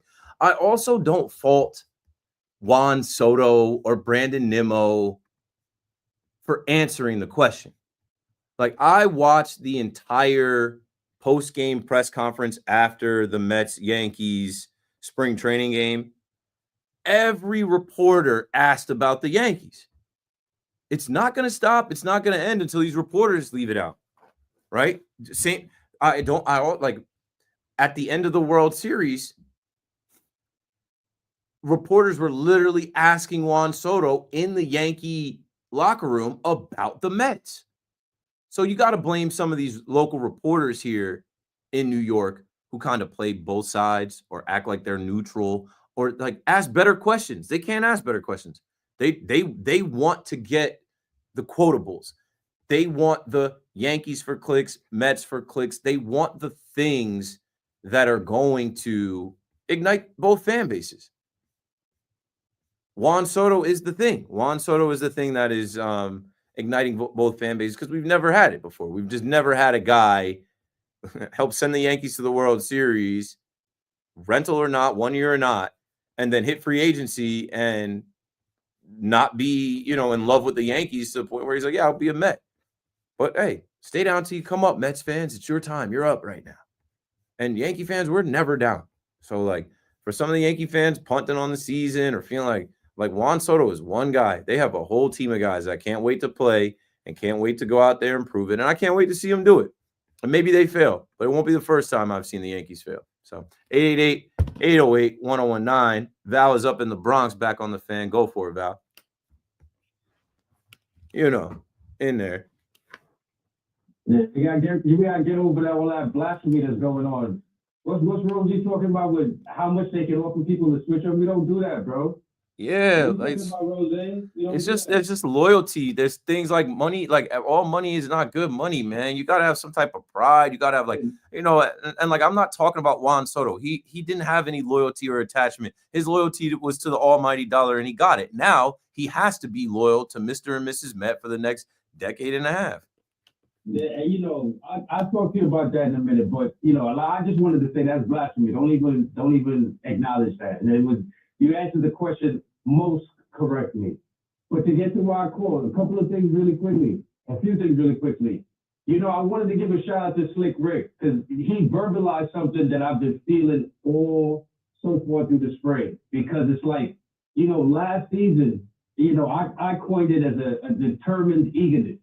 You know, based on what had happened the season before and our disappointments, based on what had happened in the winter meetings and the fact that we had gotten Soto, it was just like this amp to just like, let's just go start the season. We want this right now. This year, though, with the way that everything has gone through, it's beautiful, but beautiful in a different way because that eagerness still exists. But now we've got like questions that we need answers on and things that we feel good about. But, you know, like we got to see them play out. And it's actually something to look forward to. It's going to be a beautiful, beautiful uncertainty is okay. Life is uncertain. Every day is uncertain. Like you said, though, some of that is certainty because we always up there. We are always up there. And, right. And I'll tell you another thing. I really, really feel confident about what I'm seeing from these young kids. You know, we got questions to answer. And things will be, you know, will be played out. And there might be some rough nights or whatever it is like that. But I think we really are going to be all right. I still hold true to what I expect from our season. You know, and to get into some other talk, too. You know, I don't know how to say it because I'm trying to, like, you know, avoid all the nonsense and the noise. But, like, I feel like a lot of all the stuff that's going on is just, again, and you said it earlier, it's like, I think it was a caller or two ago said it, and you were like, no, nobody's crying. I don't know what there is that's out there that has these Mets fans. Like, it just seems like even this whole thing with, like, are they going to boo Soto? Like, you know, I guess the way I want to put it is, like, we're not even necessarily, like, I think it means more to Mets fans, like, them getting an opportunity to bring our kids, and they're hoping that we're going to boo so that they can say, see, it really is. It's a false feeling of the upper hand, Val. It's a false feeling of being under them. Like, that's what they would stop crying. Nobody's crying. We're ready to start the season. We got it. This was months ago. And then, like, the booing, bro, I was in there on Derek Jeter night. They booed Hal.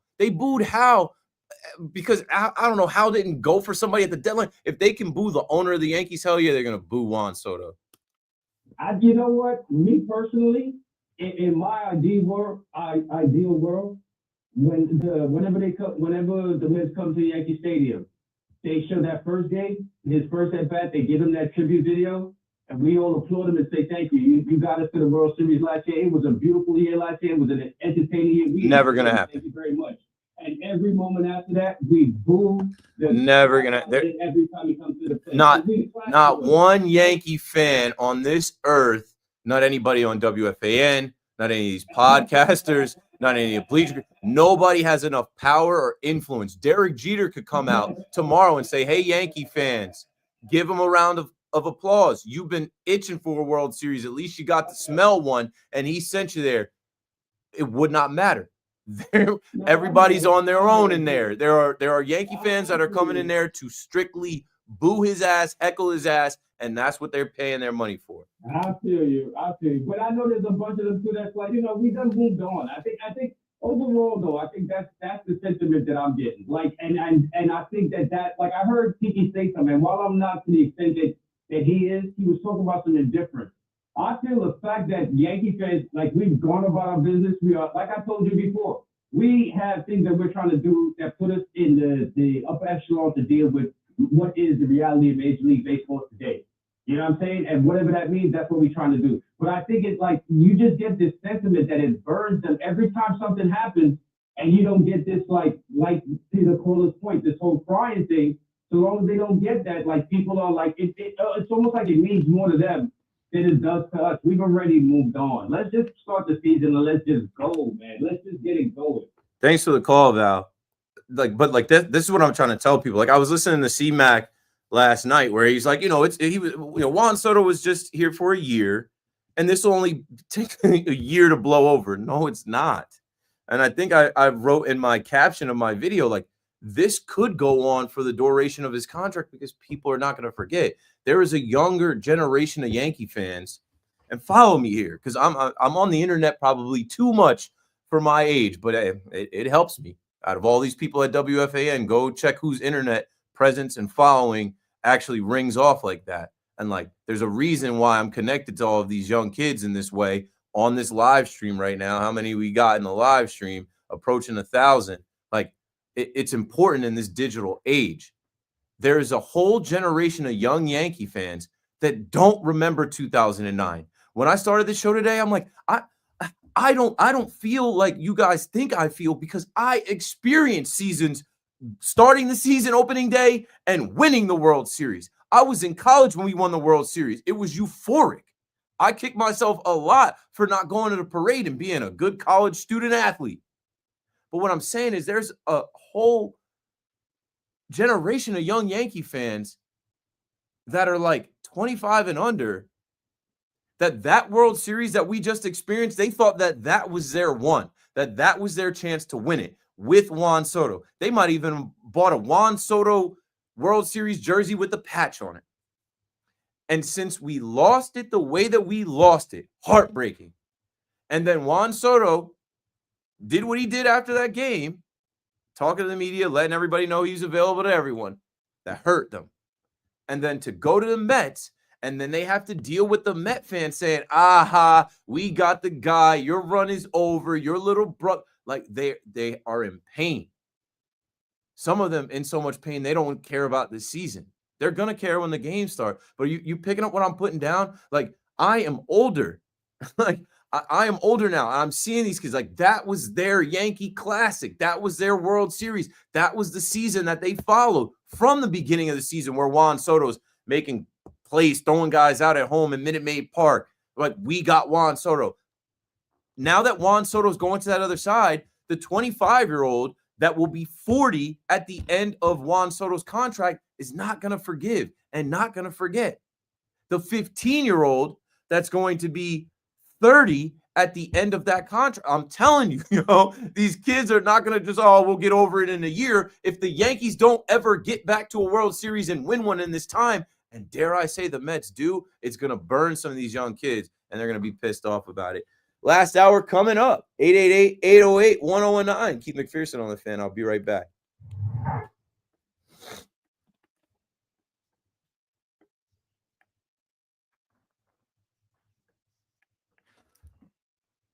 Just had to remind them who's got the motion out here. Like, make sure you say that, bro.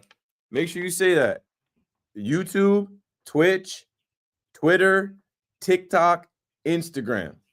There is one host in this station that gets on this mic, rocks the mic, but also has the motion and the traction digitally. So I understand, young Yankee fans. I'm talking to you when I'm talking about the 25-year-old, the 15-year-old Yankee fan that season last year was the season where you thought you were going to get your World Series. And you thought Juan Soto would be a part of that World Series team. And the Yankees lost that World Series in embarrassing fashion. And Juan Soto left and scorned you, burned you. You feel some type of way about it. You're allowed to. Forever. Honestly.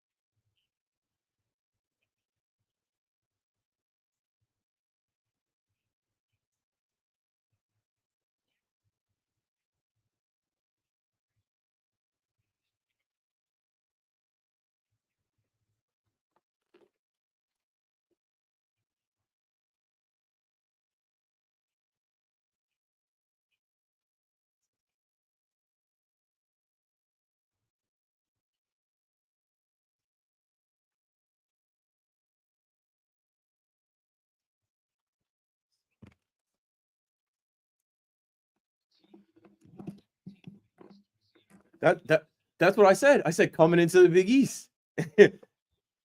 That's great. That's another storyline. Like now you got to face your son and Xavier.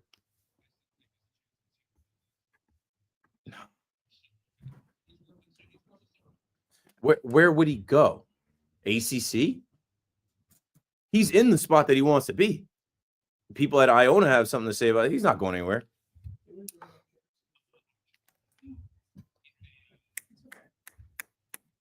What was I about to do? I forget what I was about to do. I'll start packing up. This is the last hour. Where did you used to work? Didn't you used to work at the news? Yeah, I'm still there. Okay. I'm at Fox 5 New York. That's their sports reporter. Okay. But you want to double up? You want to work at WFAN as well? I mean, I guess if you can do it, why not?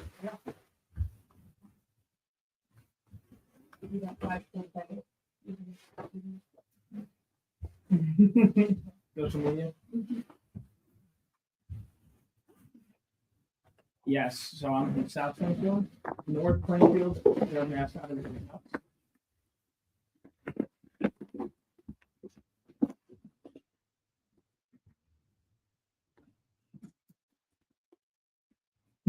Sorry. Pam, you think I don't know that, Pam? Jordan Montgomery to undergo Tommy John surgery? That got nothing to do with me. You know what I'm saying?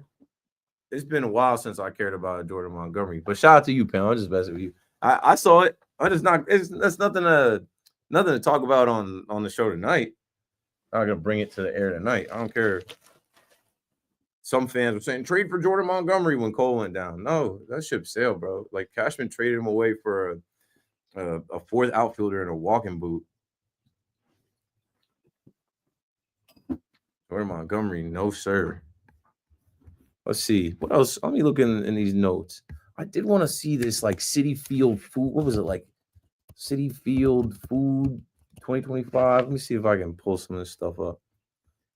The City Field's new menu. I mean, said City Field's more amusement park than ballpark. They're gonna have rides. Next thing you know, you're gonna be able to ride a little Ferris wheel over there or something.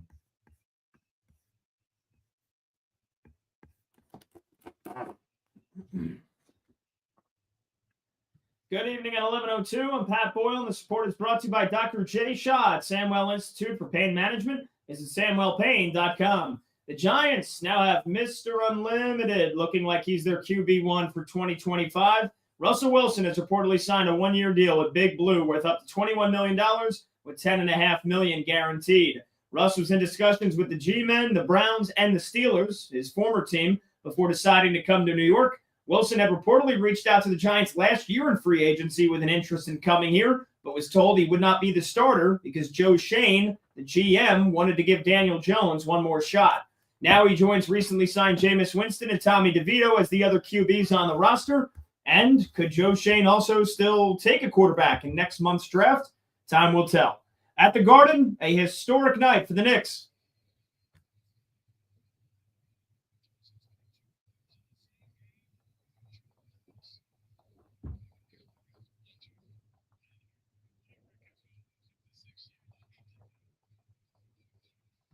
Mike Breen and Clyde Frazier, the final call on MSG. Knicks used a third quarter run to take down the Mavericks 128-113 for their second straight win and 45th of the season. And yes, Karl-Anthony Towns and Josh Hart both had triple doubles. First time in team history that two Knicks did that in the same game. Cat had 26 points in the process. Hart had 16. And as you heard the great Walt Clyde Frazier, Josh Hart's 9th triple-double of the season is now the most in a single season in Knicks history, breaking Frazier's previous mark. Here was Hart after the game on a special night.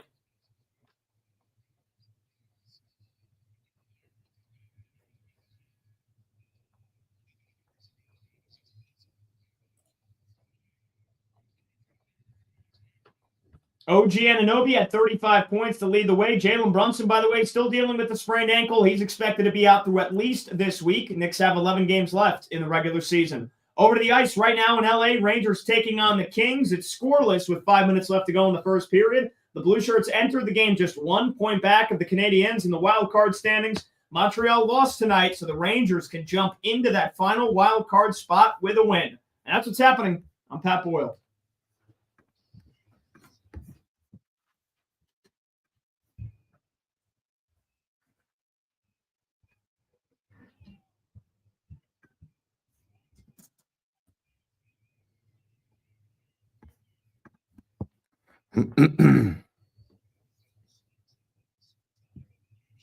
All right, last hour, man. Let's rock.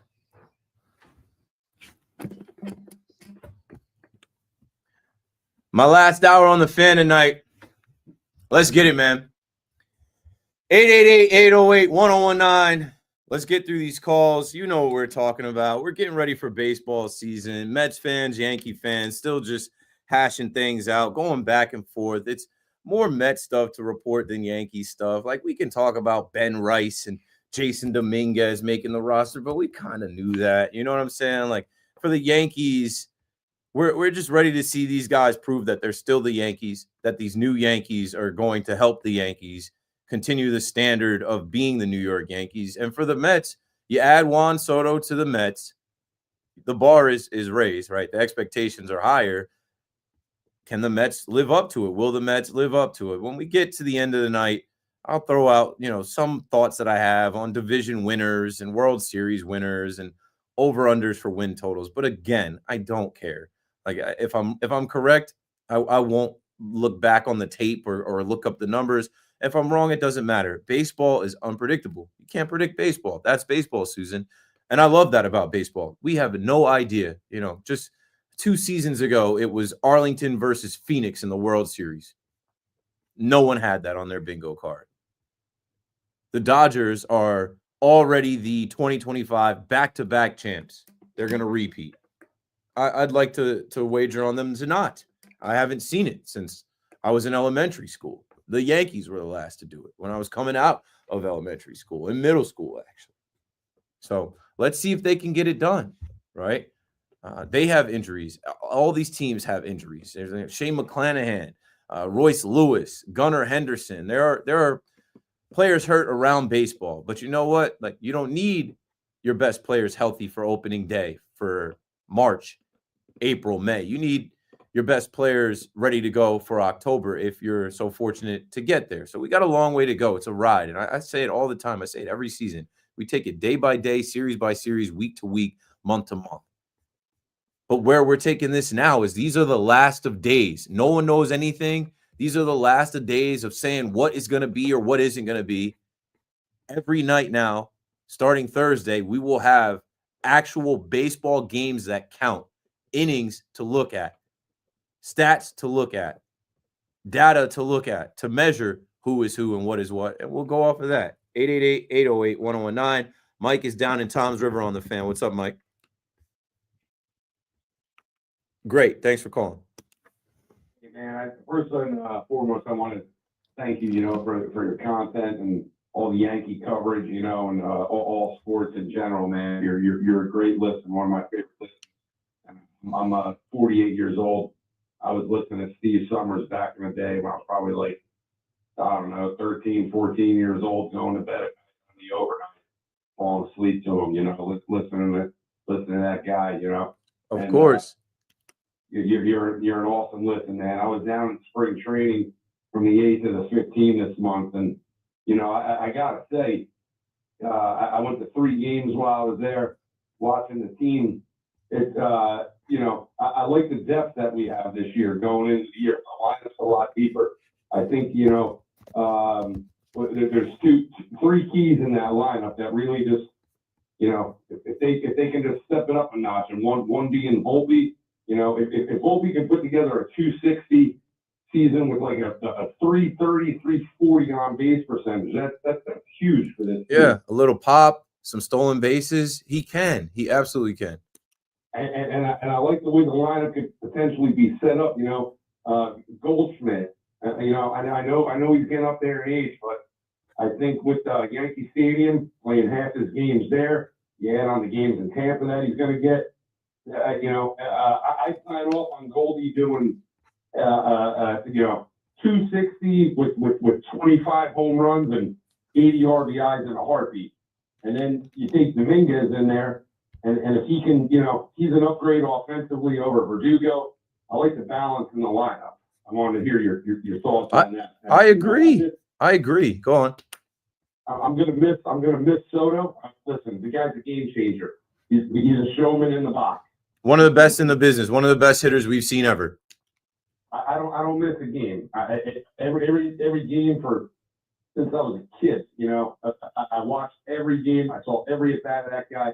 It's like you said you have, and the guy's one of the best I've ever seen. But a lot of it, you look at the stats at the end of the day, we can. I think with the balance in the lineup, it's going to offset that. It's going to make it a little deeper, and it's a different year. It's a different year. We didn't have Soto. The 2022, 2019, 2017 trips to the American League Championship Series, and some will say, well, that was the difference why you didn't get out of the series. But it's a different year. It's time for them to adjust. Thanks for the call, Mike. Appreciate how you started the call as well. Shout out to Steve Summers, man. I had the thought when you said that, and I'm like, the contrast between Steve and I think that was funny. I was walking today to the train, and I was like, man, when I first started on WFAN, I was terrible. Like in my own mind, I will go home and listen to the podcast. I'm like, I suck at this. Like, I'm just not good at this. I got to get better. I think I've gotten better now, but like, I think when I first came in, the biggest thing was just like social media aspect. I was a former social media manager in New York City, video editor, did photography. I wrote copy over and over again. Now I apply that to my radio takes and my sports trips and stuff like that. And it has built me a following. With Steve, I just had the thought, imagining like, what if Steve could, and it's not his era, he probably wouldn't even want to, or he definitely doesn't want to, but what if Steve could put his imagination into content and social media and building his online brand? Because he did it so well on the air. He did it so well. Like the theater of the mind that we get from a Steve Summers show is so magical. You'll be laughing one minute and thinking the next minute, and you'll be going back in time, and then he'll hit you with something else and take a call. And he just had such a way about him. I'm like, what if he was able to do that on different platforms the way that I'm able to take, my radio show and my voice and my image and my brand and put it on YouTube and TikTok and Twitter and Instagram and all of these different digital platforms that bring people into my radio show. That's just a thought that I had. Now, Steve being 40 years older than me, it's just not his era. It's just not. But shout out to him, because for almost 40 years he did it his way, and he did it in an iconic way that'll never be forgotten. He's one of the best ever. I'm trying to be one of the best ever, but I'm doing it in my own way, in a radio way, but also in a digital way. And on the way to talking about the lineup with the Yankees, yeah, you mentioned Paul Goldschmidt. He's going to get an opportunity to lead off. Paul Goldschmidt has an opportunity to prove that he's not done. Paul Goldschmidt has been one of my favorite hitters in Major League Baseball over the last decade. When I was in the fan cave in 2014, he was on the Diamondbacks, and I'm like, this guy's a dog. And, he won the MVP just 3 seasons ago.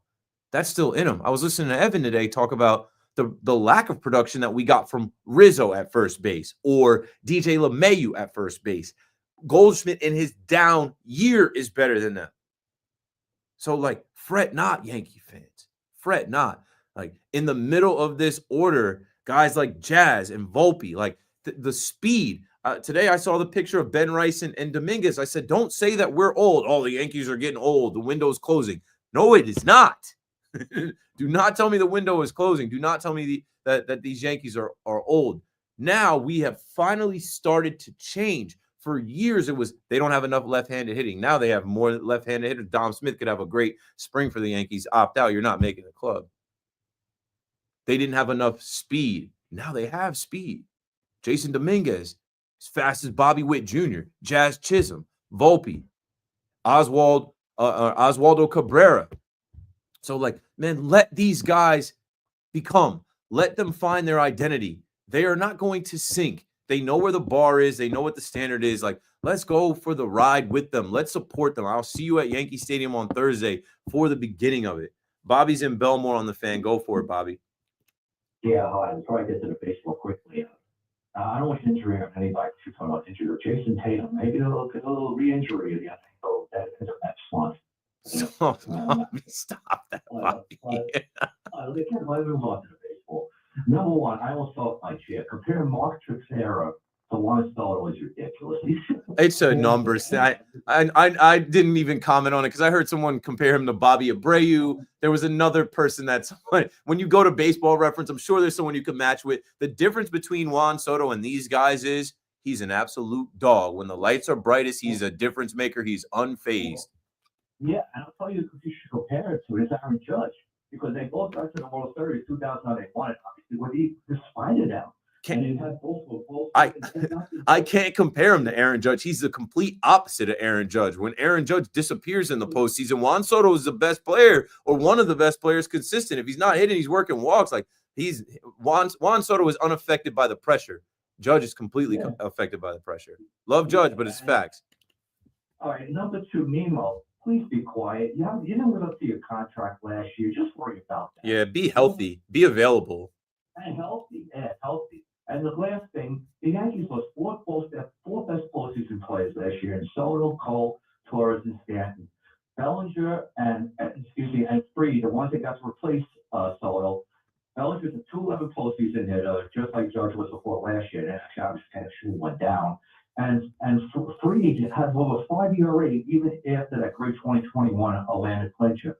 And the Yankees are still heavier favorites than the Mets, plus 900 to 1100 the Mets to get to the World Series. So that just shows you how weak the AL is, how strong the NL is.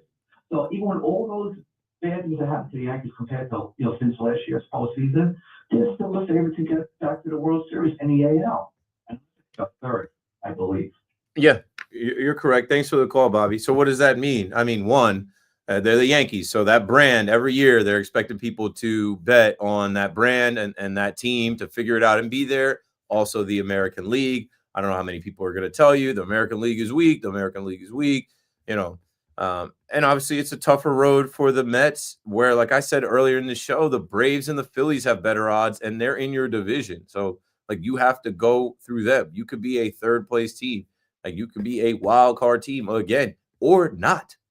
You know what I'm saying? Like, or not. But that's why we watch. That's why we're about to start this journey, and we'll see. I was listening to Evan and Tiki. I had this in my notes too, and I think I texted guys about it, because all this talk about Austin Wells, and we got to see it in spring training. Remember, ESPN did the broadcast of that Minnesota Twins game, and I think that might have been Wells' first or second time leading off, but we got to see Wells catch the first inning and then have to go change and then lead off, take his catcher's equipment off. I heard Tiki say, like, it would be Yes Network's job to, show us that perspective. And I'm like, well, it would actually be ESPN. And I'm pretty sure ESPN has the catcher's cam. So how dope would it be? And I don't know if they ever got to this in their show, if they mentioned it. I was busy today. I did a couple different things. I was in and out on the show. Maybe they mentioned it. Maybe they credited me. Maybe they didn't. But I'm bringing it to the table. ESPN, put the catcher's cam on Austin Wells for opening day and show the world Austin Wells, that POV of him, getting the last out and then run into the dugout, commercial break. And then when you come back from commercial, whatever, show us the POV of Austin Wells taking off his catcher's equipment and hustling up to be the first batter for the New York Yankees. 888-808-1019. Lou is in a story on the Fan. Go for it, Lou. Hey, how are you? I'm good. Thanks for waiting. Thanks for holding. No problem. Keith, I get a problem with the grassroots development with the Yankees, okay? Austin Wells is good, okay? He has speed. He can hit, but why are you gonna, you play football, but as far as baseball is concerned, catching is the toughest position to play, okay, and stay healthy, okay? Now, why would you give this guy this assignment to be a catcher and a little, leading off? I just don't get it. It just doesn't make any sense. It's like Jason Dominguez from the very beginning. He should have been in center field, okay? They did something with Gleyber Torres, which if they moved to short, now at the end they want to put him to third. I just don't get it. The development, I don't know if you understand what I'm saying, but texting, I mean, they try to. It's taxing. It's make it short. Why I- don't you let him play behind the judge and let his offensive take care of itself? He's being a great catcher, okay? Now I just don't like that. Before I go to Soto, what you thinking about? I don't think it's permanent. I don't think that I know it's not all the time because it's going to be him and Goldschmidt. I think Austin Wells is young. I don't think it's going to ruin him. I don't hate it. I think it's about on base percentage. I think it's just it's Boone working with what he has. The first spring training game, Dominguez did lead off. He struggled a little bit in left field, and I think they said, let's take that off his plate. I think they learned from Volpe. Wells has been great in spring training, hitting home runs, leading off. I think you stick with it to start. The Yankees always change their leadoff hitter. I don't think that they're married to it for the entire year. Yeah, well, Keith, we haven't had a leadoff man in a very long time. Okay, like I said, Luis Arias was available. Okay, for San Diego Padres. Which would have been. Where was he going to play? Where was he going to play? DH? Okay. After we got rid of Soto, the opportunity was there because MJ Soto is going to be missed, and I'm surprised that when you one time said that you're 100%, it's going to be a Yankee. He's not going anywhere because it's Dominican, Jackson Heights, and all that stuff, and it didn't work out that way. But anyway, let me ask you a question. Yeah, what I think doesn't matter. I definitely thought he was going to re-sign with the Yankees. What I think doesn't matter. I mean, And even being on this mic, I was never going to bend the knee and be like, yeah, of course he's going to the Mets. I wasn't doing that. Yeah, but you know what I'm saying? I mean, he's a great player. He makes the team all Yeah, and there's Dominicans all over New York. There's plenty of Dominicans that are be pulling up to Queens to watch him for the Mets. But you actually believed he was going to be a Yankee. I did. Don't change your mind because. No, I'm not changing my mind. He's a Met. I'm telling you, I know what I said. He was in the pinstripes. He was in the pinstripes. I think they offered him enough money to. Thanks for the call, Lou. I think they offered him enough money to be a Yankee and stay if he wanted to be a Yankee. He clearly didn't want to be a Yankee. I rep the Yankees. Why would I get on WFAN during the negotiations and be like, oh, of course he's going to be a Met? I gave Hal Steinbrenner and the Yankees a shot. Hal Steinbrenner and the Yankees did enough. If you also remember, and I have this on wax too, I did Foul Territory, shout out to the Foul Territory podcast, and I'm like, if it's over $750 million, that's too much. I'm like, $700 million is too much. So as people are comparing him to Mark Teixeira or Bobby Abreu or some other players, like what they're comparing is the numbers. But in this modern day of baseball, there is no too much for a player like Juan Soto if you want him. But like I don't care at all that I was wrong. My opinion is Juan Soto should have stayed with the Yankees. I think he would have had a better chance to win the World Series this year, the next year. I think it would have been better for his brand and his business. But at the same time, like, I'm not Juan Soto. I'm Keith McPherson. I'm a radio host. I'm a Yankee fan. I don't know anything. Like I'm giving you my opinions, my thoughts. I wouldn't have gone to the Mets if it was me. I would have stayed with the Yankees. But like, am I mad about it? No. And now looking at the Yankees lineup and who's playing for the Yankees, am I fine with it? Yes. So no, I couldn't predict the future, but a part of me did know because I had a caller say, like, bro, you were saying it. He's for the streets. So yeah, I should have known. There's no loyalty to that. I just thought the guy was loving it. I thought the guy had, wanted to continue playing with Judge and maybe wanted to be the new face of the franchise because he's younger than Judge. Whatever, it doesn't matter. It literally doesn't matter, yo. It's over. He's a Met. Congrats to the New York Mets and Juan Soto for the largest contract in sports history. I'm happy for the Supreme Court of Soto. Salute to opening day. Join WFAN and me, Keith McPherson, at stands across from Yankee Stadium from 11 a.m. to 1 p.m. on Thursday, March 27th. Celebrate the start of the season with Corona specials and giveaways, all presented by Corona, the official cerveza of Major League Baseball. It's officially the start of baseball season, and Corona wants you to tell your boss you're taking opening day off. Enjoy opening day with an ice-cold Corona in your hand. Please drink responsibly.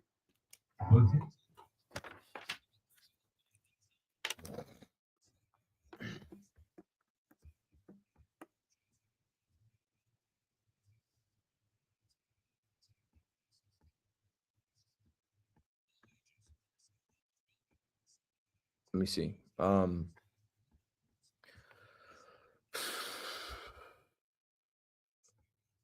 Yeah, via trade, which he can't, which he couldn't control being traded. He was also a Padre first, a National first. He chose to be a Met, and that's perfectly fine. Gee, I don't know what you on, player. WFAN fell off so hard, shame. But here you are watching a stream of my WFAN show.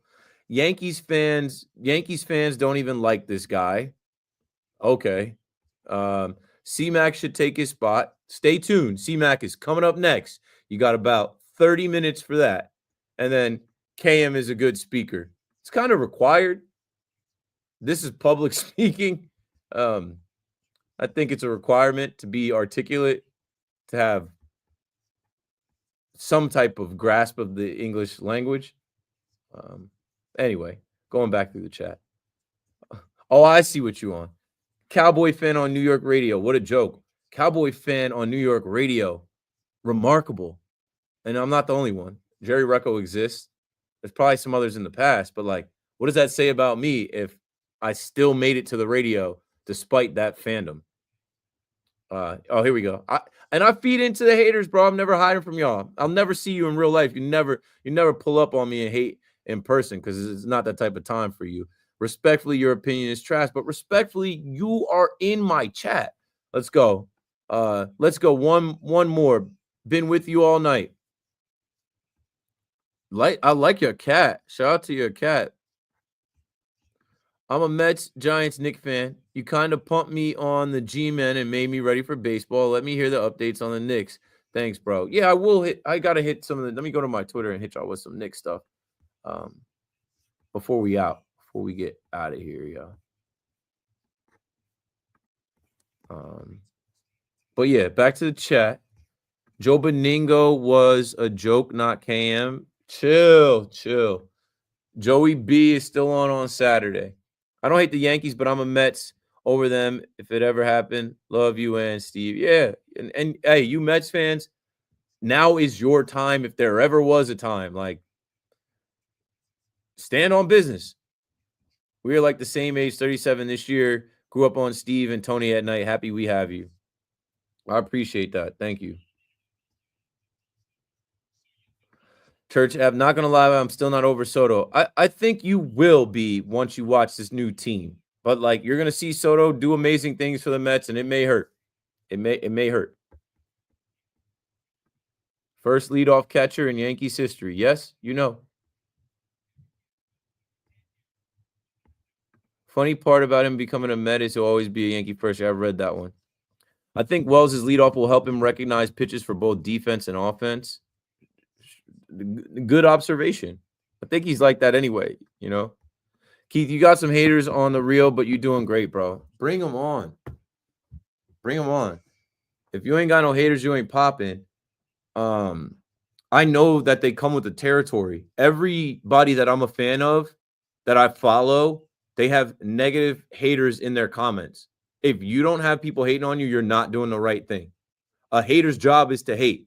I'm going to let you do your job, and I'm going to talk to you while you do your job and encourage you to keep doing your job. Keep hating on me. Please keep hating on me. That shows me I am doing something right. That is my guiding light. That is my North Star. If somebody says Keith McPherson sucks, great. Because when I was popped, when I was unemployed, when I was struggling, when I wasn't on, nobody was hating on me. No one. It was quiet for me. So when I wasn't lit, exactly, it's free promotion. You know what? People hate on me, and every time somebody hates on me, somebody that doesn't know who I am decides to find out who I am and make a decision for themselves. So continue. Because like one hater turns someone who's like, I don't even know who this dude is, into someone that's clicking on my page, scrolling my page, listening to me, then learning about me. Where's he from? What does he do? What did he do before this? Where did he go to school? Where did he used to work? Where does he live? What team does he like? oh, I have something in common with him. Oh, I actually think I like listening to him. I would like to meet him. I'm inspired by him. Oh, maybe he can give me some game. So that's the long and short of it. Let me get some push-ups in before we get out. Got to. Hey. Oh.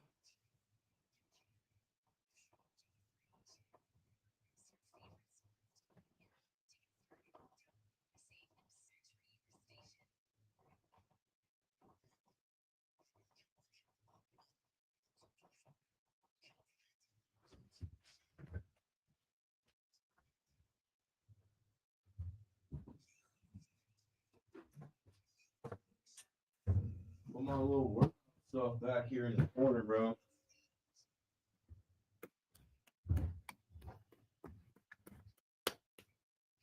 And that's another thing too.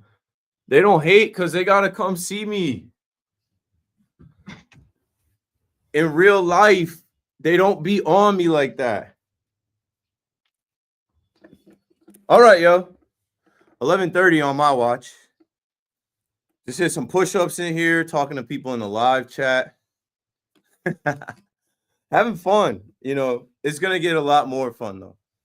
Looking forward to the season.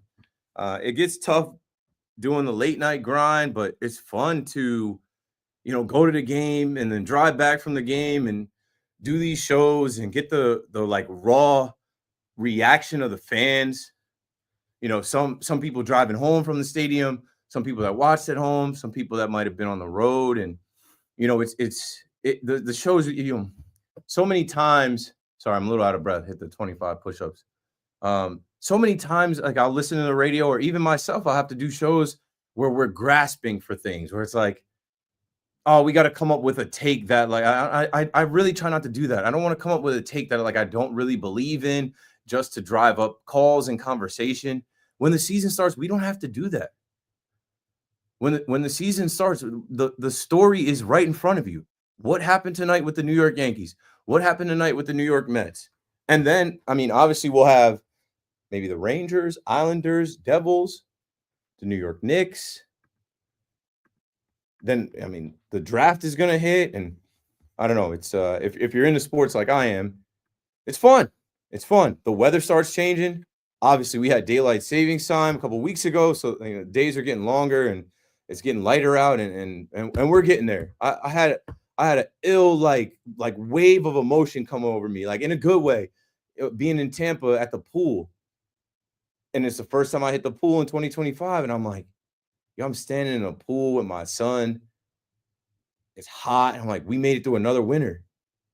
Like, let's go. Baseball's about to start. Let's go. Brock is in Huntington on the Fan. Go for it, Brock. Nemo here, just kind of give a point. And then I had a question for you about one song, if I could. So Nemo, in the spirit of the quotes, right? We have quotes going around. There's an old quote that says, you can talk the talk, but can you walk the walk? And I think it's easy for them to kind of, come out and start talking this stuff. Now, Nemo, I give him some respect because I like his stuff. He's a gamer, but one thing I look at it objectively. I'm a baseball fan. I'm a Yankee fan. I'm a baseball fan. Well, when I look at Nemo, I give him respect. He's a gamer. But one thing I've seen is post-game interviews. This guy's not probably setting the record on the MLB equivalent of the Wonderlic test. So I would take anything he says with grain of salt. He's from Wyoming or something like that. Yeah, he makes Pete Alonso seem like a Harvard-educated guy when you listen to this guy talk. So I wouldn't worry about Nemo. We'll see how that plays out. Now, with Soto, man, I have a question. You're a baseball fan. I'm a baseball fan. We've seen it all. We watch the games. We watch these players. All I hear on the station, and I'm not here to cross shows up, but I hear this a lot, whether it's TV, Juan Soto, the greatest free agent signing in the history of baseball. Right? The best free agent signing. Now, I've watched baseball. I remember guys, and I look at Juan Soto, and I remember like when Miguel Cabrera was 24 years old, went from the Marlins to the Tigers. When I looked at A-Rod, he went to Texas when he was 25. If you look at his numbers, he's hit like 54 home runs, batting .330, 28 stolen bases, Gold Glove. I mean, these guys were heads and shoulders above the player that Brock, the best free agent signing, those are guys that you get and then you win, right? You get CC Sabathia, you win the World Series. You know what I'm saying? You get Saquon Barkley, you win the Super Bowl. We haven't gotten there yet with Juan Soto. That's what I'm saying, man. And I mean, with Juan Soto here, I compare him. I really said, I know you were laughing before with the Braylon shit. I think a fine comparison for Juan Soto is a Bryce Harper. I think those two guys play the game a similar way. I think they bring the same intensity under control to a team. I think they're very similar. Now, Juan Soto's numbers, hopefully he could avoid some of those injuries. But I think when you look at the kind of player you're getting, like kind of a cash equivalent there. When you say the best ever, though, I mean, when I look at hitters like Pujols in the past, Miguel Cabrera, I mean, one of the greatest hitters of all time. I mean, in my lifetime, I'm 45 years old. I've seen not one or two, but a bunch of hitters that are much more impressive and skilled than Juan Soto. I know he's had a great eye, he walks, but I've seen it myself. I mean, can you tell me that prime A-Rod, you would take Juan Soto over prime A-Rod? Are you kidding me? Nah. No, man. But like, I don't know. Not a chance, bro. Not a chance. You wouldn't take him over prime Miguel Cabrera. Miguel Cabrera used to have the same 460 on base. And like, I don't want to minimize him because he's a Met now and it's going to sound haterish. But like, there were times last year where it's like, yo, swing the bat, but he's working a walk.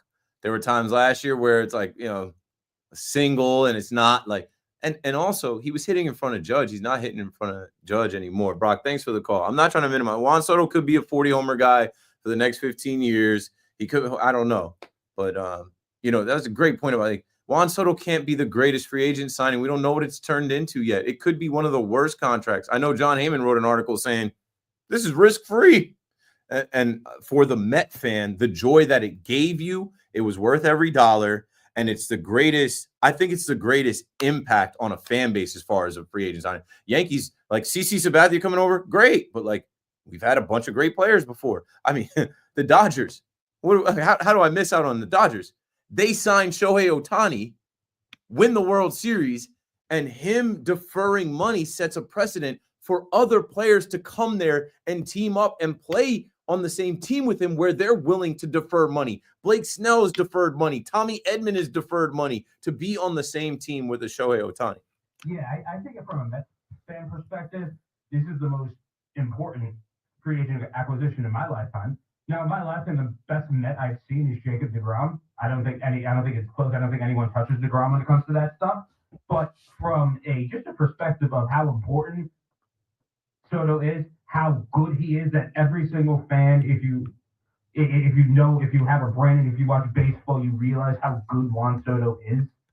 And Mets fans should prepare themselves for Yankee fans to look down upon Juan Soto, and they should know that if Juan Soto stayed, they would not be comparing Juan Soto to Mark Teixeira.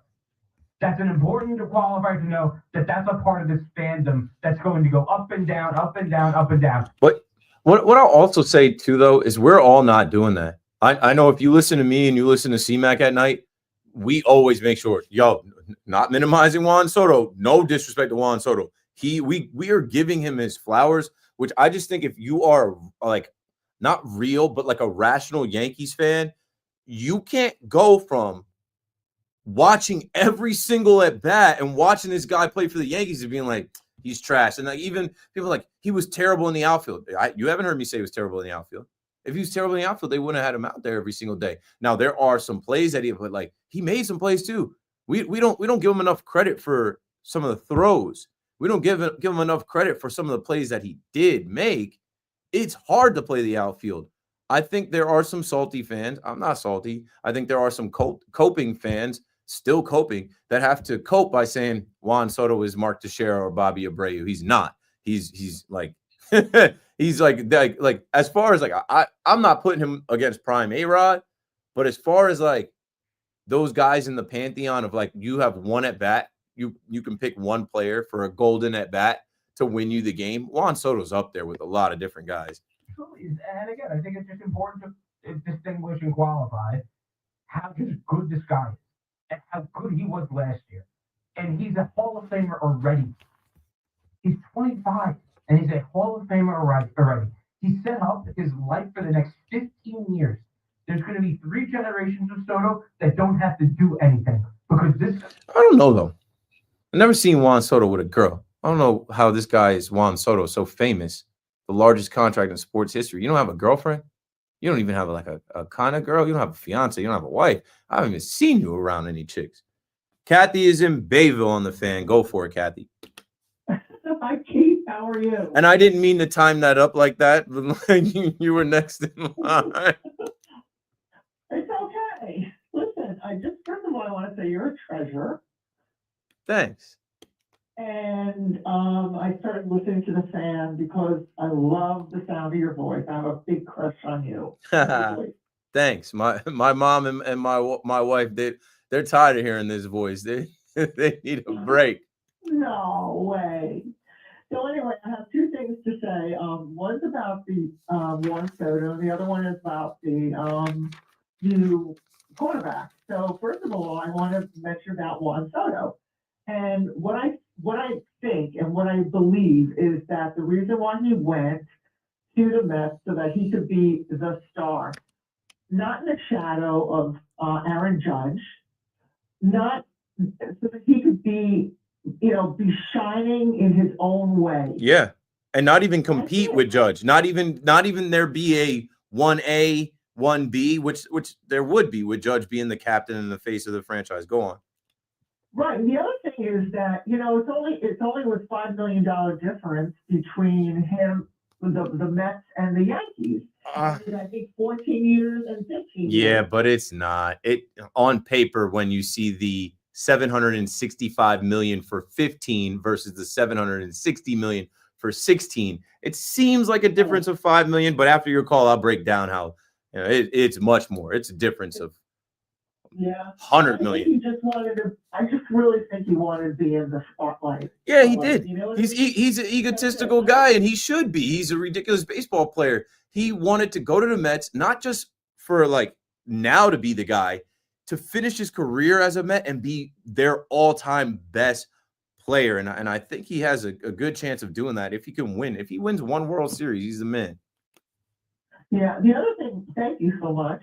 The other thing I wanted to mention was about the new quarterback for the Giants. So Giants, Yankees, Knicks, Rangers fan, like in that realm. So I find it odd that Zach Wilson and Russell Wilson have the same last name. Do you think that's like weird karma? I'm not even sure how to even approach that. I'm a person, I'm very good. I have good karma, parking karma. Like, I believe in karma. Like, I can get parking spaces anywhere, in Manhattan, anywhere. Like, karma is good for me with parking. And I don't know whether or not this makes a difference. But I don't know. It's kind of weird, don't you think? Thank you for the call, Kathy. Good karma. Maybe like black and not black and white. Like maybe the opposite. Maybe it'll help the Giants. Are you there? I'm there. We're up against it, and I'll take it from here. Thanks for the call. Zach Wilson played for the Jets, drafted by the Jets. Russell Wilson will play for the Giants. I think if there's any parallels here with the universe, never unconnecting, not any karma type of thing. Karma is like people get bad karma, like karma's coming to you. There's no karma here. We want Russell Wilson to do well. Maybe it's karma with Zach Wilson. The only, degrees of separation or dots to connect are the fact that Justin Fields and Russell Wilson played for Pittsburgh last year, and now Justin Fields is most likely going to be the starter for the New York Jets. And right across that from that same team in that same stadium is going to be the Giants potentially starting Russell Wilson as their quarterback. So the 2 Pittsburgh quarterbacks come over here to be the starters for our teams. When we come back, I'll explain why it is not a difference of $5 million between the Mets contract that Juan Soto signed and the Yankees contract that Juan Soto denied. Keith McPherson on the Fan. I'll be right back.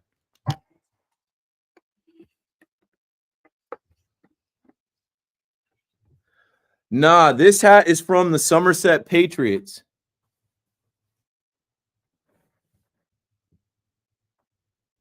So the Somerset Patriots, shout out to them. If you live in that area, I'll be over there doing a first pitch, taking batting practice, I'm going to jump on the call. I'm going to do a vlog over there. The Somerset Patriots are in Jersey, where I'm from. Shout out Jersey, always repping NJ. They reached out to me, and I was online last year like, yo, the Jersey Diners alternates, they do an alternate jersey where the Somerset Patriots turn into the Jersey Diners. And they have a whole line of merch with like the coffee mug. I'm a big coffee guy. I'm a big Jersey guy, big diner guy, of course, obviously. So they sent me the hat. They sent me a jersey. They sent me a shirt. I'm about to get all that type of stuff too. Even this, shout out to Corey, who works with the Somerset Patriots as an equipment manager. This is officially licensed merch. This is a Yankees team issued shirt. This is a team issued hat. I don't play, but I look like I play for the team. Feel me? Not with the long hair. You can't have long hair for the Yankees. All right, let me go back and see. They were talking about something in the chat. Like I said, I'm addressing y'all in the chat for real. Why would I be live on camera and not do that? Not hating, just disappointed in the New York talent we got on the radio. If you're disappointed in me, if you're listen to everybody on the radio in New York, you're disappointed in me, then you're a hater. Guy doing push-ups and is flexing is sad. I'm like that. You're somewhere at your mom's crib. You're somewhere like I gotta disrespect you and say where you might be watching me talking about it. Nah, you was up at midnight doing it. You even hating on him doing push-ups. I always do push-ups in here. That's why I have my stuff in here. Like, I'm in physically fit shape. You gotta hop off, bro. I'm not even gonna ban you from the chat because, like, I don't care. Giants just signed the softest QB in the league, and we ain't questioning the front office enough. Bro, this guy's gotta go to bed. Trying to give advice. Yankees preseason baseball doesn't keep the audience engaged. That's why you'll never have a show. What do you know? I got a full rack of calls still. What do you know? I'm not even going to be able to get to all these calls, bro. NFL free agency draft does. Please, I opened up the show with it. I had Pat Leonard on at 8. We did the first hour and a half on NFL. It's the eve before the season starts. Spring training with the Yankees is a Yankees fan dream to even be mentioned and be around the background of the team is awesome. I'm blessed, bro. I have access to go to the locker room, go to the clubhouse, be around the players. I don't even use it because I try to stay with the fans. So Soto is Manny Ortiz, Jeter, Altuve, clutch type player. Yeah, Bryce Harper, facts. A-Rod, facts. Barry Bonds. Soto is who you want down. Yeah, we seen it. Appreciate you, G. I'm going to talk to everybody. Like I was saying before, I don't mind people hating, especially like, bro, like if you're hating in my live chat with 1,100 people watching, you're interacting, you're engaging. And like, not for nothing, all of this stuff makes me money. I get paid off of it. It might not be a lot, but it's something. I'm getting paid for being on this radio station. I'm being paid for being on Twitter, being on YouTube. You're helping me. But like, I will shoot back, but like not in a way like I don't know you. We're complete strangers. You know more about me than I know about you. I don't know your name. Your name is G. I can barely see in your picture. I can't even see in your picture. Is that Raekwon? I don't even know for real. I skipped over this one. Jay, you're so tough, bro. I need to get a pic with you soon. Opening day. Stands 11 a.m. Red's Beer Garden in Newark, 5 to 7 on Saturday. I'm not hard to find. No way am I able to get these calls, but I'm going to try. Okay, yeah, I got to get him in there.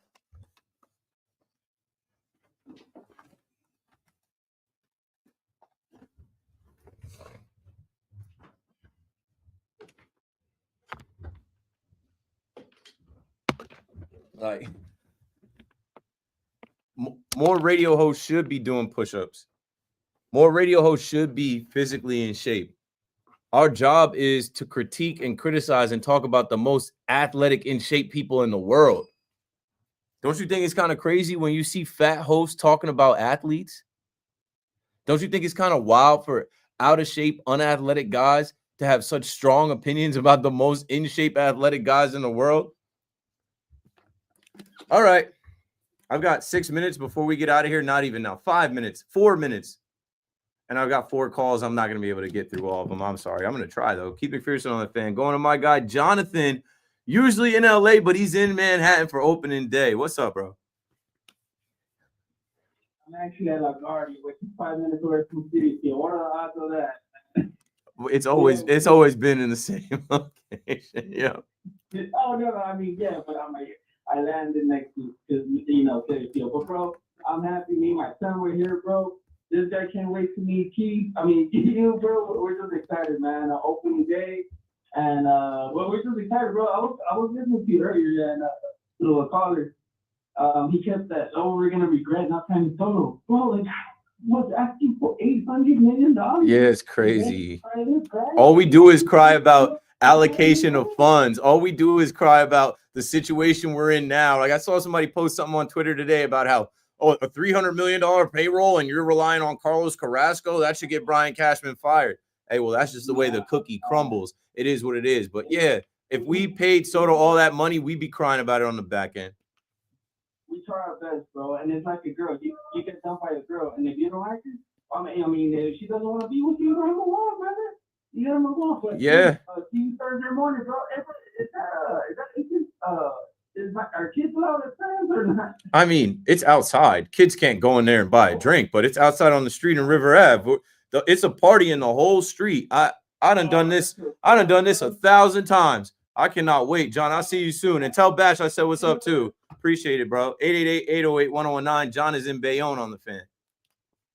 Keith, you'll be seeing the Yankees raise a division flag, and you'll be seeing Juan Soto sitting there saying, "Where's our flag?"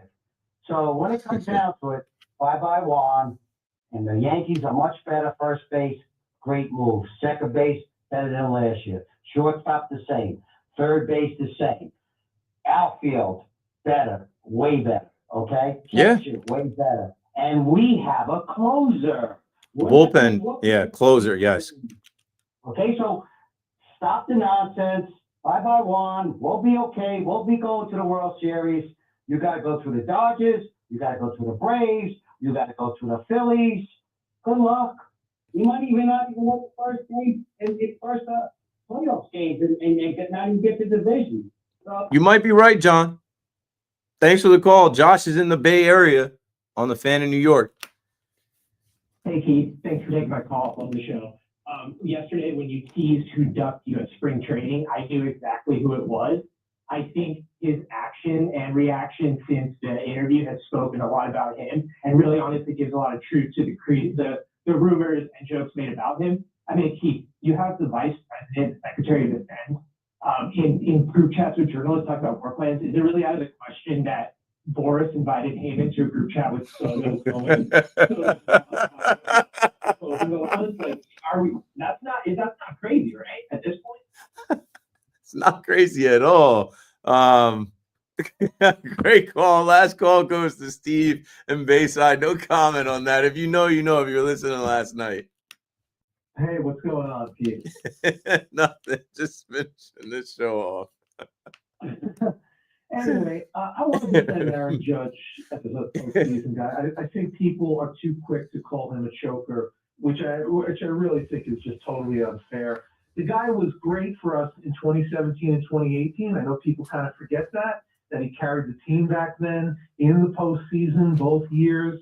So he's not a choker. I mean, look, he wasn't choking last April when his swing was off. You know, things happen. Thanks for the call, Steve. It's just hard to do that. Judge struck out like 20 times. He had opportunities with runners on. You know what it is? Judge sets the bar so high for what we expect of Aaron Judge in the regular season. When he comes back down to earth and has a sub 200 batting average, and you know what I'm saying? It's just like, what is going on? I remember last year people getting mad at me on Twitter. I was like, there is no plan to overcome the MVP not being the MVP. There is no plan to win without Judge being Judge. That's the whole thing. Judge has to be Judge. Stanton can't carry him every time. Soto, Glaber, the rest of these guys, whatever. C-Max coming up next. I'm out of here. But I'll be back on Thursday after opening day. Good night.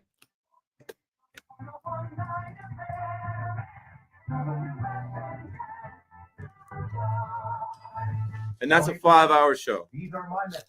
Welcome to the show. How can I help? That's it. Nah, Jay, I'm at 40, 50 games a year. The block is hot. I make the spot hot when I step out. I don't think there's that many dudes that look like me. You want to get a flick, bro? I'm out there. One more day till opening day, man. I appreciate everybody in this chat. If you're not subscribed on YouTube, subscribe on YouTube. Everybody be good. Thank you. I appreciate you. Good night.